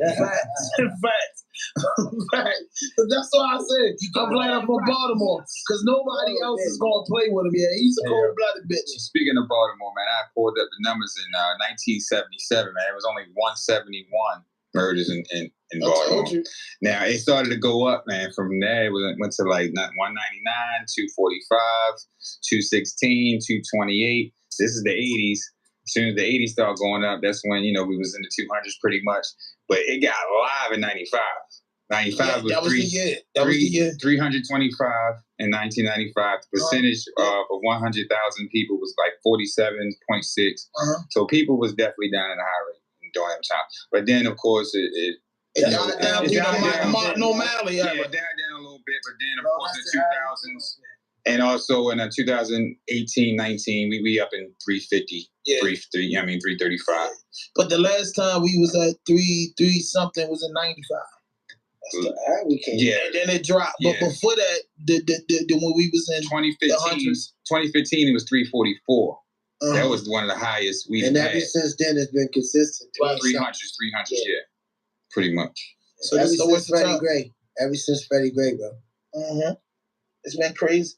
But yeah, though, I like your opinion on that, because I think the nigga Charleston White out of order, and I think that I understood at first, he was getting tough and he was leaning, but then when he starts saying, man, he said some shit, so like I just be laughing because I just know where I'm from. He'd get hurt. He said, man, he was talking to my bankroll Freddie or somebody, one of them artists in Yellow Beezy. He told that nigga, man, I'm gonna send people to your house. Y'all selling pills and shit. What's cool about coming into the game disguised as a good man, as a community activist, and targeting young black men that's trying to get out of their situation. You know what I mean? When you dealing with hip hop, you dealing with young niggas who, a lot of niggas, most the niggas who rap ain't even complete school and shit. You know what I'm saying? Niggas just got a gift for, he might try to drive life with his swagger and his character, his charisma, his wordplay. You know what I'm saying? Shit like that. And you coming in and targeting these niggas. You saying, I hate rappers, and particularly, this is a black genre of music right here. It's all you're we got. targeting this shit. You're targeting young black men. You're in disguise as an activist. He's a bitch. He's a bitch. You know what I'm saying? And now you're disguising with a comedian. You're a comedian. Yeah. And we supposed to accept that, bro? Yeah, that shit ain't cool, my nigga. If you really into your people, when you really into what's going on. Oh no, he got order. He wouldn't make you act like he a gangster. No, he real man. He's just doing the online. I don't believe none of that. He's Mason. We supposed to accept that? Like when we accept it just because it's online, we supposed to accept disrespect? No. Just because it's an online persona? But that's what, for me, what makes it fucked up for me is the clickbait. You know, I do an honest podcast, and I'm just speaking, you know, from the bottom. I do an honest podcast. I don't bring no men, no woman, no children, anybody I ever interview. I don't bring them on my platform to play with, because at the end of the day, respect is a concept. It's earned, not given. You know what I mean? Nobody can give you shit. You have to earn it, and you don't always have to earn it violently. Yeah, a motherfucker had to see you a good person for me to put my bag down and run to the store. You understand what I'm saying? So with that being said, that I ain't grow up playing with people. So when I laugh at it, I just be like, damn, I'm living in a time. Me and you, we the older guys in the room, we living in a time where this nigga getting hundreds of thousands of dollars more than what we really getting it honest, doing the bullshit to his people. And it saddens me that this house nigga coming out and doing this, and people glorify this and paying with their eyes. You know what I mean? It go back to the original question that you had about Ye. Mm-hmm. And I was telling you, like, it's hard to really say, you know, all this shit is fucking joke. You know what I'm saying? So it's like, it's all a money grab. You know, it's all to do what you gotta do type of situation. It's like it's a joke to us because we real niggas, so we ain't even, them niggas nowhere near us. It's a joke to everybody because, you know, even we street niggas, so, you know, it might touch us more. Behind closed doors, they kick in the bullshit. We might think they won. Mm-hmm. So it's really a joke to them. You know what I'm saying? So it's like, it's hard to really place all this shit. And it go back to what I was saying, yo, you just gotta keep moving. You just gotta take this shit as this what's going on. So like, you know what I mean? Like this what they doing. Like this what the fuck going on now. It's goofy. So you come up in the music game of the era. You had the blessing, and you know, Allah bless you to live through the era of radio and podcasting. Which one you like better, radio or podcast? I like podcasts. It's more connected. You know what I'm saying? It's more connected. It's more organic. And it's more accessible for real. Like, you know, with podcasts, you don't got to tune in right now. Like with radio, you had to be there at a certain time. Yeah. Or you missed out. You missed out. Podcast, you know, it live on. It's a win. Yeah. So with that being said, like outside of, you know, Baltimore, you watch podcasts? Yeah, I watch podcasts. What's the ones you be fucking with? I fuck with Flip. Oh, Queen's Flip. Yeah. Yeah, I fuck with that. I can see you fucking with Flip on the move though. Cause Flip funny as a motherfucker, man. My favorite one when he ran in the pool with the nigga sneakers. I like sneakers, so I was like, yo, I know they was a replica, but I'd be like, bro, I know since Flip, if you'd ran in there with that boy sneakers and that claw ring like that, he'd slap shit out you. But I watched him come up. And he started out sort of like me, interviewing crazy interviews, and I seen the way Flip made himself a brand. Yeah, Flip, his personality. Yeah, I fuck with Flip. I fuck with $1 Million Worth of Game and Drink Champs and shit. What you like about $1 Million Worth of Game? They just relatable. They real relatable. Even like the conversation. Like I'm into good conversation. You know what I'm saying? So like, they real relatable. The way that they conversate with the guests. Mm-hmm. You know what I'm saying? So I like that about them for real. That's cool. And Drink Champs? Drink Champs too. Like Drink Champs, Drink Champs probably my #1 joint. Yo, I ain't gonna lie to you. Me too, like yo. We from that. I like what they created. And it ain't just that though. It's like the way that they do it, the way that it look, the way that it feel, you know what I'm saying? It's like it's the top tier joint. Yeah. It's like, it's top tier. It's like if you on there, it's like it's top tier. It look good. It feel good. The host is like A1. You know what I'm saying? Like I like what Nori doing. I like how he transitioned. I interviewed DJ EF. For real? Yeah, I like EF too. Bro, I thought I made it. Yes.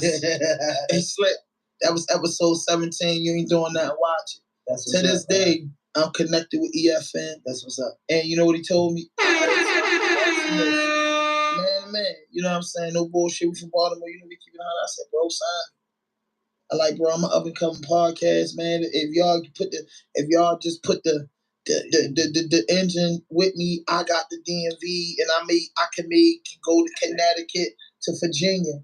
I can lock down this market, and I'm not aiming at what y'all aiming at. And he told me, he said, the people we fuck with, and something, they need you to have 50,000.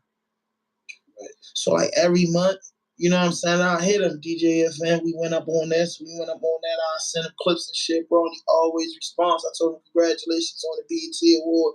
He always responds. And I caught it. And this for anybody that's inspiring to do shit. He had 25,000 subscribers. And I remember Nori had 1 million at this time. And I said, yo, I'm going to jump in his DM because he got to see it. He only got 25,000 subscribers. That was my whole game plan. He doesn't have enough subscribers for the level that he on, doing all these great interviews. So let me get it. Boom, hit me back. And I was like, man, I'm spying on podcast. Jordan, I was like, man, can I do an intern shit? And this ain't no dick riding shit. This is like just being a man about shit. Bro, I don't really know about this business. I know I got the cameras. I know I got the ambitions. Boy, imagine you talking to EFN or even if you talking to North. These niggas legendary in what I'm trying to do. We ain't never been no niggas afraid to say, bro, I don't want nothing from you, but I can learn from you. Just let me sit here and learn. Let me know what the board is. Let me know how to work with the phone if I ain't got the cameras. Let me learn. I don't want nothing from you. You get what I'm saying? So this is what he told me. Man, we don't really do internship. We don't do this. But look, man, I do an interview. They had some shit called Midnight Barbecue. They had some shit called Midnight Barbecue out in D.C., Slick. And he invited me, Slick. I got to look at you and tell you this. He invited me, Slick. He gave me, I ain't even never had this, Slick. And I'm going to tell you, I never had this in my life, Slick. Fellas, I never had this in my life. What he did for me. He asked me how many niggas was with me. I told him 10. He said, man, I only can do about 4 unlimited. So I said, shit, the 2 cameraman, me, and my partner Kenny, the rest of the niggas just entourage. So he explained to him, we all got VIP exclusive passes. Well, me and 3 other niggas had like 4 other bands. Bruh, I ain't know because I ain't from there what these bands meant. These bands meant it was a sizzle there. It was just a bunch of people that were superstars that I had the access to go in a dressing room as media. But I ain't know the shit. EFN broke it down to me, like, man, you could go anywhere. And I'm like, damn. You know what I mean? And I didn't use that opportunity. And I was like, damn, I couldn't interview. He's like, look, man. He's like, you got the bands on. Look, just set your shit up right here. You can set it up anywhere. Once they look down at your wrist and see you got unlimited VIP access, he put me on Drink Champs guest list. That's just when I said, can I get a round of applause for DJ EFN? Miami stand up. Shout out to the Columbia descendant. That's my man. That's my EFN story. And I ain't even gonna tell a noise story how he treated us, bro. But so you my man, bro. What Nori do, yeah? What Nori do? I'm not telling you. No. What Nori do, man? No, I need sponsors and I need the money. I can't tell you my DMX stories and I can't tell you certain stories until I get a little bit more, man. Okay. You know what I'm saying? That's it. I gotta hold something in the bag, man. Okay. I'm getting older, man, so I gotta hold something in the bag. So Slick, what's going on with the shoe brand? Just give me the top three things that you focus on in the next month, and in the fourth quarter leading into next year. Give me a 6-month rollout. The GGL spreaders for sure. We revamping, we reorganizing. I love that name, by the way, bro. Yeah, we trying to figure out different ways of distributing it on a larger scale. So that's really like on our 2023 list. The GGL runs. Yes, we trying to spread love with that. we trying to get into the to that market real heavy. You know what I'm saying? We got hold up, man. I know the bags don't say what they say. Because I'm telling you, the GGR runs straight delicious, top grade, holla at your boy. But I didn't know because I grabbed a bag and I'm a fan, weed fan. I busted down and rolled up. I ain't do. But I'm reading the lyrics on the bag. What it say on the bag? All the killers come from Slater Road. Yeah, I like Slater that. Road pack. You know what I mean? Yes. And it was organic. You got damn right. Yes. With this, a fan had created the design. I sent it to my guy and had it pressed up. We already was in the works with the, so it just came together. We didn't know how, what type of graphic we was going to use. And it just so happened a random fan had crafted up a design. And it became the Slater Road. The Slater Road song was just so organic, and it connected with the people. A lot of people, and I wasn't so much surprised, but I was because the song was like a personal song. It wasn't like I felt that. It wasn't like a song where it was like I'm trying to make it for everybody. It was just something that was on my mind, and I really was talking our real tales or whatever that niggas that went through or whatever. But I think it was the beat.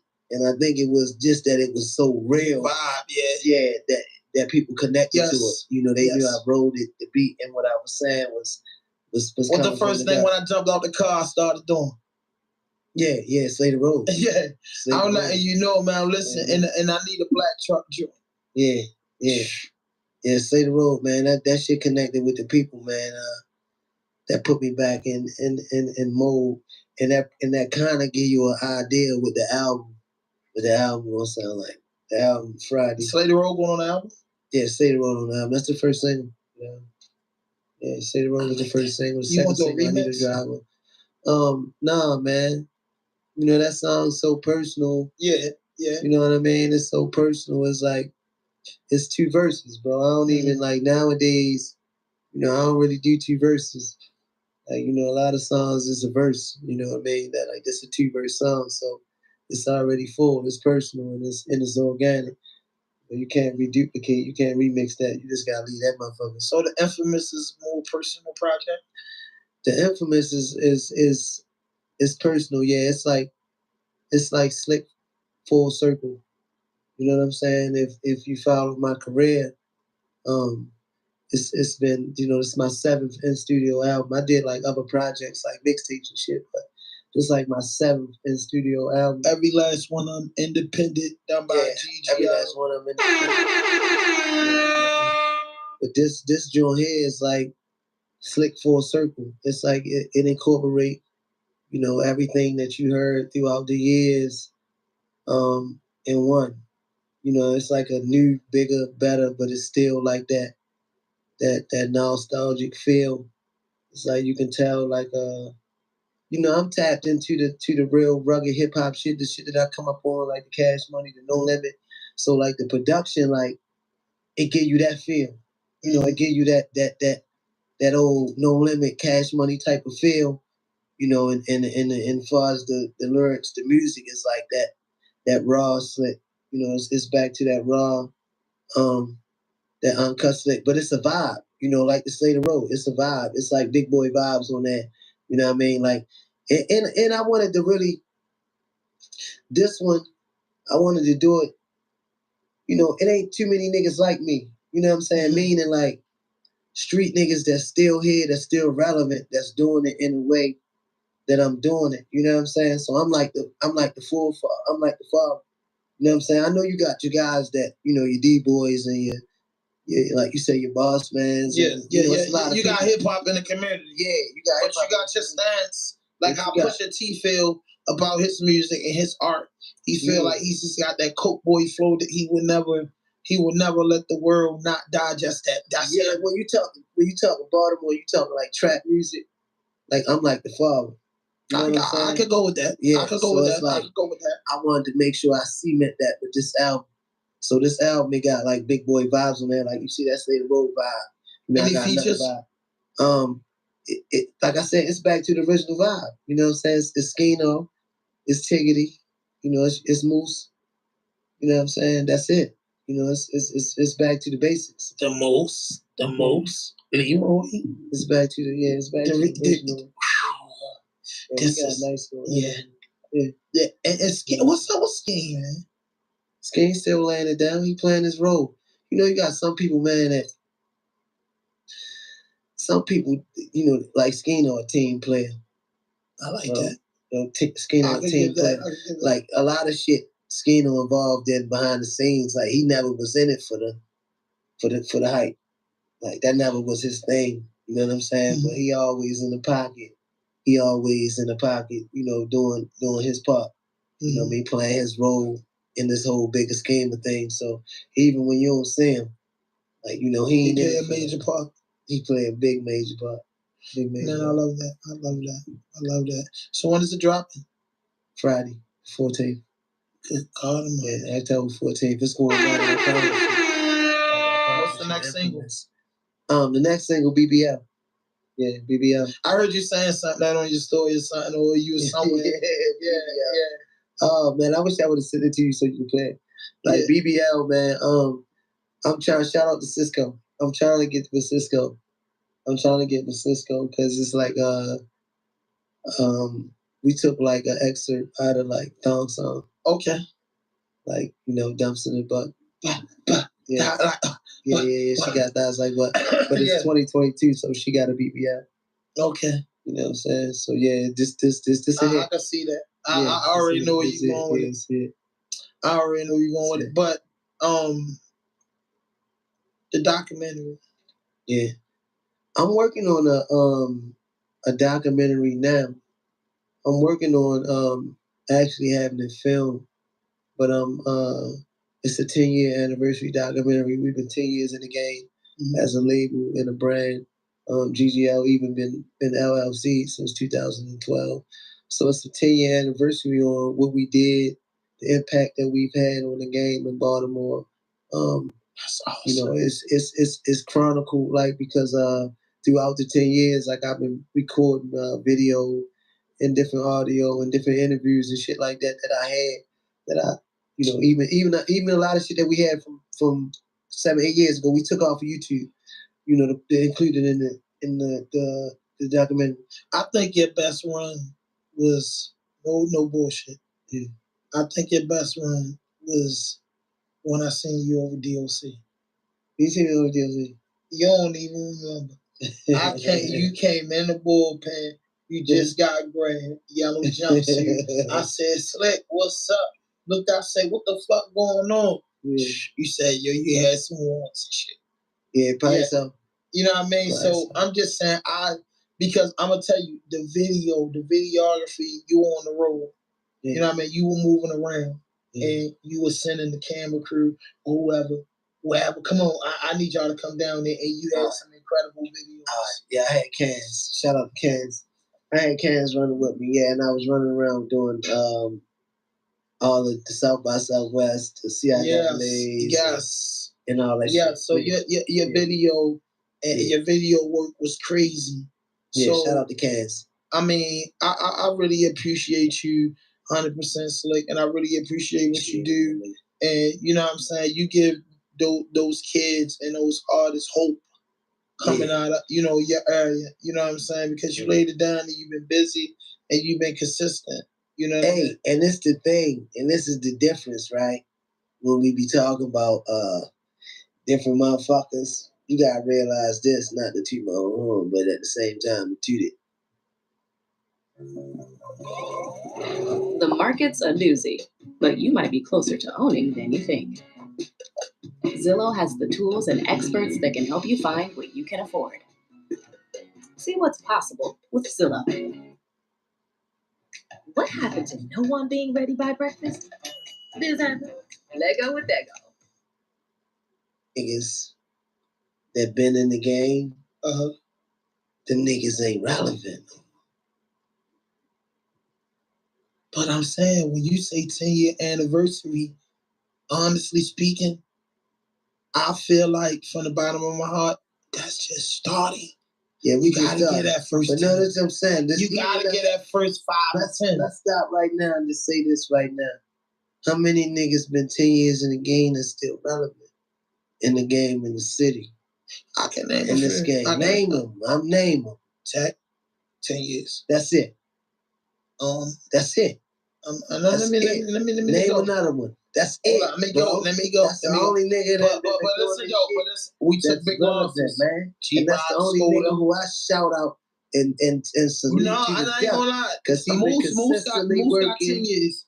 Moose got a strong years, bro. I've been working with him from the jump. Yeah, show you the post it. What year the post it drop? Let me show you the receipts. I know. I'm a hip hop connoisseur. The Chirac 2014, bro. So I said a strong 8 going in the 9. He got the strong 8. You know what I'm saying? Yeah.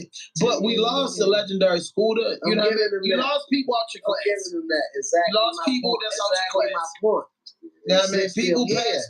Exactly my point, bro. This shit gonna happen. Yes. And you gonna have some niggas that's still standing. So that's why I don't feel like Infamous should be your Black album. Well, that's why I'm getting to, right? That can't be the Black album because you just planted your Black album meaning, bro. You know, Slick bigger than that shit, bro. You know what I mean? Not that ain't saying that ain't the last. You still might get a long ass Khaled verse from Slick 5 years from now. Okay. On one of these little niggas albums. Okay. That's popping and rolling. That they know that I done kept it trill with and assisted them in the way 5 years prior. So it's just that I'm playing my role, bro. Like, and I'm knowing what I'm doing out here. Like, and a lot of niggas don't know that. A lot of them niggas who should have been doing that ain't do that. They still chasing that. They still doing that. Step back, take your knowledge, and let's get to work, bro. Yeah, we need an industry. We building an industry. Yes. We need a P. Diddy. We need a QCP. Man, Ella was just in the car. We say we ready to build QC. We need his sex and shit. We the niggas is ready to bust this bitch wide open, bro. Like, you gonna need a nigga like me. I done been through the motherfucking rain and dance and all that as an artist, bro. So I know what the fuck it is. And I wasn't just an artist, independent. Bro, we done sat in offices with these motherfuckers and, you know what I mean? We didn't, come on, bro. You know what I'm saying? We done negotiated different shit. We done seen these situations. I've seen this shit early on through the early on vlogs. We done sat with these people at Universal and different little shit. We know what's going on. I done met your Irv Gotti's and your things of that nature. We done rub elbows and talk business with different people to the point where now we gotta bring that shit back home. And because that shit ain't happened. Like you said, nigga could have popped up in 2017. Them bitch ass niggas got me locked up. You know what I'm saying? Nigga went to jail, had to sit for 2 years and fight all kind of shit. You know what I mean? Thanks to God, I went and had enough balls to take it to trial. Round of applause for that. Come on, my nigga. Ain't too many niggas standing on this shit. I'm standing on, bro. I'm that guy, bro. I'm really that guy. I respect you as that guy. I wouldn't respect you another way. No, but see, the thing is, because I'm not. A lot of these niggas is popularized, you know what I mean? So they going around and they being real boastful about a lot of shit. Me, because the way I came up, I'm really, a different type of dude. But hold up, Slick, you can't say that. Because let me tell you, I'm gonna talk to you from a fan standpoint. When you think of GGL, go-getter, lifestyle, everywhere y'all went, y'all look nice. Everywhere y'all did, y'all presented yourself the right way. Y'all had the right videos. I seen you guys perform early on when it was just 60 backpack heads. That's what I'm saying. Nah, let me finish. And you carried yourself accordingly. I'm telling you, bro, that most of the time I don't recognize the recognition, bro. You not left out of the wall of success and grinders and beast modes. You get what I'm saying? Hey, hold up, because in the conversations in other rooms where, you know what I mean, you might hear about my podcast and, bro, your name is popped up in other rooms. You've been doing this shit so long, bro, that niggas respect you as an artist. And guess what? You make good enough goddamn music that if you don't like me as a person, you gotta respect these tracks. You gotta respect these music, and you earned that in Baltimore, and you couldn't get that, and you have the right to feel the way you feel because you couldn't get that if you didn't put that 5 the 10-year run. And I don't feel like, I feel like we took it. I don't feel like it was supported and publicized in a way. What I'm saying is, when I was saying about the relevance thing is, when you talk about niggas from our era, bro, when you was talking about that era, I stand alone on that. It ain't a nigga from our era that you gonna talk about nowadays that's doing what I'm doing, bro, because a nigga got a certain perception of. So, I don't get the recognition of breaking that barrier, bro. Like, I stand alone on that, bro. Like, even when you naming the YG text now, that these younger guys, bro, that's their era. They supposed to be taking that motherfucker by the wings. Nigga, I come from a whole nother, but that shit wasn't even cool to do. I wasn't even letting niggas know I could rap, because that shit was some clown shit, because I was really a street. So, but you was doing the radio and the rap shit on the radio before 2012, because you say... No, I wasn't. So that was in 2012. You was having a radio buzz and shit like that. No, I ain't get a radio, and we did Master P in 2014. That was when I first started getting recognition. But I was rapping since 2012, 2011. But I'm saying, when we see you performing in like 2013, right across from the probation, that was 2012, bro. Yeah. So I mean, that was 12 when y'all did that show down there. So I'm just saying. So I go back. So he can't hit me with the shit. Listen, that was our second time ever performing. So that's when we started. So now let me ask, who ain't lived through the era? Who don't know? You get what I'm saying? What's he talking about? Bitch ass niggas got your car, got your tax money. Get that motherfucking car out the way. Y'all fucking up. I was there. We pulled up in the Porsche, bro. I had a Porsche Cayenne at the time.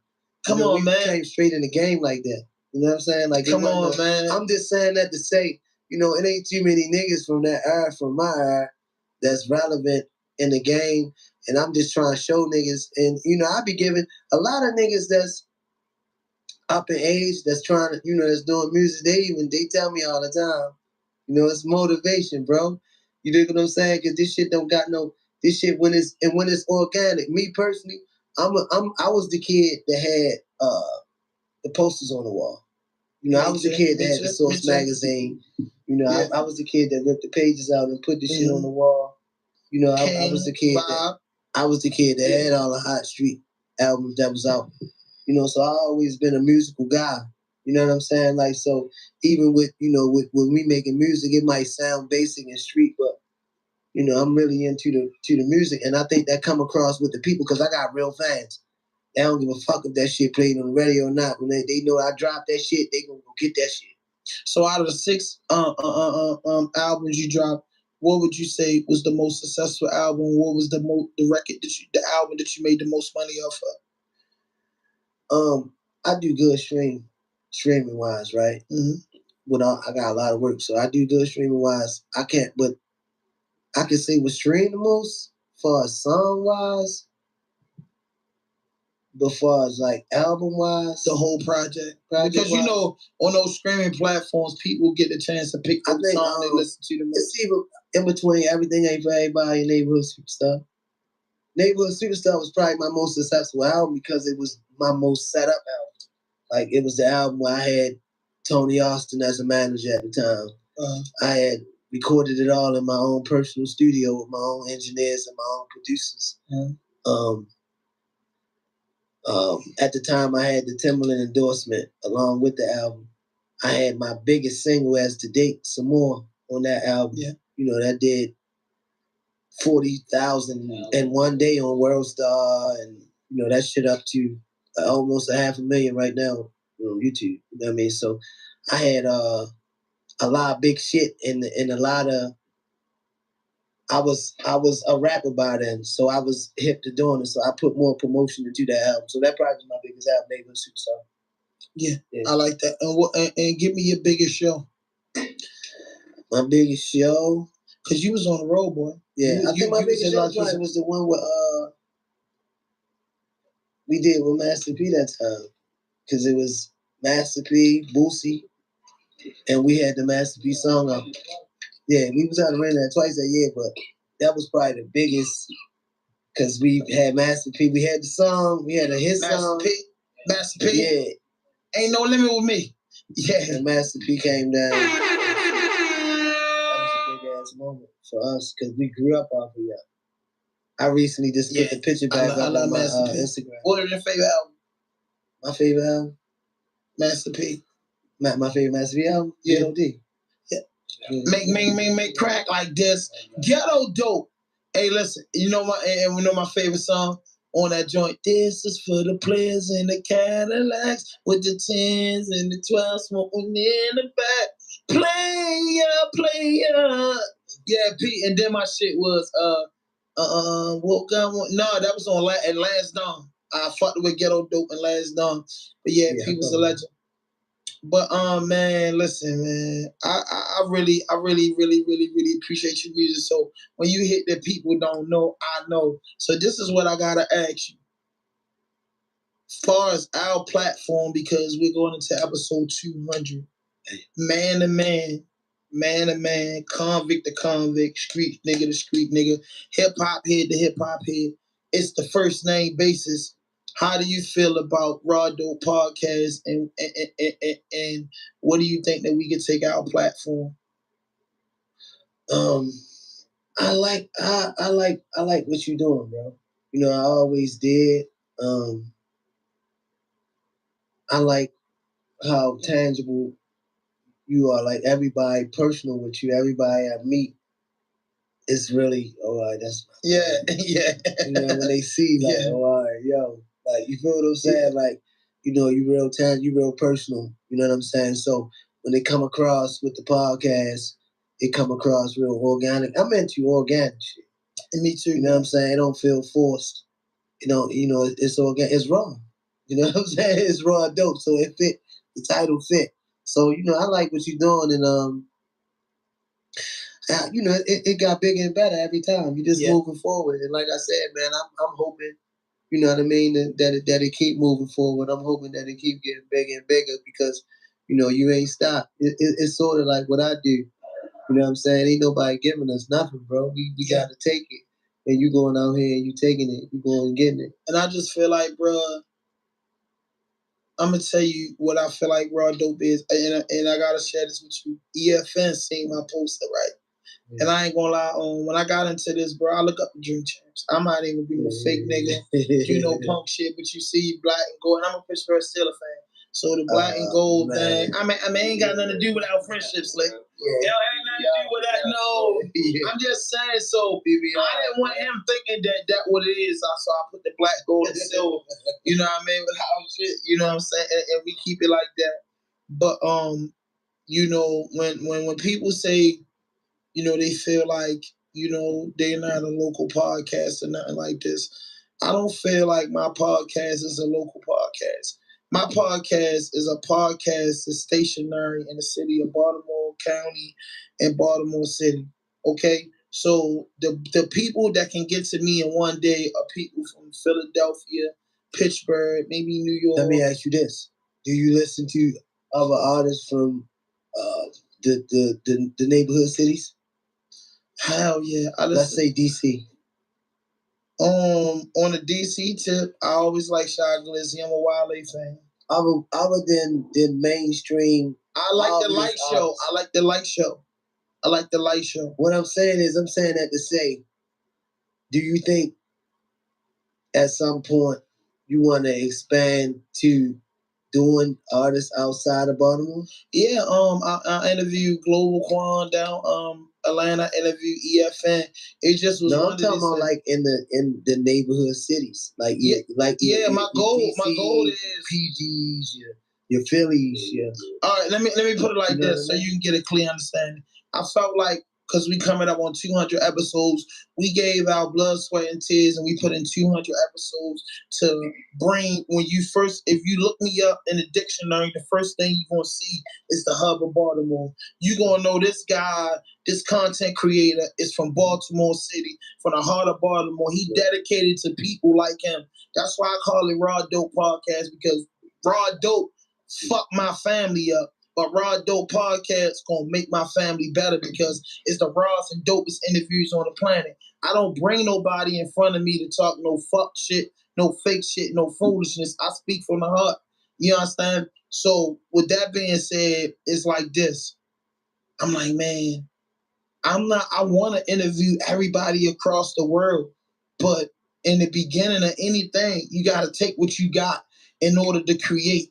So I said, man, the quickest niggas I can get to, I can go on GGL Slick, hit his phone, I can hit Moves, I can hit this artist, I can hit Money J, and they hear, and then they're making a step. So then we said, bro, the goal is we got 8 more episodes going into 200. Now we say we're going to focus on the DMV. But I'm trying to shoot 4 podcasts a week going to 2023.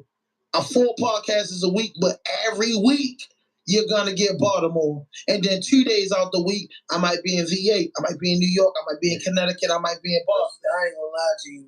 Once you really tap in, like, yo, you got a lot of artists, like, just in globally Maryland alone. Yeah, Maryland, yeah, globally. Like, outside of just Baltimore, bro. So my next step is the DMV. Like, I had Rose. What's the dude is? I had a couple artists from the DMV, but I just say the quickest thing I could do before I could reach out to you know what they say? You got to prepare yourself in the house before you can go outside. So I had to learn inside the house, which is Baltimore first. I had to connect with my people and make a pathway to get relationships with everybody that I love and I listen to let them know this is a hub and it's a home, like 88.9, because these other platforms and these radio stations not doing that. Now I'm in position that I got a bag behind me, which is 200 episodes. Now I feel comfortable tapping into DC, tapping in everywhere. You know why? Because Baltimore sent me off that way. You know what I'm saying? That's the best way I can explain it. My city sent me off that way, so now I can be a beast. Because guess what? You can't say, oh, this nigga made it big and forgot where he come from. No, I did that 200 shows. You know what I mean? So I look at the next 100 shows, man. I'm focused on DC, Virginia, Philadelphia, Pittsburgh, goddamn New Jersey, because I know Newark, New Jersey. It's slept on. Trenton, New Jersey. It's slept on. Camden, New Jersey. It's slept on. Chester, PA. Slept on. Pittsburgh. Slept on. Boston. Slept on. Connecticut, Albany, New York, Syracuse. So I got in my mind, I got the blueprint written up. I listen to these niggas. All I got to do is go on YouTube, hottest artists in Syracuse. They're going to give me a list of the artists that's doing something in Syracuse or who got the most streams on it. So that's how I get down. So like you said, I might meet the artist. He might be the next big thing. And I said 15,000 subscribers on Instagram. Hey, bro, I'm trying to interview you. Man, yeah, but Baltimore too far. Nah, nigga, I'm here now. What can we set up at? So, you know what I'm saying? We got plans to do that. So I'm on the road. My brother, shout out to Content Complex, Dino. He getting me locked in with Hennessy. All this shit made by, what's the whole company called? Moet what? So the company Moet Hennessy, so they do all this shit. So we getting little shit day by day. And like you say, Slick, we know firsthand. We got it from the bottom. Ain't nobody give us shit. We ain't suck no dick. We ain't kiss no ass. We work for it. So yeah, we locking in. No fuck shit, no fake shit, no foolishness. Anything you say can and will be used against you on the internet. Raw Dope Podcast. So we ain't never do no phony shit. So yeah, going into episode 200, we plan on expanding and just getting out there to our artists. So man, once again, man, I always appreciate your conversation. And again, man, tell them where they can find you at on social media. I'm at the Slickster 101. And tell them what time that album drop on Friday. Oh, man. Listen, man. 2 days. Pre-order that joint right now. GGL Slick Infamous. It dropped Friday, really Thursday night at 12 a.m. But make sure you get that, man. I promise you it's a classic. Hey, listen, man, tap in Friday, the infamous album on the way by GGL Slick, one of Baltimore's top independent artists. He been putting it down. Show some love. Follow him on all social media platforms. And if you're looking at this, hit that notification button, hit that subscribe button, drop a like, leave a comment. Shout out to the Content Complex for having us, man. This episode 192, Raw Dope Podcast, and 5,000 GGL Slick, and we out of here.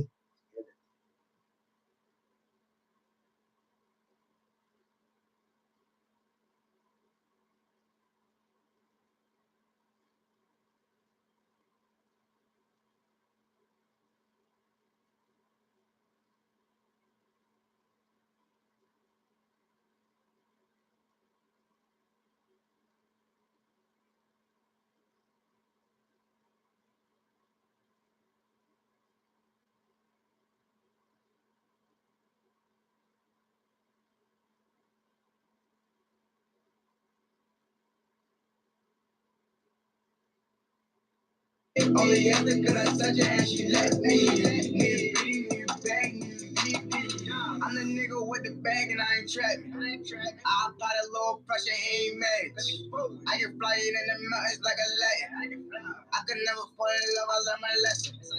Grandmother threw a lot, so it's a blessing. If my niggas down bad, I'ma catch them. 15 to 1500, who want pressure? Yes. We back in the building with another podcast, and this is Raw Dope Podcast, and I'm your host, Hand 5000, and I think it's motherfucking episode 106. But check this shit out here. When you think about underground hip hop, you think about the younger guys under 30 that been putting it on. Baltimore been lit with these young motherfuckers doing their thing for at least the last 10 years hard. And in the last 3 years, different artists rose. The concrete rose, grew up out of the concrete. This young man right next to me, man, you know him for going viral numerous of times. You know him for putting out, projects. You know him for standing up on his own too. You know him to be a soul survivor. Hey, he is one of the controversial motherfuckers in the goddamn city. And he's definitely still dragging. You feel me? The music is A1. The movement is A1, man. I got Wani Sosa in the motherfucking What's happening? What's happening? Wani shit, bitch. Yeah, listen, man. We happy.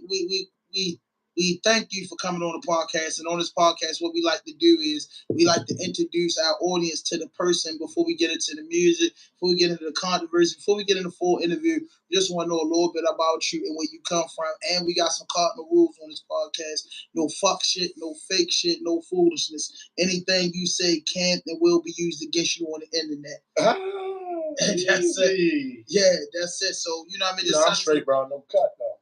Yeah, I live by that. Facts.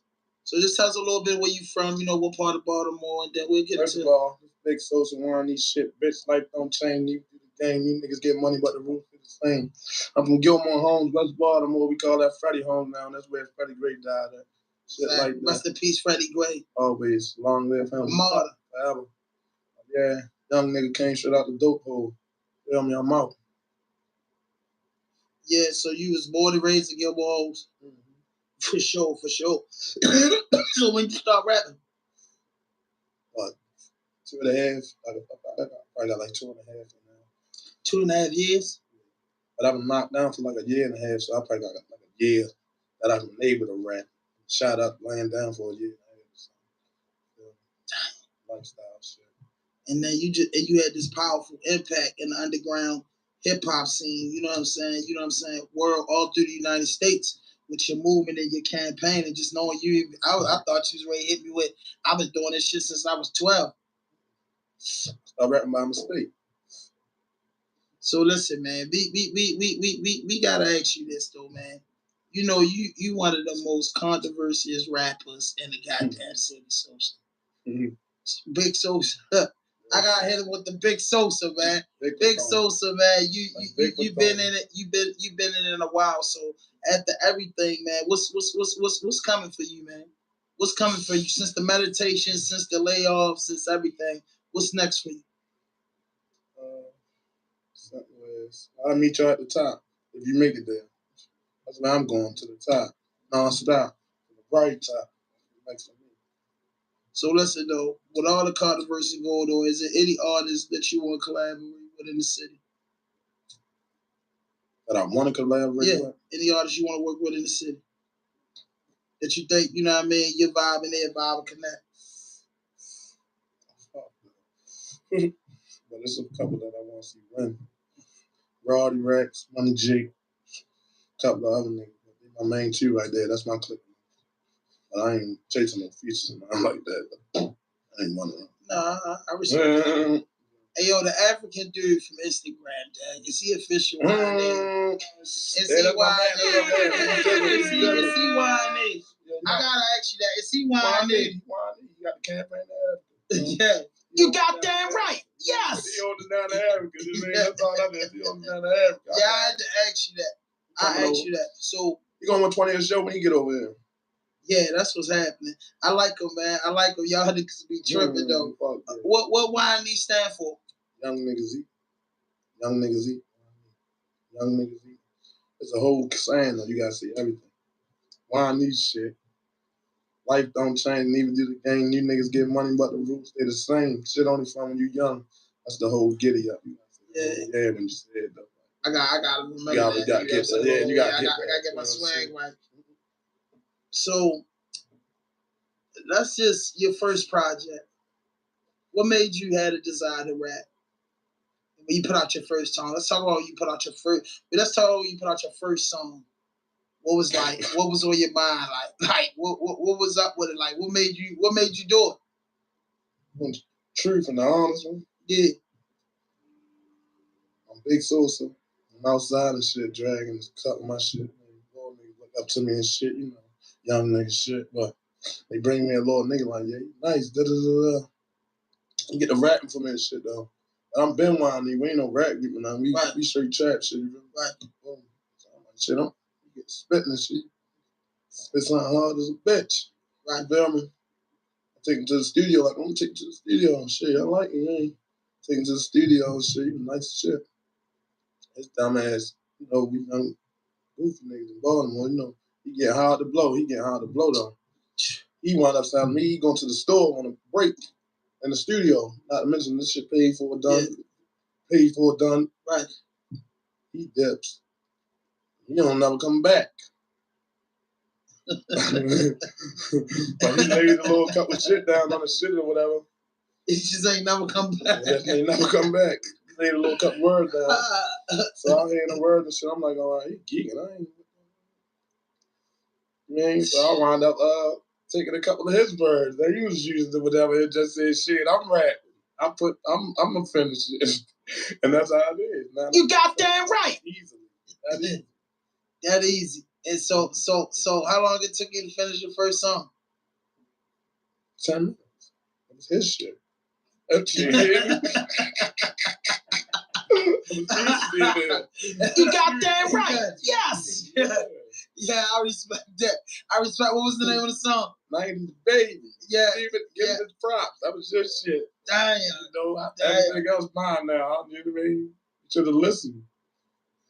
So give me I got two questions in one. Give me the most positive and the most negative thing you've done since you've been rapping. Most positive. The most positive things you've done since you created your brand as an artist. I'm positive in my mind now, but I ain't been doing positive shit. I've been in the streets, so I can't really spread my wings and be out and get people this without 200 shots ringing off and all that right now. So first, when I started, I can say I was doing everything. I was collecting the kids, getting them in 16 packages, 32 deep, going to hotels and shit. Easter's doing their hairs and cookouts, free food, all that. But I mean, niggas, you know, when you doing shit like that, like you want to be the one out there. So I mean, shit come. Like niggas be hating on that.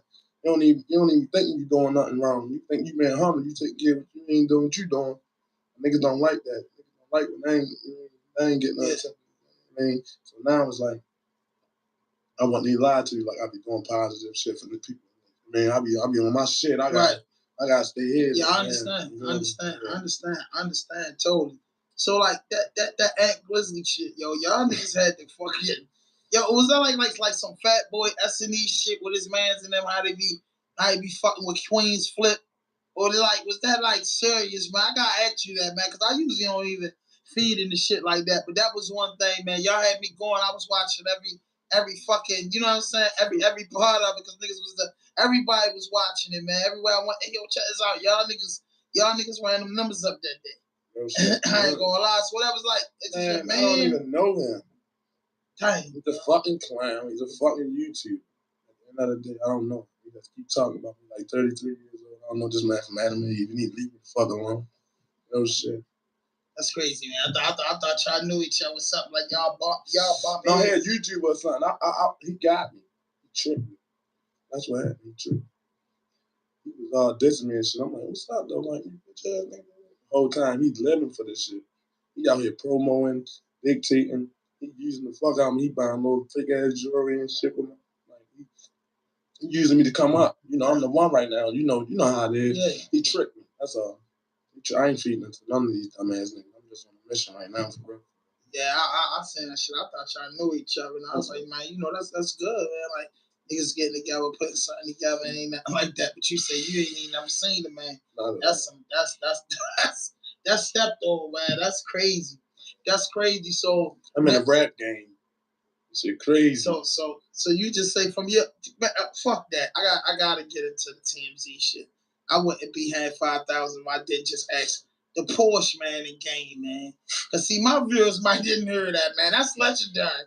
I made sure, hey, you looked it like a straight Baltimore nigga that just did some hot shit. The homies from around the way could rap. So what the fuck? I ain't fucking with you in that cup. But them niggas out there green as a motherfucker. You done made that motherfucker look good. You had a nigga that went 5 times platinum time. But yo, you know what I mean? Yo, tell us about that, man. Tell us about that. Got to tell us about that joint.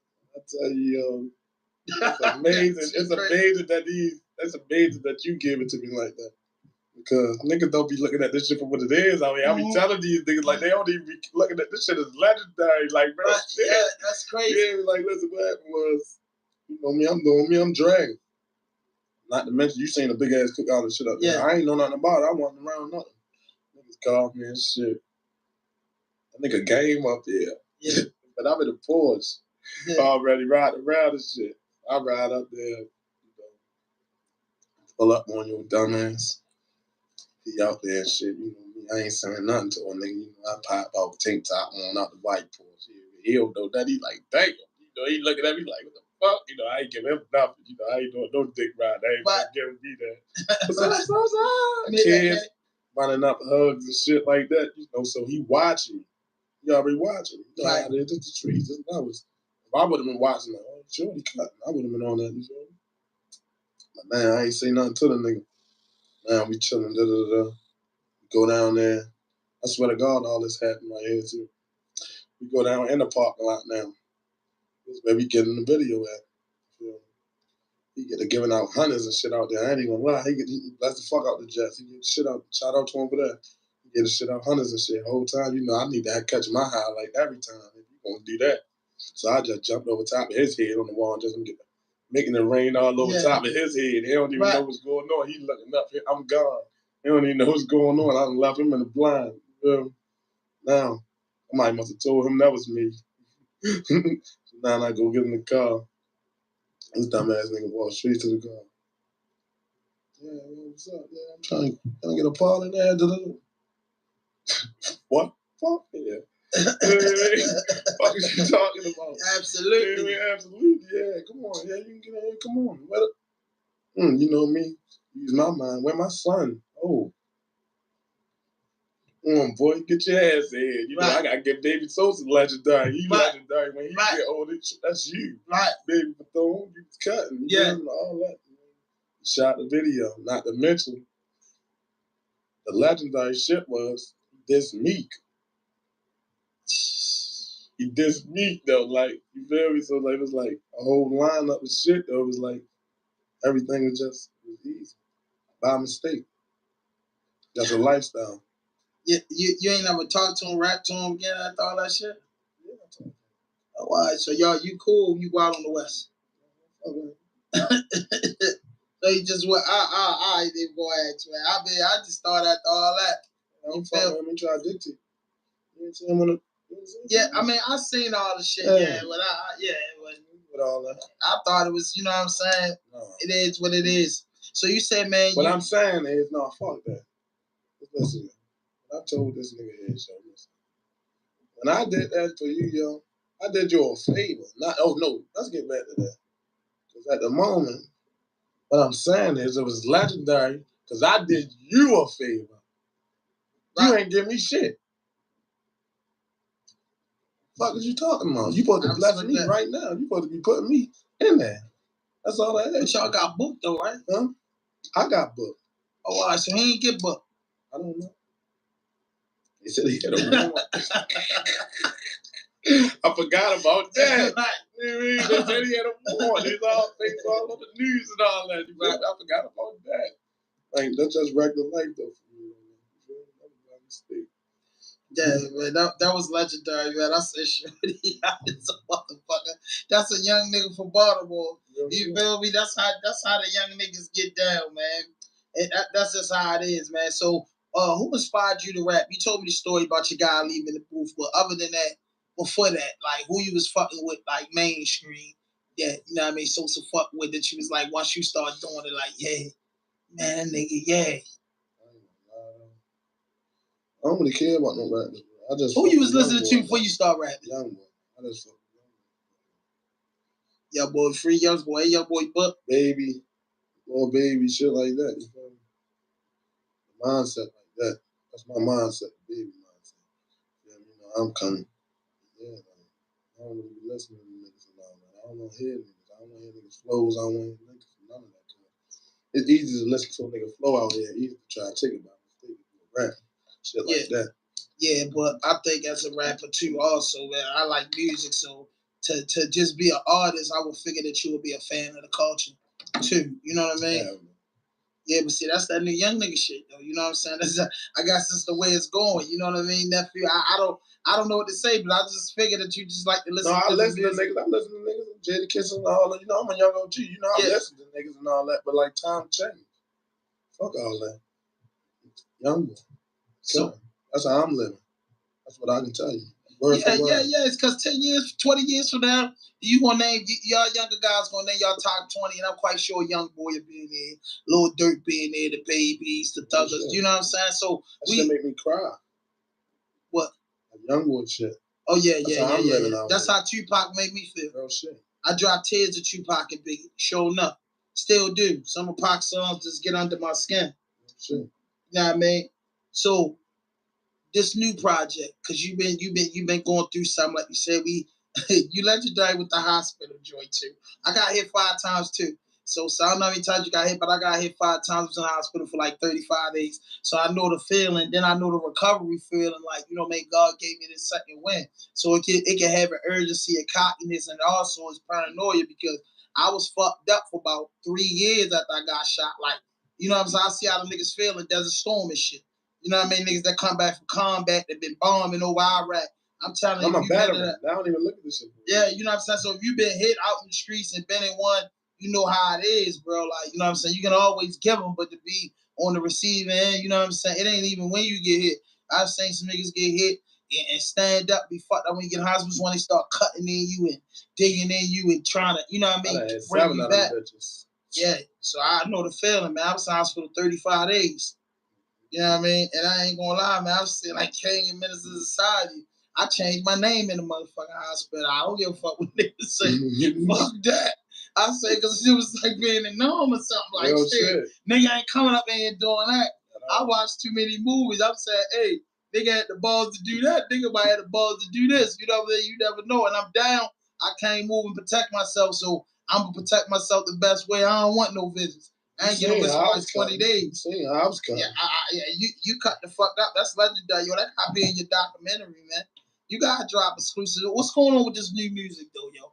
Let's get into that. The new music, yo. Is the new music coming with the visuals, and then can we get a day in the life? Yeah, I seen it. That's me in the hospital with the heat. Yeah. I ain't with none of that in the hospital. I know exactly what you're talking about. Yeah. You know the feeling. So what's you goddamn right. What's going on with the new project, man? This gotta be so something. Nasty, yo. This shit nasty. Coming, yo. Ball for ball, yo.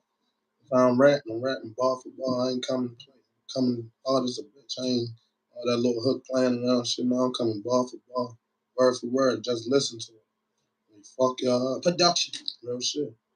Production. Who producing? Man, I got a couple niggas on there. I don't really be giving up my shit though. Right.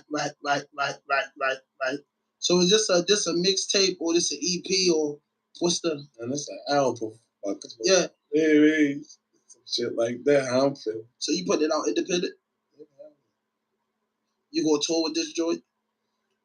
Never happened. Coming. You gotta let the fans know something though. Like you gotta let them know like they can't let them know you nothing. know motherfuckers gonna say yeah.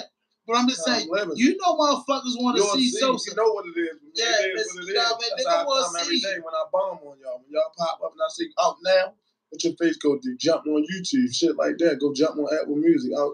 That's how I move. They know what's up. I can't really talk because I don't plan shit. Shit out here. You know? I understand that. So what would you say when you was doing shows? What was your biggest show? Man. I don't know. I think like the biggest show, packed the shit in there, and I'm cutting that bitch deep. I think that was probably like that Palladium, yeah, a lot of niggas broke at the Palladium. And what would you say your biggest fan base outside of Baltimore and the Maryland region? Yeah, I'm just talking. What do you think your biggest fan base? Africa. You playing out. You got that right. Yes. Yeah, I like that. I don't know what's going on. I'm all over the world out this bitch. Hong Kong, China. You mean shit lit. So I'm saying, what you gonna do? I'm saying, yo, you got a project coming out. I got a project coming out, yo. And Pain was a person, yo. I'm telling you. How many tracks gonna be on it? Man, I ain't even figured that out yet. It's all bombs. They know what's coming. No features. No features. Oh, come on, man. Hey, that's a big one, Kenny. He say no features. When did I ever do that? Listen to my music? Yeah, I listen, but I'm saying this new project. You know what I'm saying? I don't know you've been building one on the side. I don't know what you got in your crates. No, because I'm so smart with the shit. You know, all the features and shit. I make tapes and shit for that. You feel me? I make tapes and shit for that. I do shit like that. Niggas don't even do shit like that. You feel me? Smoke, Get smoke, yeah. We got Sosa in the building. We get smoke. Hey, yo, get into one of them Sosa joints. So Sosa, we said when we get our artists out here, man, we thank you for coming out. But before we get more into the interview, man, we want to play some of your music for our little almost 1,300 subscribers. And by the way, hit that subscribe button, hit that notification button, drop a like, leave a comment. You know what it is, man. Baltimore #1 podcast, Raw Dope Podcast. Winy Sosa in the building. Hey, Sosa, what joint you want us to play? Shuffle. Whatever come on, gonna be a bomb. Yeah, hey, I swear, drop one of them bombs. Let's see, can we come out 6 in the morning with this? I want to see, can I come out 6 in the morning with this? What you do? Nah, man, hey, we ain't trying to put nothing on it. This Raw Dope. We don't fuck with that stepped on. What Thug Story on? Thug Story, Ken. Shout out to my man Kenny Fatso. What's the name of the song? It's a lifestyle, nigga. Real shit. Hey, Trey, roll up one for me, Trey. Trey Fatso back. Trey Fatso is back in the building. Petty young motherfucker, man. Nephew crazy, man. He come back with the Kendrick Lamar's and all that. Shout out to Trey, man. Let me get a shot, yo. Hey, my bag gonna come back down. When he come back down, checking the smoke alarm. Play the joint. What's the name of it again? We can't hear it, doggy. We can't hear it, doggy. So dope, bro. It's so dope, man. You be going nuts, though, bro. You gotta cut the other joint. What's going on with it, dog? Little technical difficulty, but you know how it is getting the shop open in the morning. Everybody don't show up on time. You know what I mean? everybody don't show up on time. That ain't nothing. I mean, you know how we. Yeah. We still will get it gone, get it out there, get it shit. Shorty, I swear to God, it's like I owe you one. Let me hold this real fast. Big Sosa, nigga. I'ma tell you niggas a thug story, though. You niggas ain't been what I've been through. Niggas can't talk how I talk. Believe that. And I mean that. Jazz was in the stew, and I was driving them bangers. I can't believe that I'm chained up. Got automatic, no brainer. Cause they say I got a detainer.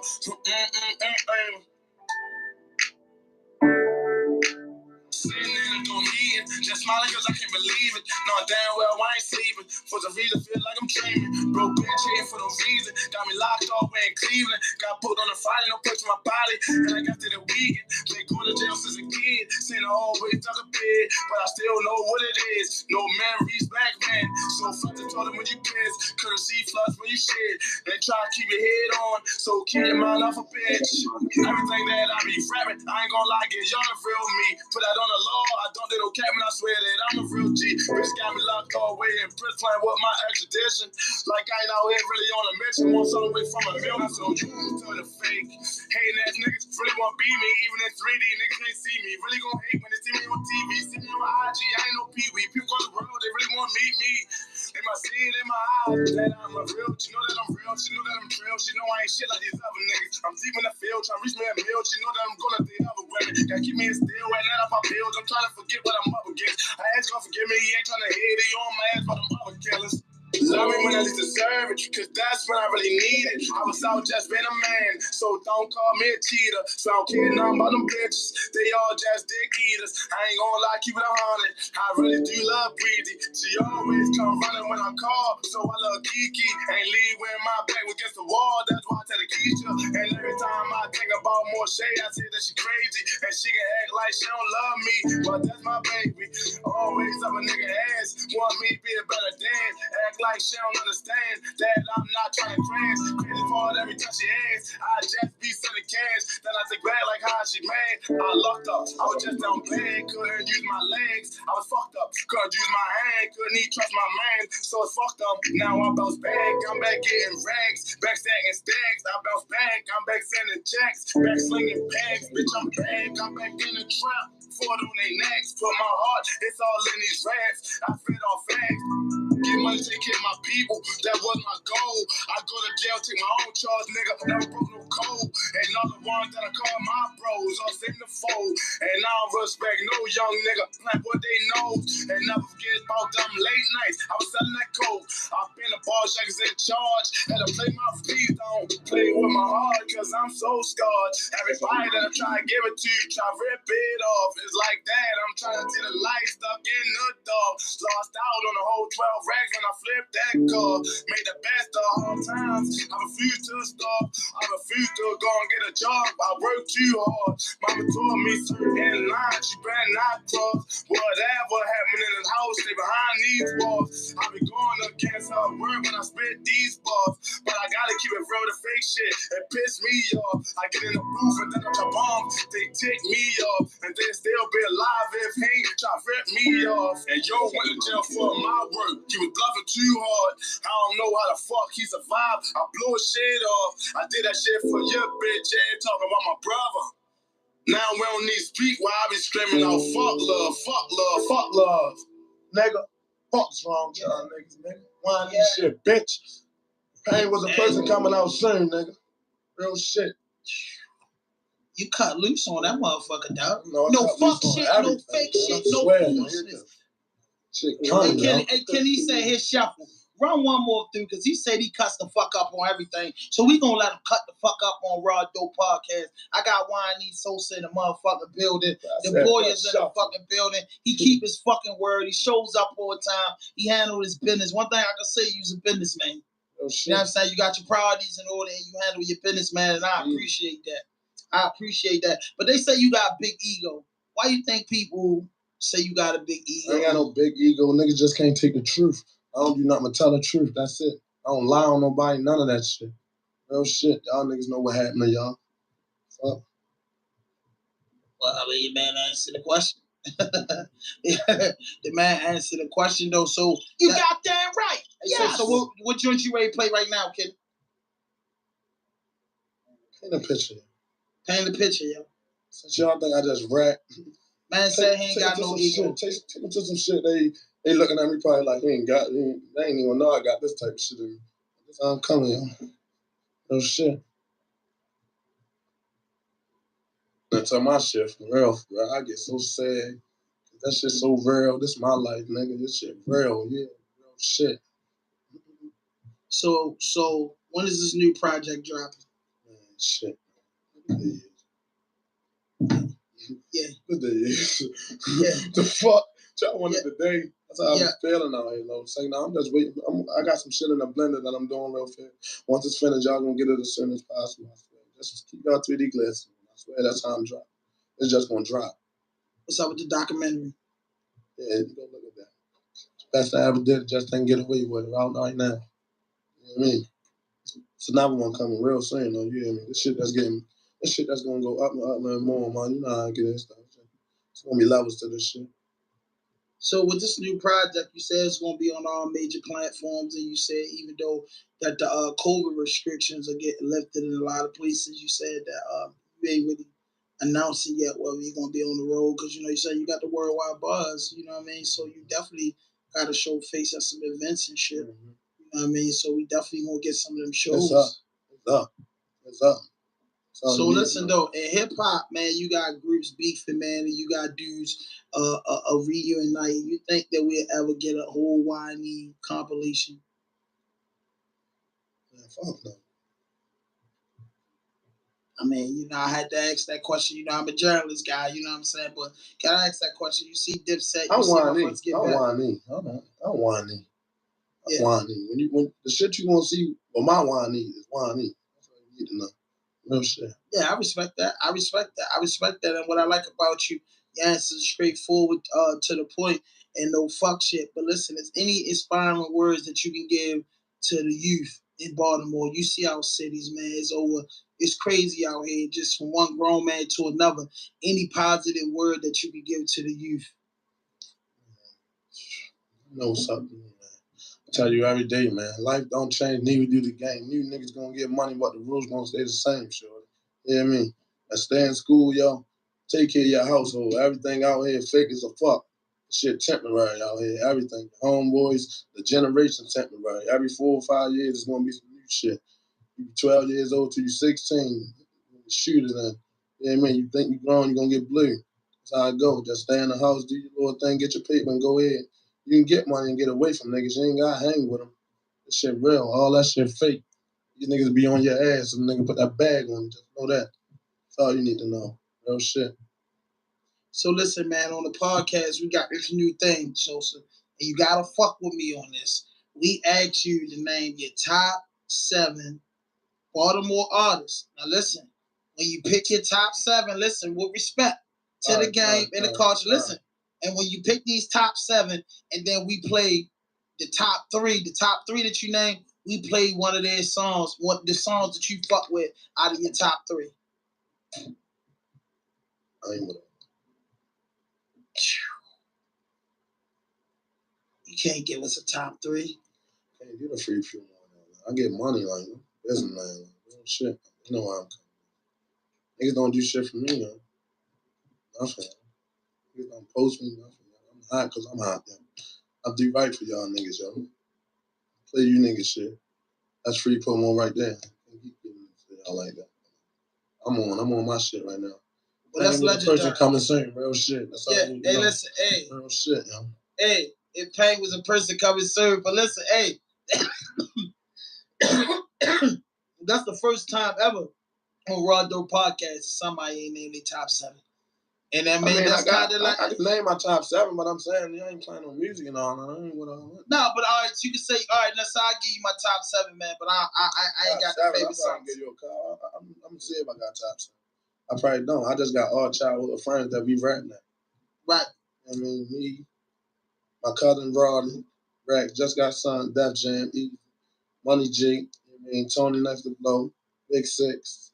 I mean, they my niggas right there. That's it. I mean, that's a cool lineup. You know what I'm saying? That's a cool lineup. They the guys. They niggas that been working in the city. That's all I was asking, though. But that's the new thing that we got on Raw Dope Podcast and my man Wine Sosa choose. They my childhood friends, though. Yeah, right. Rap now. Right. You know what I mean? I ain't looking at this shit no other way. Like, Right. It ain't nothing wrong. You goddamn right. But, you know what I mean? That's what we do on the podcast. We ask a nigga name their top 7, and then we give, your top 3, give us your favorite songs. You know what I'm saying? I understand you ain't want to do that. For whatever reason, that's what it is. You know what I'm saying? Never stepped on the show. So listen, man, I know the new project coming.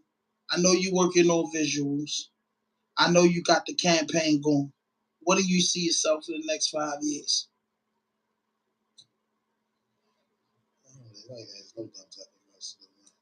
Shit. You said your business man. Your business man. At the end of the day, though, like, this shit is everyday life for me. Like, I'm living a day a day, yo. But you're still a businessman with kids, so if you ain't planning for yourself, you gotta plan for them. Tomorrow some shit can change that I ain't had planned. I mean, that's just how life go. Right. So you just don't even see that far down the line. Yeah, that's too extra. That's too extra right here. I don't think like that. I ain't looking at this shit for what I wanted to be. I'm looking at this shit for what it is. I'm living every day, every moment for moment out here. I just told somebody yesterday, I'm living one day at a time. They said, no, you ain't. You living moment for moment. When you go here, you go there, you go there, you go there. That's what the fuck you doing. You better be on your shit everywhere you go. That's it, and that's all. You got that right. You got that right. You got that right. You got that right. So where you think your music can take you? To the top. It's coming real soon. I know I'm the one. Real shit. This shit right here, I just got to keep working. So this next project is dropping. Is we getting a 3-peat? Is it a trilogy? Are you dropping bombs the rest of the year? Nah, man, we just trying to get a little blueprint. So what's going on with you? So they know what's going on. You know what I mean? They know what's going on. I just want my audience to know what's going on. You just told me I'm the hottest. You just told me controversial. They know everything. They know everything. They know everything. This shit in their face. This ain't no cut on there. Ain't no baking soda on there. Ain't no nothing. I want it if they got that on there. That's what I'm saying. They know what's up. You definitely one of the hottest niggas. You definitely in the top 10 hottest niggas coming out of the bar. Ain't like they not paying attention to me. They paying fucking attention. We see it. We see you working. I just, you know what I'm saying? I just want to get my audience, in case they hitting us up in the comments, like, oh, why that? That's all I can tell you. Know what I mean? It's nothing more, nothing less, because I can't tell you about what I'm going to do. I can just tell you about what's going to happen when you see it. You know what I'm saying? You want to see it? Eyes ain't broke, is they? You don't see that shit? Watch.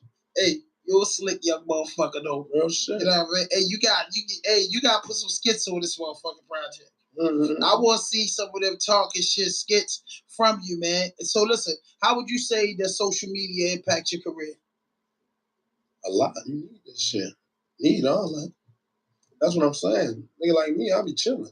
I got 2 tapes. I mean, straight out of Pelican, straight out of Pelican.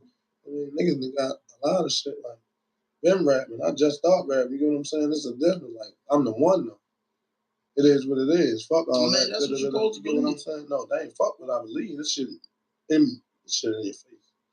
Yeah, I mean, you got that right. You supposed to have that. You supposed to have that confidence. You supposed to be that I don't got the confidence. I'm telling you what I see. I'm not out here. So you're saying the people crowned you? But I'm saying that, yeah. So you the people's champ. I'm the fucking champ. Yeah, you the people's champ. You goddamn right. Yes, that's what we got to do. Just make it clear. The boy Wiley Sosa, he declared he's the people's champ. So I'm gonna skip to the chase and I'm gonna be 100. So I'm gonna start asking people champs questions. The project gonna be the shit. The production is shit. The video's gonna be icy, and the boy gonna move around how he moving around. Correct me if I'm wrong.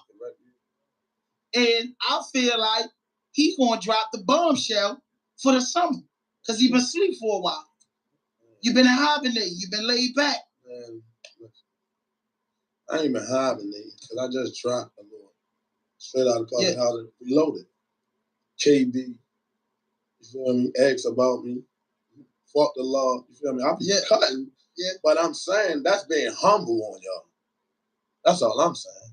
I'm ready to fuck y'all up now, is what I'm saying now. You're going to see. That's all I can say. And do you think the people's champ could ever lose the title? I mean, the only way I can stop if a nigga kill me, because my grind is crazy. It's just, I got it. Some niggas got it and some niggas just don't. I respect that, man. I respect that 100%, dog. I respect that, man. I like your vibe. I like your energy, man. I like your music, man. I respect your music. I respect your campaign, man. I just say, man, as an older guy, I would be right to tell you, man, you know, stay focused, work hard for it, never give up, push it to the limit. You know what I'm saying?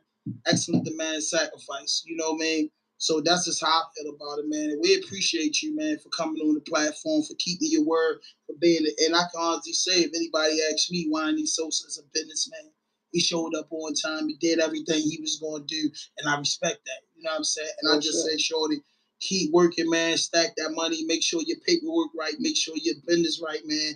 Protect yourself, man. Keep your head up, man. And we fuck with you. But anything you want to let the people know before we get out of here? Stay safe.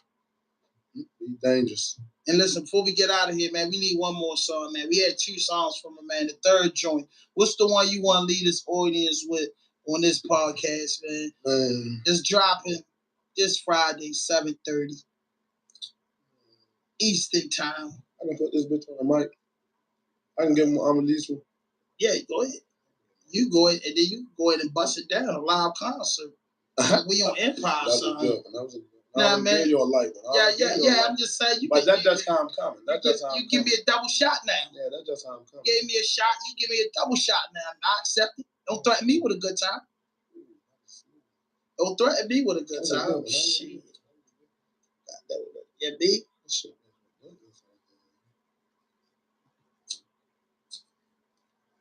I release music, baby.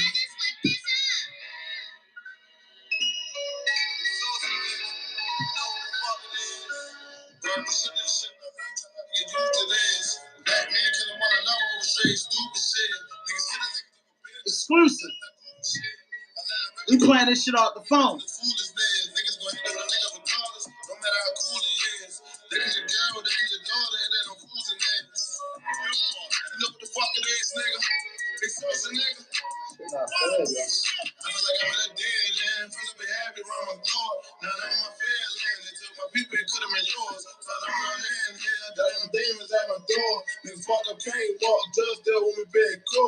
is the fucked up.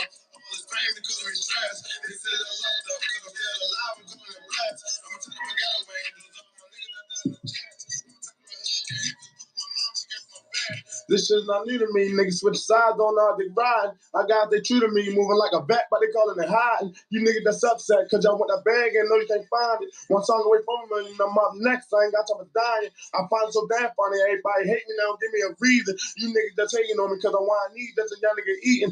You think that you want my life, but y'all can have it, but it comes with the beef. You think that you want my life, y'all can have it. I swear. Bastard, never learned shit from my dad, and I went to church with my mama. I ain't learned shit from the pastor. I was supposed to get my GED. If I get money, I'ma need me and heat. I swear that they never told me I'm a child with friends that beats his feet. Let the word of me in it so dangerous that a nigga will blow out your brain, quick line you up, gonna make that famous.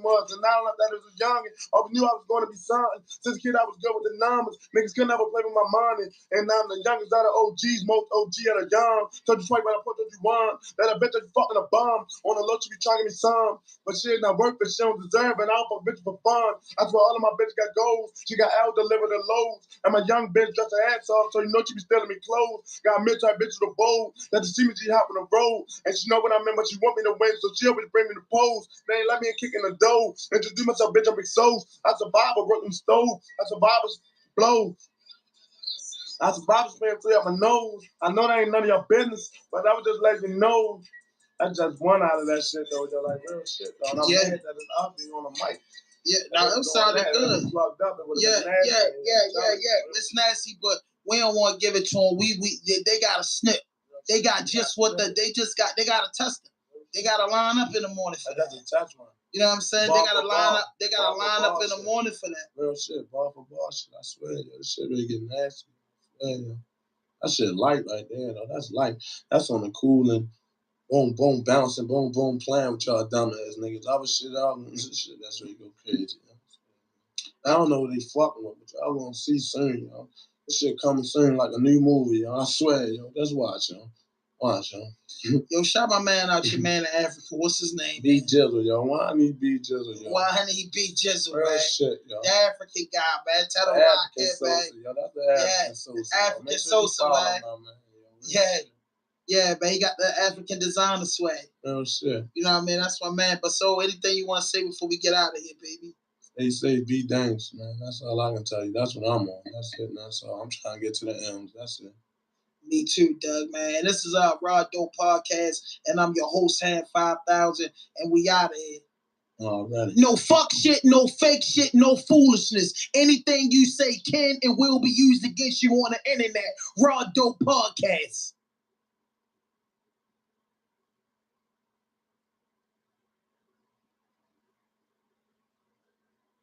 Yes. We back in the building with another podcast, and this is Raw Dope Podcast, and I'm your host, Ham 5000, and this is episode 179. 179.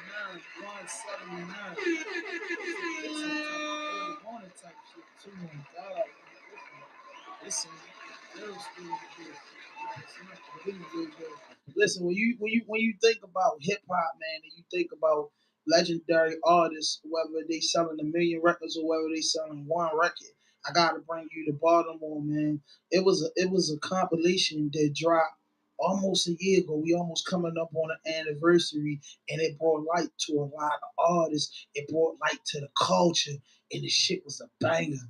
And one of the songs that came off of that motherfucker is screaming and still going crazy right now, averaging about 100,000 listens and plays on YouTube alone, man. And I just think like this guy right here, man. I think he's like the new Khaled from our way, from our Baltimore City. You know what I'm saying? And the sky is definitely blue. When I got these two men here that I got in here, the sky is blue, the road is blue, and the Benjamins is blue. You know what I'm saying? It's all blue, man. I got a motherfucking white boy, the producer in the motherfucking building, and OTR chairs in the fucking building. What's happening? Listen, man. Listen, man, I appreciate y'all for showing up, man.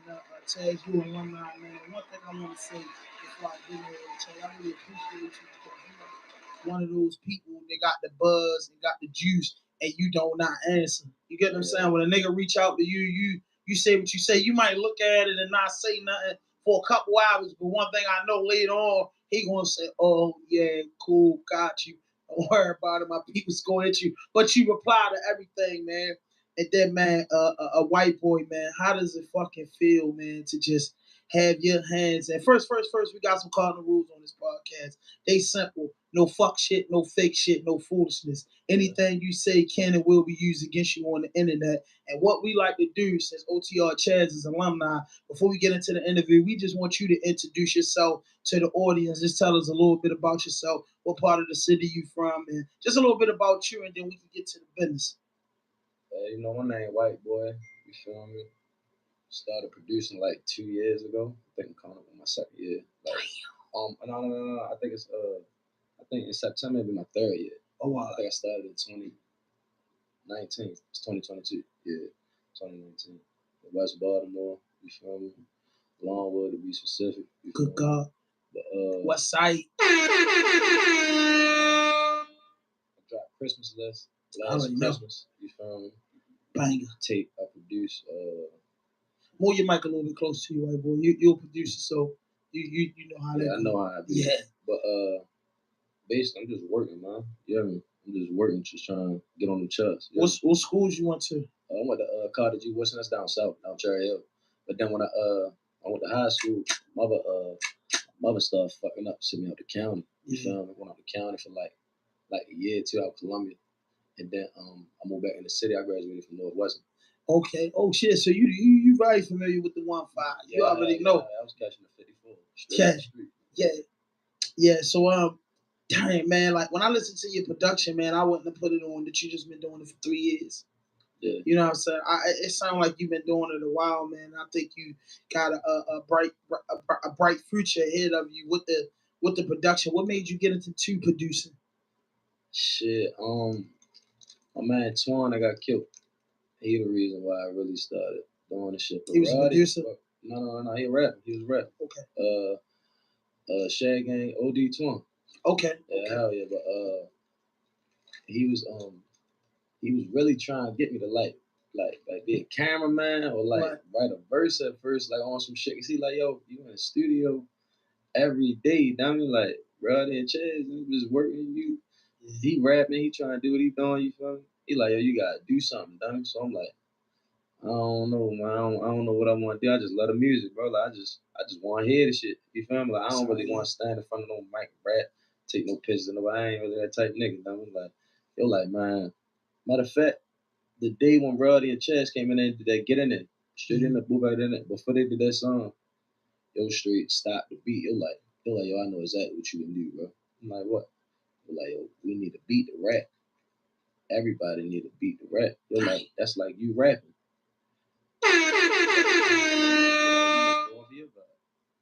So then that's when they made the song. When they made the song, I was thinking about it. And that's what Chad said, young nigga drip like a swim. Like what came with the bed like it's Christmas. And the nigga that was recording, he stopped it. He like, yo, that's your tag, bro. He like, yo, if you want to make beats, this would be a person. Right with it. You got the hardest, you got the hardest tag in the game.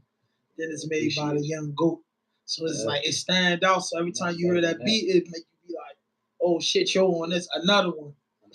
Another one. So how you what's going on, Chaz, man? Thank you for coming back, boy. You've been skateboarding on videos, man. You've been dropping that rock star shit. You've been in the designer sneaks with the fatigue pants. You different. You know what I'm saying? How you been though, man? I be chilling, man. I been staying out the way, man. I got some shit on the way though. A little album I'm working on for real. How many tracks is an EP or just it's gonna be something? That's gonna be like 16 for real. Like, that's what we need. That's what we need. So how y'all two met? Shit, I met Chaz. Chaz worked out a cash line store. Oh yeah. I was really cool with his cousin and his family. You feel me? But then we just later on, like not even too long after that, but we just eventually started getting cooler than everybody else that I even met around. You feel me? Right. So who would you think that you produce? Like who you think you got the most? I mean, I think I know the answer to this, but I gotta ask for the people. Who you think you got your best chemistry with when you producing and you in that zone? My best chemistry, like who I feel comfortable. I mean, like both separate. Chemistry. I'm gonna say chemistry. I don't know, like the chemistry. I mean, the chemistry and being most comfortable is gonna be around Roddy and Chaz because they my two main artists that I ever even started with. So who got the most B-sides? Roddy and Chaz. They be racing to the beat. Soon as you drop something, you send it to them. And they the type of nigga, oh shit, we write this shit for Roddy. Think he will take this shit today. See, like, man, what be going on? See, like, Roddy, they be in my ass. They like, yo, when you first started making beats, I mean, like, yo, you just send us hella shit just for, like, that shit ain't even have to be hard. You just send that shit just because you just want us to know that you working for real, you feel me?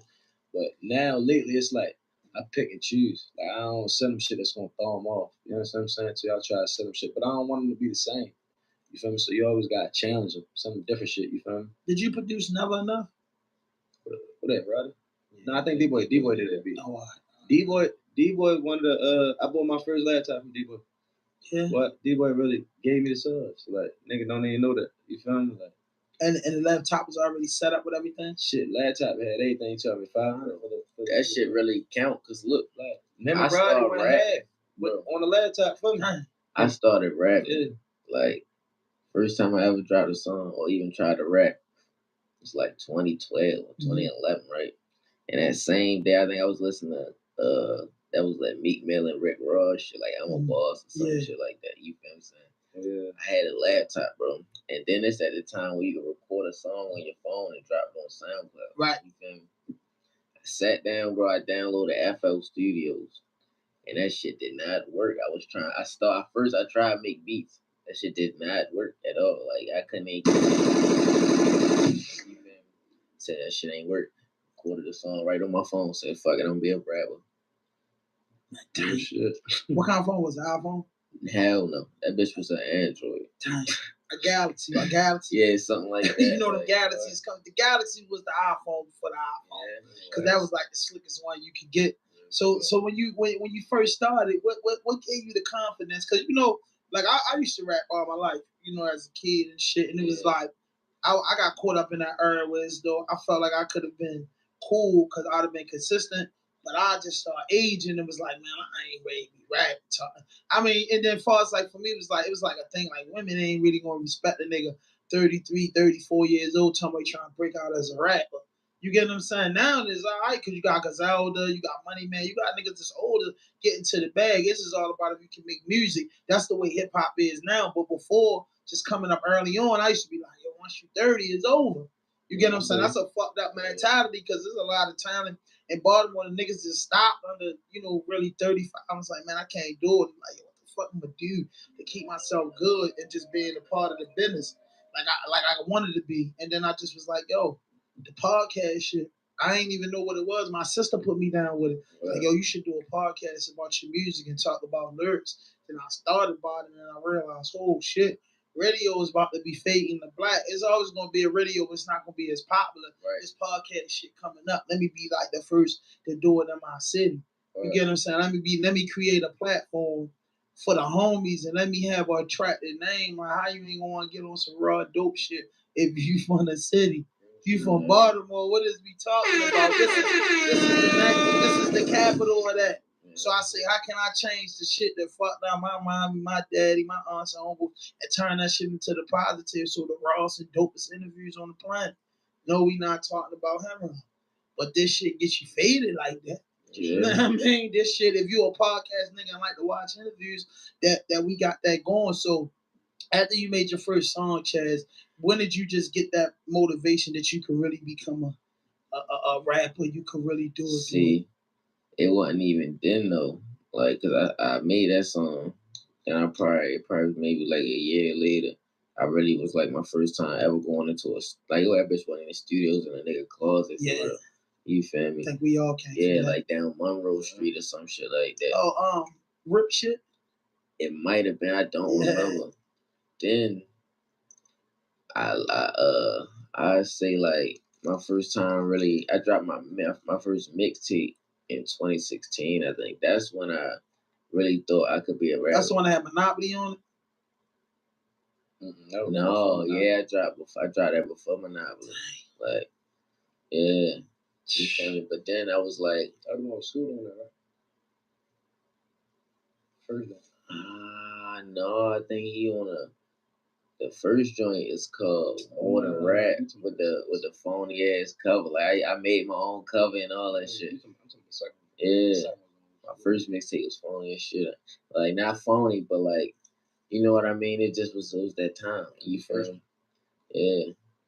But after that I was like, yeah, I'm really But nigga gotta have money to do that shit. Yeah. Y'all rappers, because you know you gotta have a uniform. Like it's you know you got some artists that can make it without it, but you know when you rap a certain type of way, you gotta have a uniform. Yeah. You gotta have a chain. You gotta have a watch. You gotta first and foremost, if you watch this, you gotta have a place to live. You gotta be responsible enough to pay rent and gas and electric first and foremost. Then you can transition to the watch, the cars, and all that. Because you can't have a nice car and a watch and a chain. Because y'all got to tell these little niggas that, but not be paying rent because you got your priorities fucked up. Right then and there. You got it fucked up. They have a place to live. They not putting the keys in their mother shit. You get what I'm saying? That's just all you got to tell these young niggas. Like, boy, change is cool. The cop, but more important is lawyer fees. Like, what are you doing, bro? You can't go have 30 around your neck and then 30 on your wrist and ain't got a Honda sitting. It don't make sense. You know what I mean? Because in the time of arrest, usually when a nigga fall off, it's the game. You can sell shit and pop back and get another chain. But if you get grabbed, they taking it and ain't giving it back. Yeah. So like somewhere you gotta have some money. Somewhere your credit score gotta be looking good, or you gonna be putting shit in chicks' names for all your life. And then when you do try to settle down, you realize, damn, I don't even have a fucking credit because I've been putting apartments and shit in everybody's fucking name. I'm boosting everybody's credit up with mine. You know what I mean? Now I can't get shit. So that's what, you know what I mean? For those young people watching, just remember that. And that's what y'all gotta let them know, bro. Like, you got your own credit? How long has it been for you, Chad, since you moved out your mother shit? Well, my mother shit, I started was 13. Living with my mother, like around. I was in 7th grade. I ain't had no Jordans, go to school and trip. I was broke as shit. You had to find a way. Broke as a bitch. That's why when a nigga had shit, that shit be light. Cause nigga ain't never had shit. You understand what I'm saying? So yeah, I understand, nigga. I'm not, you know, my moms get mad, but I was a dude that, you know, that's been through hard shit when, you know, my parents couldn't have it. So I grew up in the slums, and I was just it was crazy. I was on the phone, one of my Muslim brothers, and he told me about another Muslim brother I was arguing with in prison, and I told him, because every day he used to bitch about shit. And I just got up one day like, yo, you ain't been through shit. Like, yo, if I just tell you one of my stories, you gonna break down crying. Like, you ain't been through shit. And I just told him one story. My right hand man I killed right next to me. I got 5 bullet holes in me, shorty. What are you talking about today? What are you talking about? Niggas spent the band, bro. 5 niggas went down, bro. I watch a life come up on my motherfucking man that I was just talking to, shooting dice with 1 minute ago. You know what I'm saying? What you really crying about? That's not the whole thing, man. My whole family died while I was in jail. What you talking about? I went to court, man. I got 14 years. Got 7 years, 14 years for being a fucking lookout. Jumping out the car, wiping my fucking clothes. What are you talking about? So I'm just saying, and then it's 50 other niggas with stories worse than mine. So I just made me mad. Like, bro, like, come on, hell, we ain't crying about that shit, bro. Like, it is what it is. I ain't telling you about my father. I ain't telling you about I don't care about that shit, bro. Because at that while, once I was 14, I felt like I was a man anyway, and they don't even matter no more. I'm gonna figure this out. So, white boy, like, who would you compare yourself to when it comes to doing beats, and who do you look at when you got into the craft and got into the art? What made you figure out your pattern and what lane you was gonna go in? Because you got good producers like Alpha Mist, you got Kanye West, then you got 808, and you got Daytona. Right. All of them are different producers. You get what I'm saying, on a different level. How did you find your lane and you know what I'm saying, your melodies? So like when it kind of like comparing myself, I don't really compare myself to nobody. Like that's like putting yourself on a pedestal. Right. You feel me? I don't really like to. I like to do it for the craft. You feel me? Like when I first started making beats, I wasn't even trying to make no money.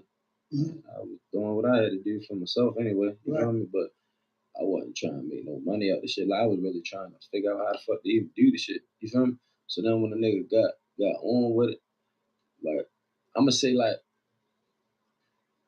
when I made that song, when I made that beat, this is my loved one, the Chaz on. No, I was like, I swear I was up at like 2 in the morning when I sent him that beat. I'm like, yo, bro, me and my man Chase the Greek. Yo, like, cause I'm like, yo, I don't know how to do the hi-hats on this motherfucker. The little I'm like, yo, man, I'm like, this bitch the one, but I don't know how to fucking do that. So I straight called him, you feel me? So we got him a little, like, it's like an app or some shit called AnyDesk on your laptop, you feel me? We can connect laptops, even if you're across the world, you feel me? Like some shit. He can be on mine and he can be on yours, you feel me? Like his mouse moving everything for you, you feel me? Like he can hear the shit, everything, you feel me? So I'm playing the beat. So you're like, man, just leave the hi-hats alone, just make them regular, you feel me? So I'm like, shit. Then he put them bitches on there. I'm like, shit. He like, that's the beat. I'm like, shit. I'm like, shit. I sent the beat to Chad. So as soon as he did it, I'm like, damn, dumb. I'm like, this beat different. I'm like, I fuck with this beat. Like I made hella beats before, but I really wasn't fucking with them bitches for real. Like they was beats. It was just, you know, I'd be like, nigga might just start first rapping. You feel me? Like some raps that a nigga rap that he just be like, yeah, that shit was cool. It was alright, but it wasn't the one. You know what I'm saying to you? But like when you make like one of them ones, like it be more so past you thinking it's the one. It'd be like everybody around you making you think like it's the one. Like nigga be like, damn, that bitch crazy. Damn, like you wild. Like Busfed, I didn't even think Busfed was the one. Like niggas, it's crazy. Like I swear to God, I think I love. Man, went on it though. Like what happened? You fell asleep? Yeah, because that was you like all asleep. I ain't even. That's that good gas, man. That's that good gas. Right on the couch. But what I already say, but when I made that for him, I'm like, yeah, I'm like, I might be hard, dummy. So he was like, man, you hard. I'm telling you, my man Twan used to always tell me, he was like, dummy, you hard, dummy, you just gotta keep going, dummy. Like, yo, fuck it. Even if you think that shit ain't hard, just keep making the beats, you feel me? So then when Roddy came home, and me and Roddy and Tech did that serving, I be serving. Yeah, I was out there when I did that. I was like, yeah. I was like, I think I got it now. I'm like, yeah, I think I got it, bro. Yeah, that's it. But it was more so everybody around you, you know, letting you know, like, man, like, sure, like, you got this, done. Your shit, the views that you got is beyond us. Because 100%. You know, I know you smart. So you know, when you look at your analytics and look at where your audience come from, I just know just that type of sound is just fucking unbelievable. When I studied you and when I seen the Christmas joint, I seen the bus fed joint, I was like, who is he? Like, and then I was like, damn, he doing it like that because you hear about Baltimore's, you know, stuff with rappers. Yeah. We ain't stuff with producers. We ain't stuff with podcasters. We ain't stuff. When you think about a good video, you think about Love the Culture or Maggie. 100%. You get what I'm saying? 100%. So it's like, yo, bro, y'all is anybody looking at this? Y'all motherfuckers know it's a lot of money in this toting that camera. Yeah. You know if you learn how to edit and sling when I had the nigga that shot that LVTR, when he shot that, he was geeking. He was standing next to him. We at the last scene. I think he was at the gas station up Park Heights. Mm-hmm. Tech Hood. Mm-hmm. Or like they was shooting. Or like I'm standing next to him. He like, cause he keep hearing my tag. Mm-hmm. So he looking at me like you white boy, bro? I'm like, yeah. You're like, yo, this your video? I'm like, yeah. You're like, this your song? I'm like, yeah, bro. You're like, why you not in the video? I'm like, shit, I mean, this my song, bro. You feel me? Like, I know what's going on. I'm not in. It wasn't even for me to be in the video. You know, it's more so like, I did the tape for the city. You feel me? That's why like a lot of people ask me like, yo, you gonna give us another tape? That's what I want to know. You know, got to be well, like, with the city, it got to touch the country though. Like, cause I feel like this tape, it did what I wanted it to do. Nobody never did that, bro. You got everybody on one. But I wanted to give y'all the features and the shit that they wasn't gonna give you. You feel me? Like I wanted to give you the shit that Chaz ain't gonna wake up today and just call this nigga and be like, yo, let's go to the studio. You feel me? Like you not going Chaz and Tech ain't never really even do nothing before. Probably like some little small like shit, but like I wanted it to be like both of them being them. You understand what I'm saying? To you like Moose and D Nice. Yeah, like, I watched your documentary, the vlogs you had, and I seen the way you was doing it, and I was like, bro, like, yo, you got the gift, bro. 100%. Like I wanted y'all to, I wanted to give them everything that how it was getting made. You feel me? But I wanted y'all to get the final piece at the end. Yeah. You feel me? But I still wanted y'all to be in tune with everything that was going on. You feel me? Give them like the real life studios and the real life. You feel me? Shit. So a nigga be like, damn, they look forward to it almost. You understand what I'm saying? Oh yeah. So after like the success of that, the Christmas joint, like I know your DM and email been blowing up. Yeah. I know everybody want one of your beats now.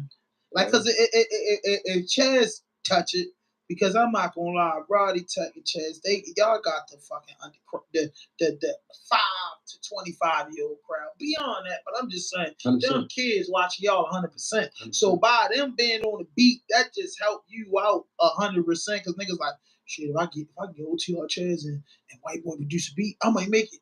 And making it for the average rapper is just doing 100,000 to be known in Baltimore. 100%. That's just it's I guess that's the beginning stage. I'd be like, boy, it's bigger than this. But a motherfucker like, bro, I could just do like Rod, go to Euphoria and just get on that stage one time. I'm the one. You get what I'm saying? Ain't nothing wrong with that. You gotta think this type of way before you can get that type of way. So how that just like, do people just be constantly hounding you for beats, or you be having specials? People always be hitting me for the beats. But it's like, you know, when I be in the city, like I don't know, like I feel like it'd be hard, you feel me, to really tap in with a lot of people from the city because I don't know how I say it. Like it's more so like when I started doing this, it wasn't for no paper. You feel me? Like I'm getting paper. Like niggas got paper, niggas doing shit. You feel me? So like it's like, what is it for? You feel me? It was for like fun of it. You feel me? It's like I wanted to really when I made the tape, like I probably spent like 20,000-30,000 on my tape. Like just artists, I paid for everything. You know what I'm saying to you, out of pocket. You know what I'm saying to you, like. But I did it in order to do it how I wanted to do it. I wanted to own my tape 100%. You know what I'm saying to you, like. I wanted a nigga to look me up and be like, that's me. You know what I'm saying to you, like. It was more so like for the city to understand where I'm coming from, because I already knew that it was gonna go past the city. You know you gotta do part 2, right? I'm a do it part 2, but it's just I gotta do it like I just gotta make it the right way. That's all. Yeah, because you gotta do part 2. Everybody expected part 2 in 100%. December. 100%. Nah, everybody's expecting that. You cannot go and you can't leave this shit. You gotta do it. 100%. I'm sorry, bro. That's special because niggas looking forward to that. We don't got nothing to look forward to.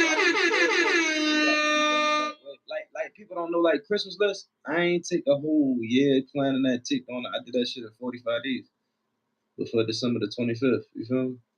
Yeah, man. That was special, from the artwork to everything and how you lined it up from one to the finish, bro. Like I liked it. And then when you was doing the little vlogs, like you said, you brought us closer.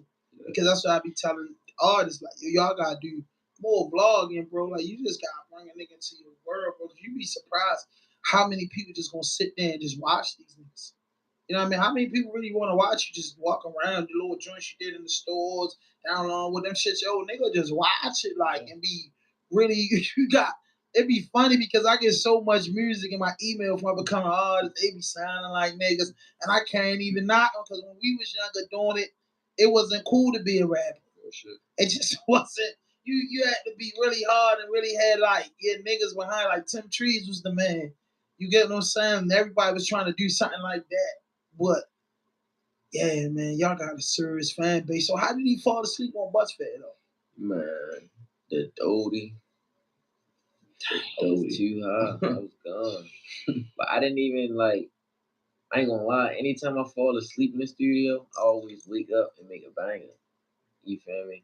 But I ain't even. Wasn't even I don't trying think to. you fell asleep on bus fare. I did, damn it, because You that fell was. asleep on Deep in That Mold. No, I fell asleep on bus fare because me and Tech made what's the name it. Then I came out the booth and I laid down on the couch. Then Tech put the hook Oh, on. you fell asleep on both of them. You Yeah. fell asleep in that. You supposed to be Deep in That Mold too, with Roddy. It was out static shit. Oh, I know I did fall asleep that day. Yeah, that was. Yeah. He just be tired. He be sleepy. No, I be high. One thing about Chad though, like yo, if I sleep in the studio, but you'll wake up with 1 hour left on the clock, like of the studio time, and record like double the songs, like in a little bit. It's like when they know you got a little bit of his time, you go extra crazy. Yeah, the adrenaline. So sleep the whole session. Yeah, and well, I used to go to sleep in the studio after a while, the drinking and drugging, and a nigga taking too long with his verse. Yeah. I ain't gonna hold you. When a nigga be in that bitch, I'll be like, oh my God, you talk, you get pumped up, you get excited, but you be like, yo, really don't got it. Like, this nigga really stumbling over that shit, bro. Like, yo, just say this, bro. And after a while, you get in the chair, you look at your phone, the next thing you know, you out. It's 5 a.m. The niggas talking about, yo, listen to this, bro. I did that plenty of times. Just with niggas. I think I just like being in the studio anyway. Like, even in some of the sessions, Tech and them, man, I just go in the cut, smoke myself to death and go to sleep. And tap me like, yo, it's time to go. You know what I'm saying? I've been in like a lot of sessions with Social and them niggas. And I've been in some sessions be like, yo, like, what the fuck is you doing? So I gotta just imagine how what's my man Ty Pacino and Nigel and them niggas feel. Because yo, a producer and an engineer is everything. You got to like a nigga whether he is dead or not. Cause he paying you for them hours, so you got to be in that bitch. That shit a bang, boy. That's all right. See, I can't lie to a nigga though. Like, shit, if you're an engineer, you got to. They ain't pay you $75 an hour. No, I ain't gonna lie. You gotta keep it I'm gonna be 100%. My work ethic is gonna be 100%. You feel me? Like, I'm gonna go hard. I'm gonna pull up my hardest shit. I'm gonna go crazy, but I ain't gonna bullshit you. You feel me? Like, I'm gonna give you real analysis. You know what I'm saying to you? Like, I'm gonna really tell you honest, like the truth, like not. I would never. See, no. If you don't fuck with nigga, you just gotta let it. You gotta let them know, like, you know, some shit you can't change. Like, yeah, that's what I'm saying. You ain't got it. I ain't knocking you, bro. But 100%. You pay me $75 an hour, I'm gonna bob my head and do right. You gotta do what you gotta do. You know what I mean? That's what you pay me for. You pay me to record you and make it sound the best that I can. So that's what I made it for. Because I don't really care. I already know what I'm listening to. So I did you ever do work with Beezy? What Beezy? A-Beezy? Yeah. Shit, man, Beezy, shit. Nah, we ain't never do no work, but shit, we made beats. When I first started making beats, that's what I was making beats with. Okay. Beezy, what? Beezy, that nigga, they one from the start. I know you recorded with hosted my first mixtape. Right. When I was talking about, Beezy the one. You got learn a lot from Beezy. He was just he was just on, because he's funny, because you know Beezy a real peaceful guy. That's my little homie. He was just on Instagram. I think it was yesterday. And he had 2,000 on him. He was telling me paying his rent with that. That's his studio rent. You know how he get the cutting with this. You know Beezy have his ways. You know Beezy gets out of order. Chad, you know, he gets excited, he gets loud, and he takes it too far. But he was on Instagram, I'm just tripping. I always tell him, like, Beezy, you're a legend.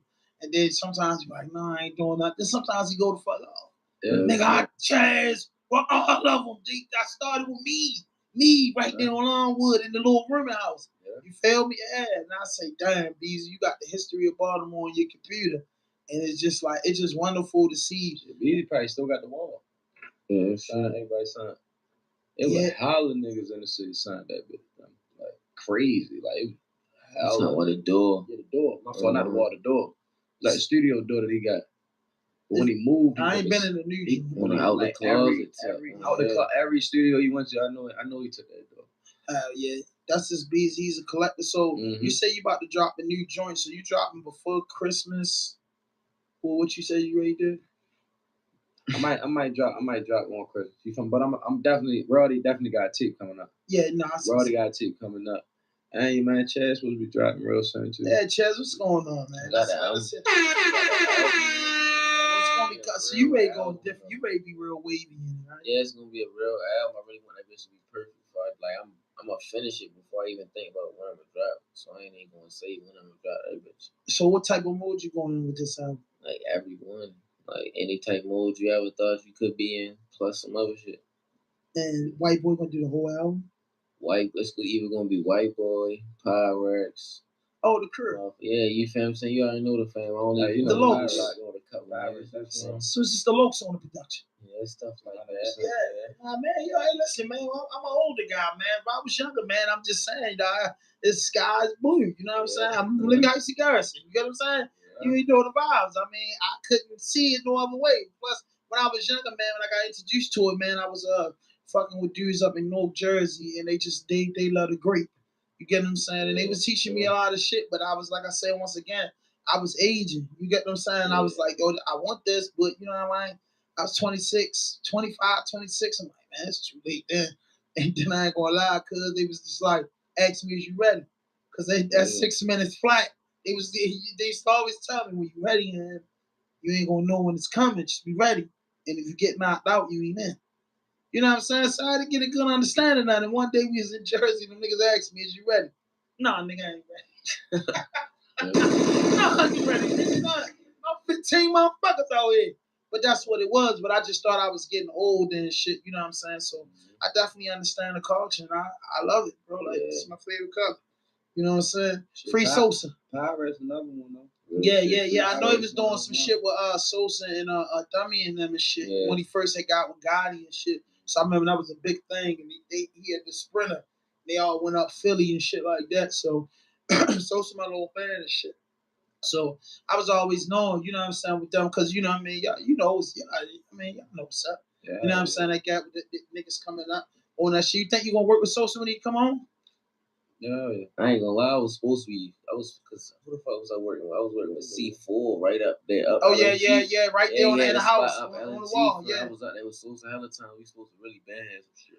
Yeah, I think I told him. I said, Sosa, every nigga that went to jail, and I said it's a good thing, came home and turned up. He gets real excited about that. I'll be like, yeah, the little homeboys, you know what I'm saying? Little cousin, that man, he got to change the way, you know, he gets real excited. Yeah. He's still young, and he be like, yo, he just like, wait till I come home and tell you I'm gonna get him, and that's Crazy James saying the same thing. So man, free the bus, man. They was hard as a motherfucker. Shit. The Pretty Boy Sosa had it going. I think y'all would be cool, because I don't know what vibe be going in, because that last shit he dropped was hard as fuck. But Tony just like, I don't know what the fuck Sosa be going through though, bro. Like, I just know you're talented motherfucker, but I'm just like, that's a point of rap. You just gotta, like, you be feeling different at different times of your life. You feel what I'm saying? Yeah, and I guess I just give it to him how it be. So, White Boy, this has got to be the cheat code for you. I ask everybody this on the podcast. You got to give me the top 7 Baltimore artists. And I understand, but this is important for me, for the audience, because you the producer, you from the history of hip hop, and shout out to y'all, man. That Longwood area, Dukeland area, bro. Y'all had down there, bro. I mean, just talking about from Stacks to Chaz to Roddy, y'all made history down that bitch, bro. Even with the band, it's just y'all made history right there, where just the new state's attorney want to attack the area. They want to do this. They don't speak about what good came out of that area. Chocolate City, that area where it's like, it smell like death, it smell like the trap, it smell like syringes, it smell like needles, but niggas gotta just have that good understanding, respect, man. These young guys that came out of there are legendary. You get what I'm saying? Like, they don't want to speak what came out of there. This man, I look at Chaz like, bro, like I told you downstairs, I feel like you ready to take that Burt lane over, bro. Like, and I just feel like the way you carried is like how Khaled was, yo, with the book bag and just doing this. And bro, the thing that we got that nobody else got. Ain't never been here before. We ain't got a whole bunch of big stars that we can say this is a platinum rap. This we don't got that. So when it's time for it to happen, y'all niggas or these niggas, Moose from them from over east to Dave and them from being right here from Tech, being up the heights, everybody got their history. So when that motherfucking sky crack open, bro, it's like I can't wait to see the documentary and the Karen Silver joints and everything that comes with getting signed. You get what I'm saying? I can't wait to see it. And y'all made that history, bro, and that's legendary. So y'all niggas get around my age, it's just unreal, bro. Like that's just the history. But you gotta give me your top 7. You know what's crazy though? Before I get, you know what's crazy? I really look at Baltimore and really almost like I almost fuck with a little bit more of that. They don't have like that main person that came out, that because they don't have nobody to follow. Mm-hmm. You feel me? Like when you look at other states and you see the main artists, it's like rappers almost follow and lead, follow they lead. You understand what I'm saying too? So it's like Baltimore, it's like you don't know what you gonna get. You understand what I'm saying too? It's like it ain't no platform. It ain't no like this the way. You understand what I'm saying too? Like your way might be the way and your way might be the way. You feel me? Like, but the 7, come on, wait, boy, you know 7. That hard right there, cause more is it. Like, give me 10 then. You the producer. Only producers can give me 10. Rappers gotta stick with the card number 7. Do the 10. Yeah. Is the numbers like rating them? No, in the list? No, or it's just 10. No, it's just 10. Like it's 10 number 1s. Yeah, it's just 10 number 1s. I bet. That's how you saying, Lee. 10 yeah, number we can 1s. do it like that. Cause I don't want to rate them. No, you can't rate them because I fuck with the style. Definitely, because I be in different moods. Right. Just like he told me, from one day I might wake up like some days, like when I wake up, like niggas don't even know like Rowdy and Chaz, like they my favorite artists, but not because where we come from or what we doing. You feel me? None of that. It's just I watched them grow. You feel me? I watched them turn into like I just know the story. You feel me? And I was there living the story, so it's a little different when you in the movie. You feel me? So it's like I don't know. Like when I hear Rowdy and Chaz, like Chaz sometimes put me in the trenches. You feel me? Like sometimes I be in LA, I be in Atlanta, I be far away from Chaz, and I cut on some Chaz. You feel me? And I feel like I'm right down Westwood. You know what I'm saying to you? But like sometimes Rowdy, I might be just chilling. Like Rowdy might put me in the mood like shit. I'm trying to get some money. Like, I gotta go spend some money. I gotta go get on my shit. Like you feel me? Like Rowdy really like it be like different moods. Like you feel me? Like different artists give you different shit. You feel me? But top 10. We already said Rowdy, Chaz. All right, we're gonna go Rowdy, Chaz.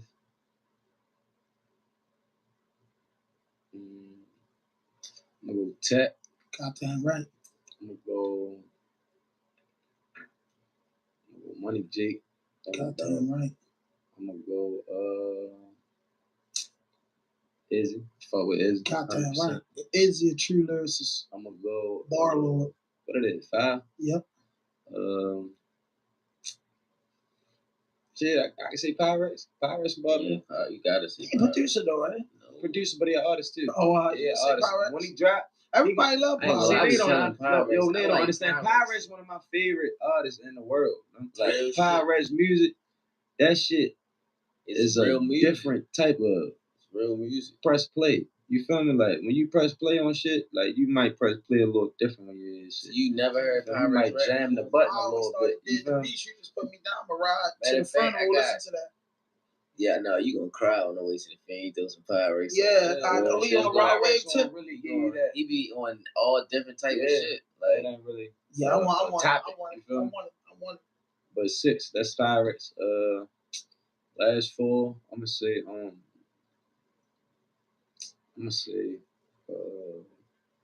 Don. Young Don. That's my guy. That's very hard. TMC to Don. Yeah, he's special. Moose, absolutely. Moose. That's number 9.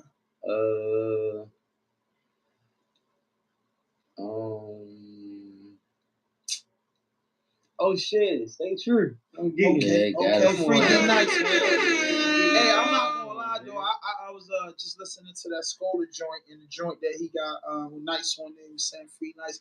I'm not gonna lie, bro. I watched from No Days Off to him dropping that project and it was mediocre to him growing and getting into his voice and getting into his lane. Before he got booked, Shorty was really in his bag, and I seen him develop as an artist.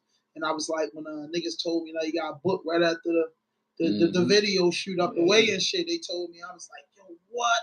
Because I was pulling up on my man. I was like, yo, hit Nights up for me. Yo, ask him why he ain't reaching back to get on the joint. You know what I'm saying? And he was like, oh, nice book. I said, damn. That shit That's be fast, crazy. bro. That's crazy. I be telling him too. I was telling him, I'm like, yo, bro, you know, you chosen. You feel me? Like, nigga, like your music really puts you in a position. You feel me? So like, I be telling yo, like, man, you gotta stay out the way, bro. You feel me? It's easy to fall the victim. It's easy. You feel me? You come outside every day. We come outside, step out the door. You're a statistic. It make you kind of like hate your city because hate your city. You be like, dang, I just fucking with people. It's so dangerous out here. You be like, is you really mad at somebody for having, you know what I mean? Whatever, bro. Like, what do you want me to do? Be up in Wiley's? You want the new spots to be Wiley's and Marches? Real shit. Like, you know what I'm saying? That's I said, man, that's why I'm getting the fuck up out of here in the next year because I got to be somewhere where them joints legal at. And I ain't really got to worry about what they ain't. You know what I'm saying? Yeah. You know, if you go down the A, though, you know everybody ain't right. Yeah. Everybody's impossible, Jet, but it's just like, it's not nothing they gonna jump on your ass for because they see it. Up here, they see it. They, not making a whole big thing. Nah, man, I ain't with that shit. I'm tired of it. It was too much, bro. And it's like taking like he got a whole section. He got the whole Brooklyn. He was the hottest thing right there from his projects. Like, they love him. Yeah, so, like, y'all don't realize, y'all just took the food out their mouths. Y'all just took Christmas gifts, Thanksgiving, back to school. Y'all just took a nigga looking up to could stop some shit from going on in this hood, bro. Like, nice. Oh, yeah. So, you know what I'm saying? Like, I've been to the Brooklyn Day, man. They had that bitch on, like, yo, bro, on the Brooklyn Day. It's crazy, bro. They love him. They really embrace him. So, when you take the neighborhood hero away from the hood, bro, the hood become tragic because when you lock so many niggas up, there's nobody to resolve now. And there's nobody to resolve now. So if yo enough across the street start beefing and ain't yo in them there to be like, what the fuck is y'all doing? What type of dumbass shit you on, yo? Man, put that motherfucker away, yo. Like, yo, I wish the fuck you were. Y'all niggas going, yo, I'm gonna call yo, we can get this shit over. Y'all wanna fight. And nowadays, niggas don't wanna fight. So, yo, what's the problem, yo? Yo said, he said, and kill it. But when you ain't got that, it's boom, boom, boom, boom, boom, boom, boom, boom, boom, boom. 500, you know what I'm saying? 500, 600 motherfucking shootings and 300 murders in 1 year because they think that the police and the man, the state's attorney can do all that with it. You know what I'm saying? They can't, bro. It's the leaders in the neighborhood that y'all taking off the streets and giving long jail time to, and now the hood is out of order. Real shit. Yeah, so Chad, you got to give me your 10. Shit, gotta go. Me, Rags. Oh, man, you can't use yourself. Man. Shit, I listen to myself too. Oh, man. You gotta give us a fresh 10. Fresh 7. You only get 7, you're a rapper, bro. A 7 other than me? You get 7 people other than me? Yeah, you number 1. So give me 7 at the year. All right. Boom. I'm gonna go Rags. TMC is done. Motherfucking Tech Hard. I ain't gonna lie, Breezy Hard. Yeah, Breezy Hard is good. Don Breezy. Yeah. Shorty put out endless projects too. Hard is a I gotta do something with him. Yeah, you got to. Fuck with Lil Breezy. Then Christmas I'm trying list. to think though. We don't Breezy. Damn, bro. Shit, that was only 4. Gotta go D Nice on him. What it is, 5? It's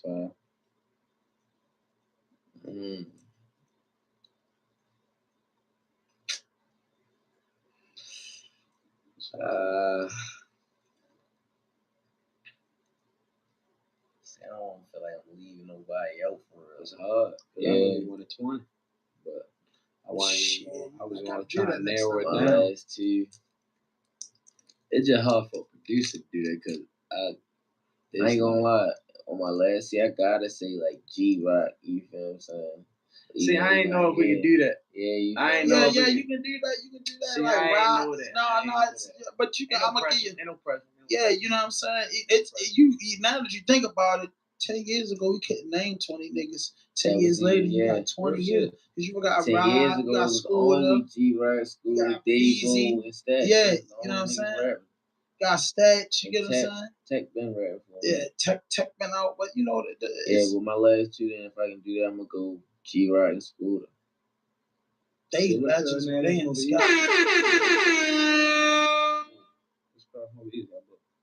Right? Yeah, hits, man. Not Chaz, right? Not Chaz. They ain't no new Chaz artist. hard too. Yeah, Chaz hard is a bitch. Shorty special. That's what I'm saying. I be forgetting about a lot of names. I'm talking about but for the joint. From the East. Shit, I ain't gonna lie. Even Beezy hard is a bitch. Yeah, Beezy. You talking about Blue Benjamin? Yeah, Beezy hard is a bitch. He been switching up on the floor. He been going crazy. Beezy hard is a bitch. Like, he's definitely one of my favorite Baltimore rappers. Hell yeah. Like, Sleepy too, man. Sleepy like crazy. It's the best. Sleepy retired. And I got, like you said, Itzy earlier, like Itzy a wordsmith. He's a ball lord, man. Like, he put them bitches together. Yeah, he put them bitches together, and he make the effects with his voice. Like, and I think that Rob in the industry should have went bigger though. I think that should have went bigger. I forgot his name. As soon as I say the name, you can be like, oh hell yeah. This over East. Lil Marty. Marty hard. You talking about G Baby? No, not G Baby. I ain't heard G for a while. G Baby hard too. I'm talking about which guy got booked for the train. With the French in his mouth. Yeah, booked for the train. Dog is the best from over East. Over East. Running shit for us too. From over East. Running shit down. That shit. I'm talking about back when Sleepy made that on the run. Before that on the run shit. Like back when Izzy was making ball. Yeah. I know. It was on time. Yeah. He had that cut. Yeah. He showed it the hands. Money. Yeah, cut through money. And I fuck with GGL Slick, that new shit. All the Killers from Slater Road. I ain't gonna lie for it. I just love everything. It was that time though. It was that era. No, I'm talking about Slick just dropped it. He been dropping. He got the Slick came home. Yeah, no, he been home for a while, but he been dropping shit though. Crazy, him and Lil TT. They been doing that shit. He was on a Detroit tip. Yeah, he just dropped that, and that was the Michigan shit, and then he just dropped the new video probably like a week ago called "All the Killers Come from Slater Road." Shit like that. He can make music, bro. Yeah. And them Go Getter dude's been around for a while. He can really make music, and I really like his music. I like his craft. I like his art. I just be like, he should have been out of here. You know what I'm saying? Yeah. Like niggas should have been out of here. And like you said, there's no real superstars to lead the way. Like we know that you know who else hard though? Who? Tickle Bang. Oh yeah. He just signed with Nicki label, right? Yeah. Hell yeah. He hard. I used to listen to his shit like. I don't need that shit. Ain't even no Apple Music no more. But like back when around at school and all that time, I used to listen to your shit. Yo hard. I ain't gonna lie. Yeah, I ain't never knew he wrote music though. Yeah. So that shit with nigga. I'm like, yeah, yo really like go. Like yo gonna be bigger than what he even thinking. Shorty hard too. Shorty hard. I didn't like the comment that he made about the city, and then I looked at his interview with Jay Hill, and I kind of like sort of understand. What about your comment? I mean, he just was like, he don't consider himself like a Baltimore rapper. Like he said some shit like that. And I was like, why would you say that? Then he cleaned it out with, I think I'm global, international, bro. Like Juvenile and Lil Wayne, they global, international. But he let you know every time he get it from Hollywood, bro. Yeah. Every chance he get, he let you know he's from Hollywood, bro. Like when you get bigger than your city, when you don't represent the land, that's why it ain't no food. We can't grow no good plants on the land if y'all taking the seeds in the dirt. You taking the seeds in the dirt, so I ain't from over there. I live in the fucking upper hills now. Like, nah, that shit be phony, man. So, man, if any encouraging words y'all had for the youth, what that would be? Y'all understand a lot of shit going in the city. Y'all see it happen. Just had like a little incident down y'all ways. It's always a bunch of violence. If you was the mayor of the city, man, just give me 3 things that you would do. Man, you the man now. You Brandon Scott, and all the murders going on. What would you do? What is your 3 step to like kind of slow it down? To slow down the murders? The murders, the poverty. You know what I mean? What would you do? What would be your pitch? Like 3 things that you would do.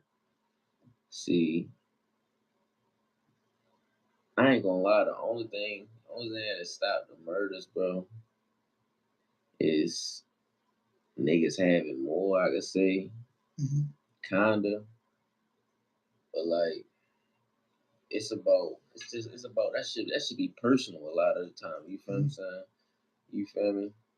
But like as far as the poverty and shit, like I ain't gonna lie, niggas don't even got rec centers no more, like PAL centers and shit. You feel what I'm saying? It don't be nothing for niggas to do other than go outside. The only thing outside is drugs and guns. You feel me? So it ain't even like you gonna ever stop that, because all you gonna do is lock somebody up, and that just give another nigga space to come do the same shit. So you ain't like you can stop the streets ever, but you just gotta give a nigga other shit to do other than be in the streets. It ain't shit else to do. Yeah, it ain't too many options. Nigga, you can't stop the streets. You can give a nigga an option though. For sure. See, how y'all feel about Marilyn Mosley? I don't feel no way about none of that shit, 'cause I already know how politics is, and that shit really, all that shit phony for real. You think you know what I'm saying? You like just from us being from the hood, you think she did a good job in office? I think none of that shit gonna never change nothing because of how the shit's set up already. You feel what I'm saying? Like, that's like saying the president, like how you feel when Obama left. Like the same way I felt when any of the other, that shit was no different. Right. I ain't never felt no type way from politics. Never helped me ever. Yeah. You feel what I'm saying? So I don't feel no way. I think she did. I think she did cool for like the city, just like giving motherfuckers chances, not locking dudes up for the dumb petty shit that was fucking niggas' lives. Me just being an older guy when Martin O'Malley was in office, fucked my record up. Because he had some shit called zero tolerance. So, man, you could be in front of your grandmother sitting on the porch. The police could tell you go in the house. You're like, man, I ain't going to the fucking house with my grandmother property. They come right there and lock you up. Like right there on your grandmother's porch, and put the address of your grandmother. And like, how the fuck am I locked up for loading on my grandmother's porch? Came on my porch and locked me up. So I experienced a lot of those arrests. Like, used to really get locked up for half a blunt, a piece of blunt. See, now I know what that's like, but see, shit like that shit fall on the police, because everybody went through police harassment. You feel what I'm saying? I feel like the police harass me a lot of the time. You feel what I'm saying? Just for no reason, like just for cause you black type shit. You feel what I'm saying? A lot of the time. You feel what I'm saying? Like, I don't even think I didn't ever had a problem. But the state's attorney was like putting them on you, because it's like the mayor take Martin O'Malley in office. He said, lock them up for anything, zero tolerance. Right, but you gotta think, that's like you still the nigga that gotta go out there and put handcuffs on niggas. So you can't make a nigga commit a crime. So you is the one that gotta say I did it. The man not outside locking niggas up. Yeah. So you gotta be the fall guy for the man. No, it's you a bitch ass nigga. You feel what I'm saying? That's what it falls down. You pull up on a nigga and a nigga got that in the car. Is you ready to throw it, or is you ready to lock a nigga up? It's fuck the law. It's about is you a bitch ass nigga. That's what it's about. Nigga. Yeah, you absolutely right, because I done got let go for some unthinkable shit just because the police want a bitch ass nigga, and you know that ain't mine for real. Yeah, nigga can't, like, the laws, all that shit weak for real. Just for that shit fall down on who is the police for real, for real. Yeah, man. And but listen. No, because I like to build on that, because that's what my platform for, bro. Like, I don't always be wanting to talk about my shit is based around the music, but I be wanting my listeners and my viewers that's outside of the DMV to understand what's really going on. You know what I'm saying? Me being an older guy, y'all being young guys, that's what makes sense. It is about, if the police a bitch ass nigga, did you just argue with your girl yesterday, or did somebody on the streets fucking your wife? Why you coming out here doing all this? Why you just raid my house without no warrant? Why you just do that and then make me go to court? They're going to throw it out eventually when we go through two years of this with a lawyer, bail, and everything. Y'all took out my fucking house because you had a bad day. So, yeah, I agree with that. I never looked at things like that. It all depends on if you a bitch-ass nigga today. We know the rules that they set at zero tolerance. Is you taking it that far today? And that's just like being in jail with the COs. Like, yo, is you mad today? Yeah, you know what's up. The COs be real disrespectful. Like, for no reason. That shit like they treat them like animals and shit in there. You feel me? So white boy, just if you had a message for the youth, what would be that message? Shit, now we gotta stay focused. Cause shit, a lot of people out here in the streets, bro. Most of them gotta be in the streets.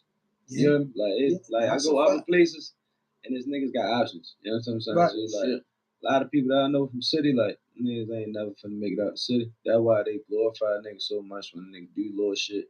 You feel me? Like we might look at this shit like it's little. Like, Roddy just caught the bet. 100 racks. Nigga ain't even smelt the 100 racks. You know what I'm saying to you? Like, nigga look at the shit that nigga doing as like goals almost. You know what I'm saying to you? That's why I never put myself on a pedestal. You feel me? Because I know how this shit go. Like, you feel me? I'd have been homeless before. Now I had 3-4 penthouses to shit. You know what I'm saying to you? So it's like, it's different. I know what it is to be up. I know what it is to be down. But the question is, like, you know what it is to be consistent. You feel me? And with yourself. And content with yourself. You feel me? So, like, it don't matter if you sell waters. If you sell waters, stay focused. Sell you some waters. I'm going to tell you why. Because you might be the next big thing, them. Like, you feel me? Like, I never even thought I was gonna be hard. Like, producer, like, niggas really like knowing me, all that. I'm like, I don't never get too big headed on myself. I still make a beat for a nigga only got a couple $100. I'm still work with you. Just cause I'm in the city, I'm from the hood too. I'm geeking. I'm like, $1 used to get me 4 bags of chips with my mother. Like, you feel me? Like, I remember. You feel me? So it's like, I don't knock nobody. I don't dumb a nigga down. None of that shit, bro. You feel me? I don't give a fuck what platform you want, where you come from. You feel me? You want to invest in yourself? You want to work with me? Let's get it. You know what I'm saying to you? Like, I ain't never, like, look at a person like, oh, yo got 100 followers. I ain't shit. I mean, Cash App ready. I mean, send her people. I mean, it's time to go. Let's live. Yeah, I don't do interviews off of popularity even. I think that's one thing that got our platform known. I just believe in giving people chances, bro. Like, cause at the end of the day, you know what I mean? It's that, like, I think somebody put a quote. I was like, yo, I'm from a dark place, so I can't get no fucking $1 million and act funny towards the people, like you were just saying. Cause I'm from a dark place, and when you from a dark place, all we know is to spin the bin and hit the homies, hit little sister, hit my little man. Like, who don't want to go in their neighborhood and hit the little homies? You get what I'm saying? You know what I mean? Who don't want to go in their neighborhood and be like, yo, so you good? Nah, that's just no good. Here go 500. Who don't want to do that type of shit? The average man want to do that type of shit. So if you ain't from over there, you could really run and lead this shit. I can't, because it's like, yo, it's people that I care about. Yeah. It's more so like, man, how you gonna feel about it yourself? Yeah, yo, it's people that I care about. So I'm like, I'm from a dark place, so I could never make it. I could never make it to the top and don't look back. And ain't nobody telling me, well, they can have that shit back. Because I know how to turn $1 into $2. I know how to turn $5 into 20. So at the end of the day, you can have all that shit back. I don't even give a fuck. I just want to be with my peoples and do what the fuck I want to do. And I think a lot of people get dictated. Like, I've been in almost everywhere in the United States. I've been anywhere in the United States almost twice, maybe 3 times. I've never been out the country due to being on parole and shit and all that dumbass shit. But I look at it like, bro, I get bored when I'm out of town. I go to California, we got the VIP treatment. I get bored, bro, because I'm like, yo, it'd be funny if Joe Blow was here, little Mike, dumbass, and then Peanut, he always could steal the blunts out the store. You get what I'm saying? I miss shit like that. I don't know if niggas can get rich. I don't got them niggas no more. I miss my mans arguing about nothing. Man, you just on so dick because he up now. Why you? I tell me, like, how you gonna forget that? How you don't want that around you with a nigga type? I don't give a fuck when you one of your mans that get just should make you who you is. I don't care how many chains you got, nigga. I remember you ain't had nothing. You know what I'm saying? People run away from that when they get money. They run away from that when they look down on a nigga. No, what's up, nigga? You need to embrace it. You need to embrace it, bro. And that's what I think a lot of dudes, when they leave their neighborhoods and they make the bag and get to acting like you not from over there. That's what you doing, bro. You ducking the rap. You ducking with that nigga saying, I don't give a fuck about that. What's up, yeah? We just had a problem. You ducking that because you want to be other than yourself, bro. I'm myself, man. I love my neighborhood. I'm from West Baltimore. I don't know nothing about nothing else. I'm from Park Heights down to Longwood. 100%. I consider that's my hood. 100%. I'm from Northwest Baltimore because I went to school with the older Longwood niggas. I'm from Liberty Heights. I'm from Ricestown, Virginia. I'm from West Baltimore. I can't tell you about South Baltimore. I can't tell you about East, but I can tell you about Jewtown to Gwynns Falls. 100%. You know what I'm saying? I can tell you all about that, bro, because I be around that big little circle. I can be around it. I can tell you a little bit about Pennsylvania Avenue. I tell you a little bit about Mojo Street, but I'm telling you where I know that I could be like, yo, let me ride out here on North Avenue. I'm going to see somebody I know. I can get a hack up my way.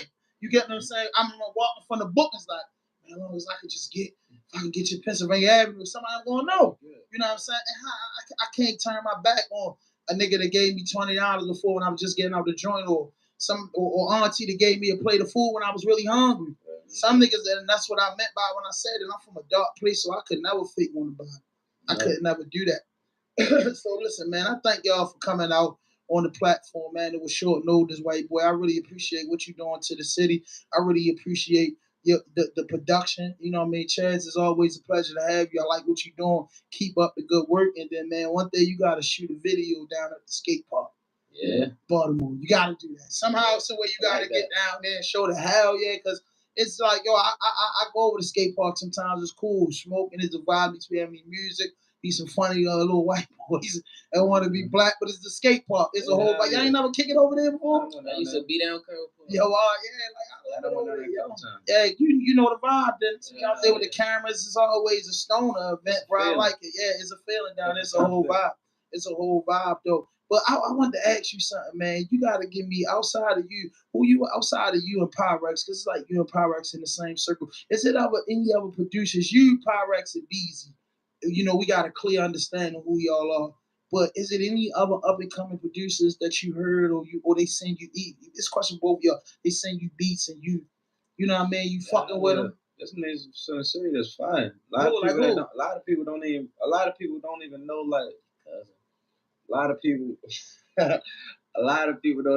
like it's a lot of producers that don't like get acknowledged. That's why, like, a lot of people be saying to me, they be like, yo, bro, like, niggas know you, dumb. Like you feel me? Like, I'm like, oh shit, I don't know them niggas, dumb. Like, them niggas probably just heard of a nigga, you feel me? But like, I don't know them niggas.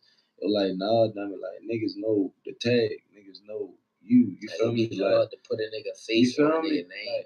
Like D-Boy, Skull Whippet, D-Boy, Chase the Great, Chunky Beats, Amon, motherfucking Amon,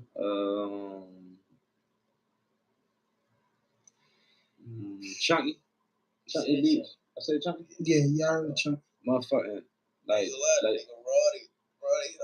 Oh, right? Oh. See, I'm saying I probably just not familiar with him. I ain't gonna lie. I'm gonna ask you, man, send me some of that. What you call? Nigga down South Baltimore, I fuck with Ty too. Ty, but she working with a lot of artists from down south. You'll never know though, like a nigga making hard ass beats and just don't got nobody. No accent. Yeah, see, and that's what a lot of producers be telling me. They like, yo, bro, like yo, you gifted, bro. They're like, yo, bro, you can make a banger whenever you want. They're like, yo, you can literally go make a beat right now and call a nigga on FaceTime. And you'll be like, send it to me now. You know what I'm saying? So you're like, yo, you know how hard it be to get these niggas the beats and to really network and to really be in? Be bitch ass niggas. Yeah. And that's what I be telling them. I be like, yo, bro, I don't sit at a laptop, bro. I'm in the field. I'm like, nigga trick you. Like, nigga send you some beats. Oh, like, yo, you'll never, like, say you doing your podcast, right? Me and white boy pop up on you. We come knock on the door. You like, damn, y'all ain't know y'all was coming through. Should we do a whole interview? Then before we leave, our nigga like, yeah, that's gonna be like a stack of piece. You feel what I'm saying? That's what niggas. Nah, I expect a nigga not to pay. See, I'm from the street. I expect you not to pay me, and then we might get the tussling. See, a nigga, I understand though, like, man, like me, like, I get this shit, bro. Like, I get the game. I get the whole shit, bro. You feel me? Like, a lot of people don't know how to do the business.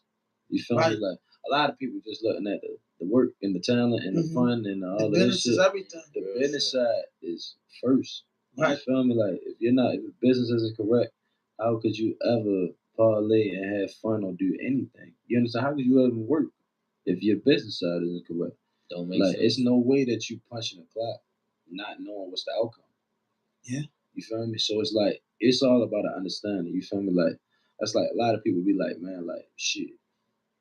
For all that, I'm gonna just go to YouTube, get a beat, you feel me, and then put it out, and then that's when it get taken down, and then that's when certain shit be up, and then that's when you done put money into it, you done pay the cameraman, you did all this shit. Now your money went down the drain. I get it. You gotta redo everything again with a whole nother nigga. You understand what I'm saying? So it's like, it's too much. That's I get smacked for that shit all the time. If you're an artist, your best bet is to lock in with a producer. I've been saying really just like, and perfect him to your sound. Exactly. You understand what I'm saying to you? Like, it ain't nothing for a producer to really just keep hearing your music and your content and go make shit that's like you. You feel me? But it's like, it's different when you taking that chance. You feel me? Trying to be cheap, trying to be under doing shit, not doing shit the correct way, you feel me? Just because you ain't trying to kick out this much or do this much, you feel me? You never know if you being cheap and then that shit blow. You got so many consequences for the record. You never gonna make nothing off of it. Yeah, that's why I be telling them, like, I want 2K for a lease right now, like 2 bands for a lease. Like, when I'm at Pirates want 20 racks for a beat, and they have like 40 racks in the mouth. You feel me? Yeah. Like my first met Pirates, like I'm like 20. I'm like, who getting 20? That this nigga right here get 20 racks for a beat. Like I'm like, hell, like on God, he really is. I mean, you know what I'm saying? Like nigga got more plaques than friends. You feel me? Like so, it's like what you want to be. You feel me? Like that's why like Pirates was one of my fit like. One was really like my motivation when it came to the beats. Like, I'm like, oh shit, I got to get on my shit like Pirates. Like, bro, like, oh Lord, bro, but he big, bro. You know what I'm saying to you? Like, yo, like, really, like, doing the business. You feel me? Like, that's why he always told me, like, bro, like yeah, it's cool, having fun, making beats, doing shit, bro. He like, yo, but you got to understand the business side, bro. He like, because you can make a beat and it be bigger than anything that you even thinking, bro. You feel me? Like a throwaway. Like some shit you wouldn't even think to send to a nigga, bro. Like, you feel me? Like that shit could be used as the fucking They be the ones I be rapping. Anything, bro. That shit could be all the way over South Africa. You understand? Like as a fucking telephone hold beat. Yeah, like real live, bro. You never know what your talent to bring you. You feel me? But if you don't market yourself right, you won't be stuck. That's why, like, when they refer back to what you say about the young nigga, like, when it kind of like really like doing this music shit, like, you got to market yourself right. Like, you feel me? Like, that's why, like, a lot of people don't like look at it like shit. I just need a manager. I just need like. Sometimes it's good to just find yourself. You feel me? Because I feel like your talent, and I ain't gonna hold you up too much. I feel like your talent though. Your talent is gonna take you everywhere you need to go. You got that right. Natural. So if it ain't supposed to happen for you, like me, like I look at shit like, man, if that shit don't fall in my lap, I don't even want it, cause it ain't for me. You feel me? I'm like that too. Not saying you ain't got to go out and go get shit, go get it. But I'm saying I want what's coming to me. Yeah, like I ain't really pressed to not see my blessings. You feel me? That's all. Hey man, I respect that, man, and you absolutely right. You absolutely right, man. But I thank y'all again, man, for coming out today, man. It was like once again, white boy, I really appreciate you from the bottom of my heart. And I just asked you for that. Then I was like, yo, can you? I just texted, literally hit Chad like, yo, can you think you and white boy can come? And so we can talk about y'all chemistry, and then it just happened, bro. You know what I'm saying? I be blessed for that, bro, because it's niggas in the city, bro. Like I ain't into it. That's why I say no fuck shit, no fake shit and fool. I ain't into putting no nigga down. We all grown ass, man. You know what you did, man. You know what you ain't gonna do. You know you fake. I don't gotta tell nobody that, but I appreciate y'all 100% for showing up, man, and coming out on my platform. And I just want to say thank you, yo, for the music you put out, Chaz. You know, just thank you for finding that gift 3 years ago and making something happen for our village, which is called Baltimore, man. It's a hip hop thing, and we here, man. Hit that notification button, hit that subscribe button, drop a like, leave a comment, man. Raw Dope Podcast, episode 179. We out here.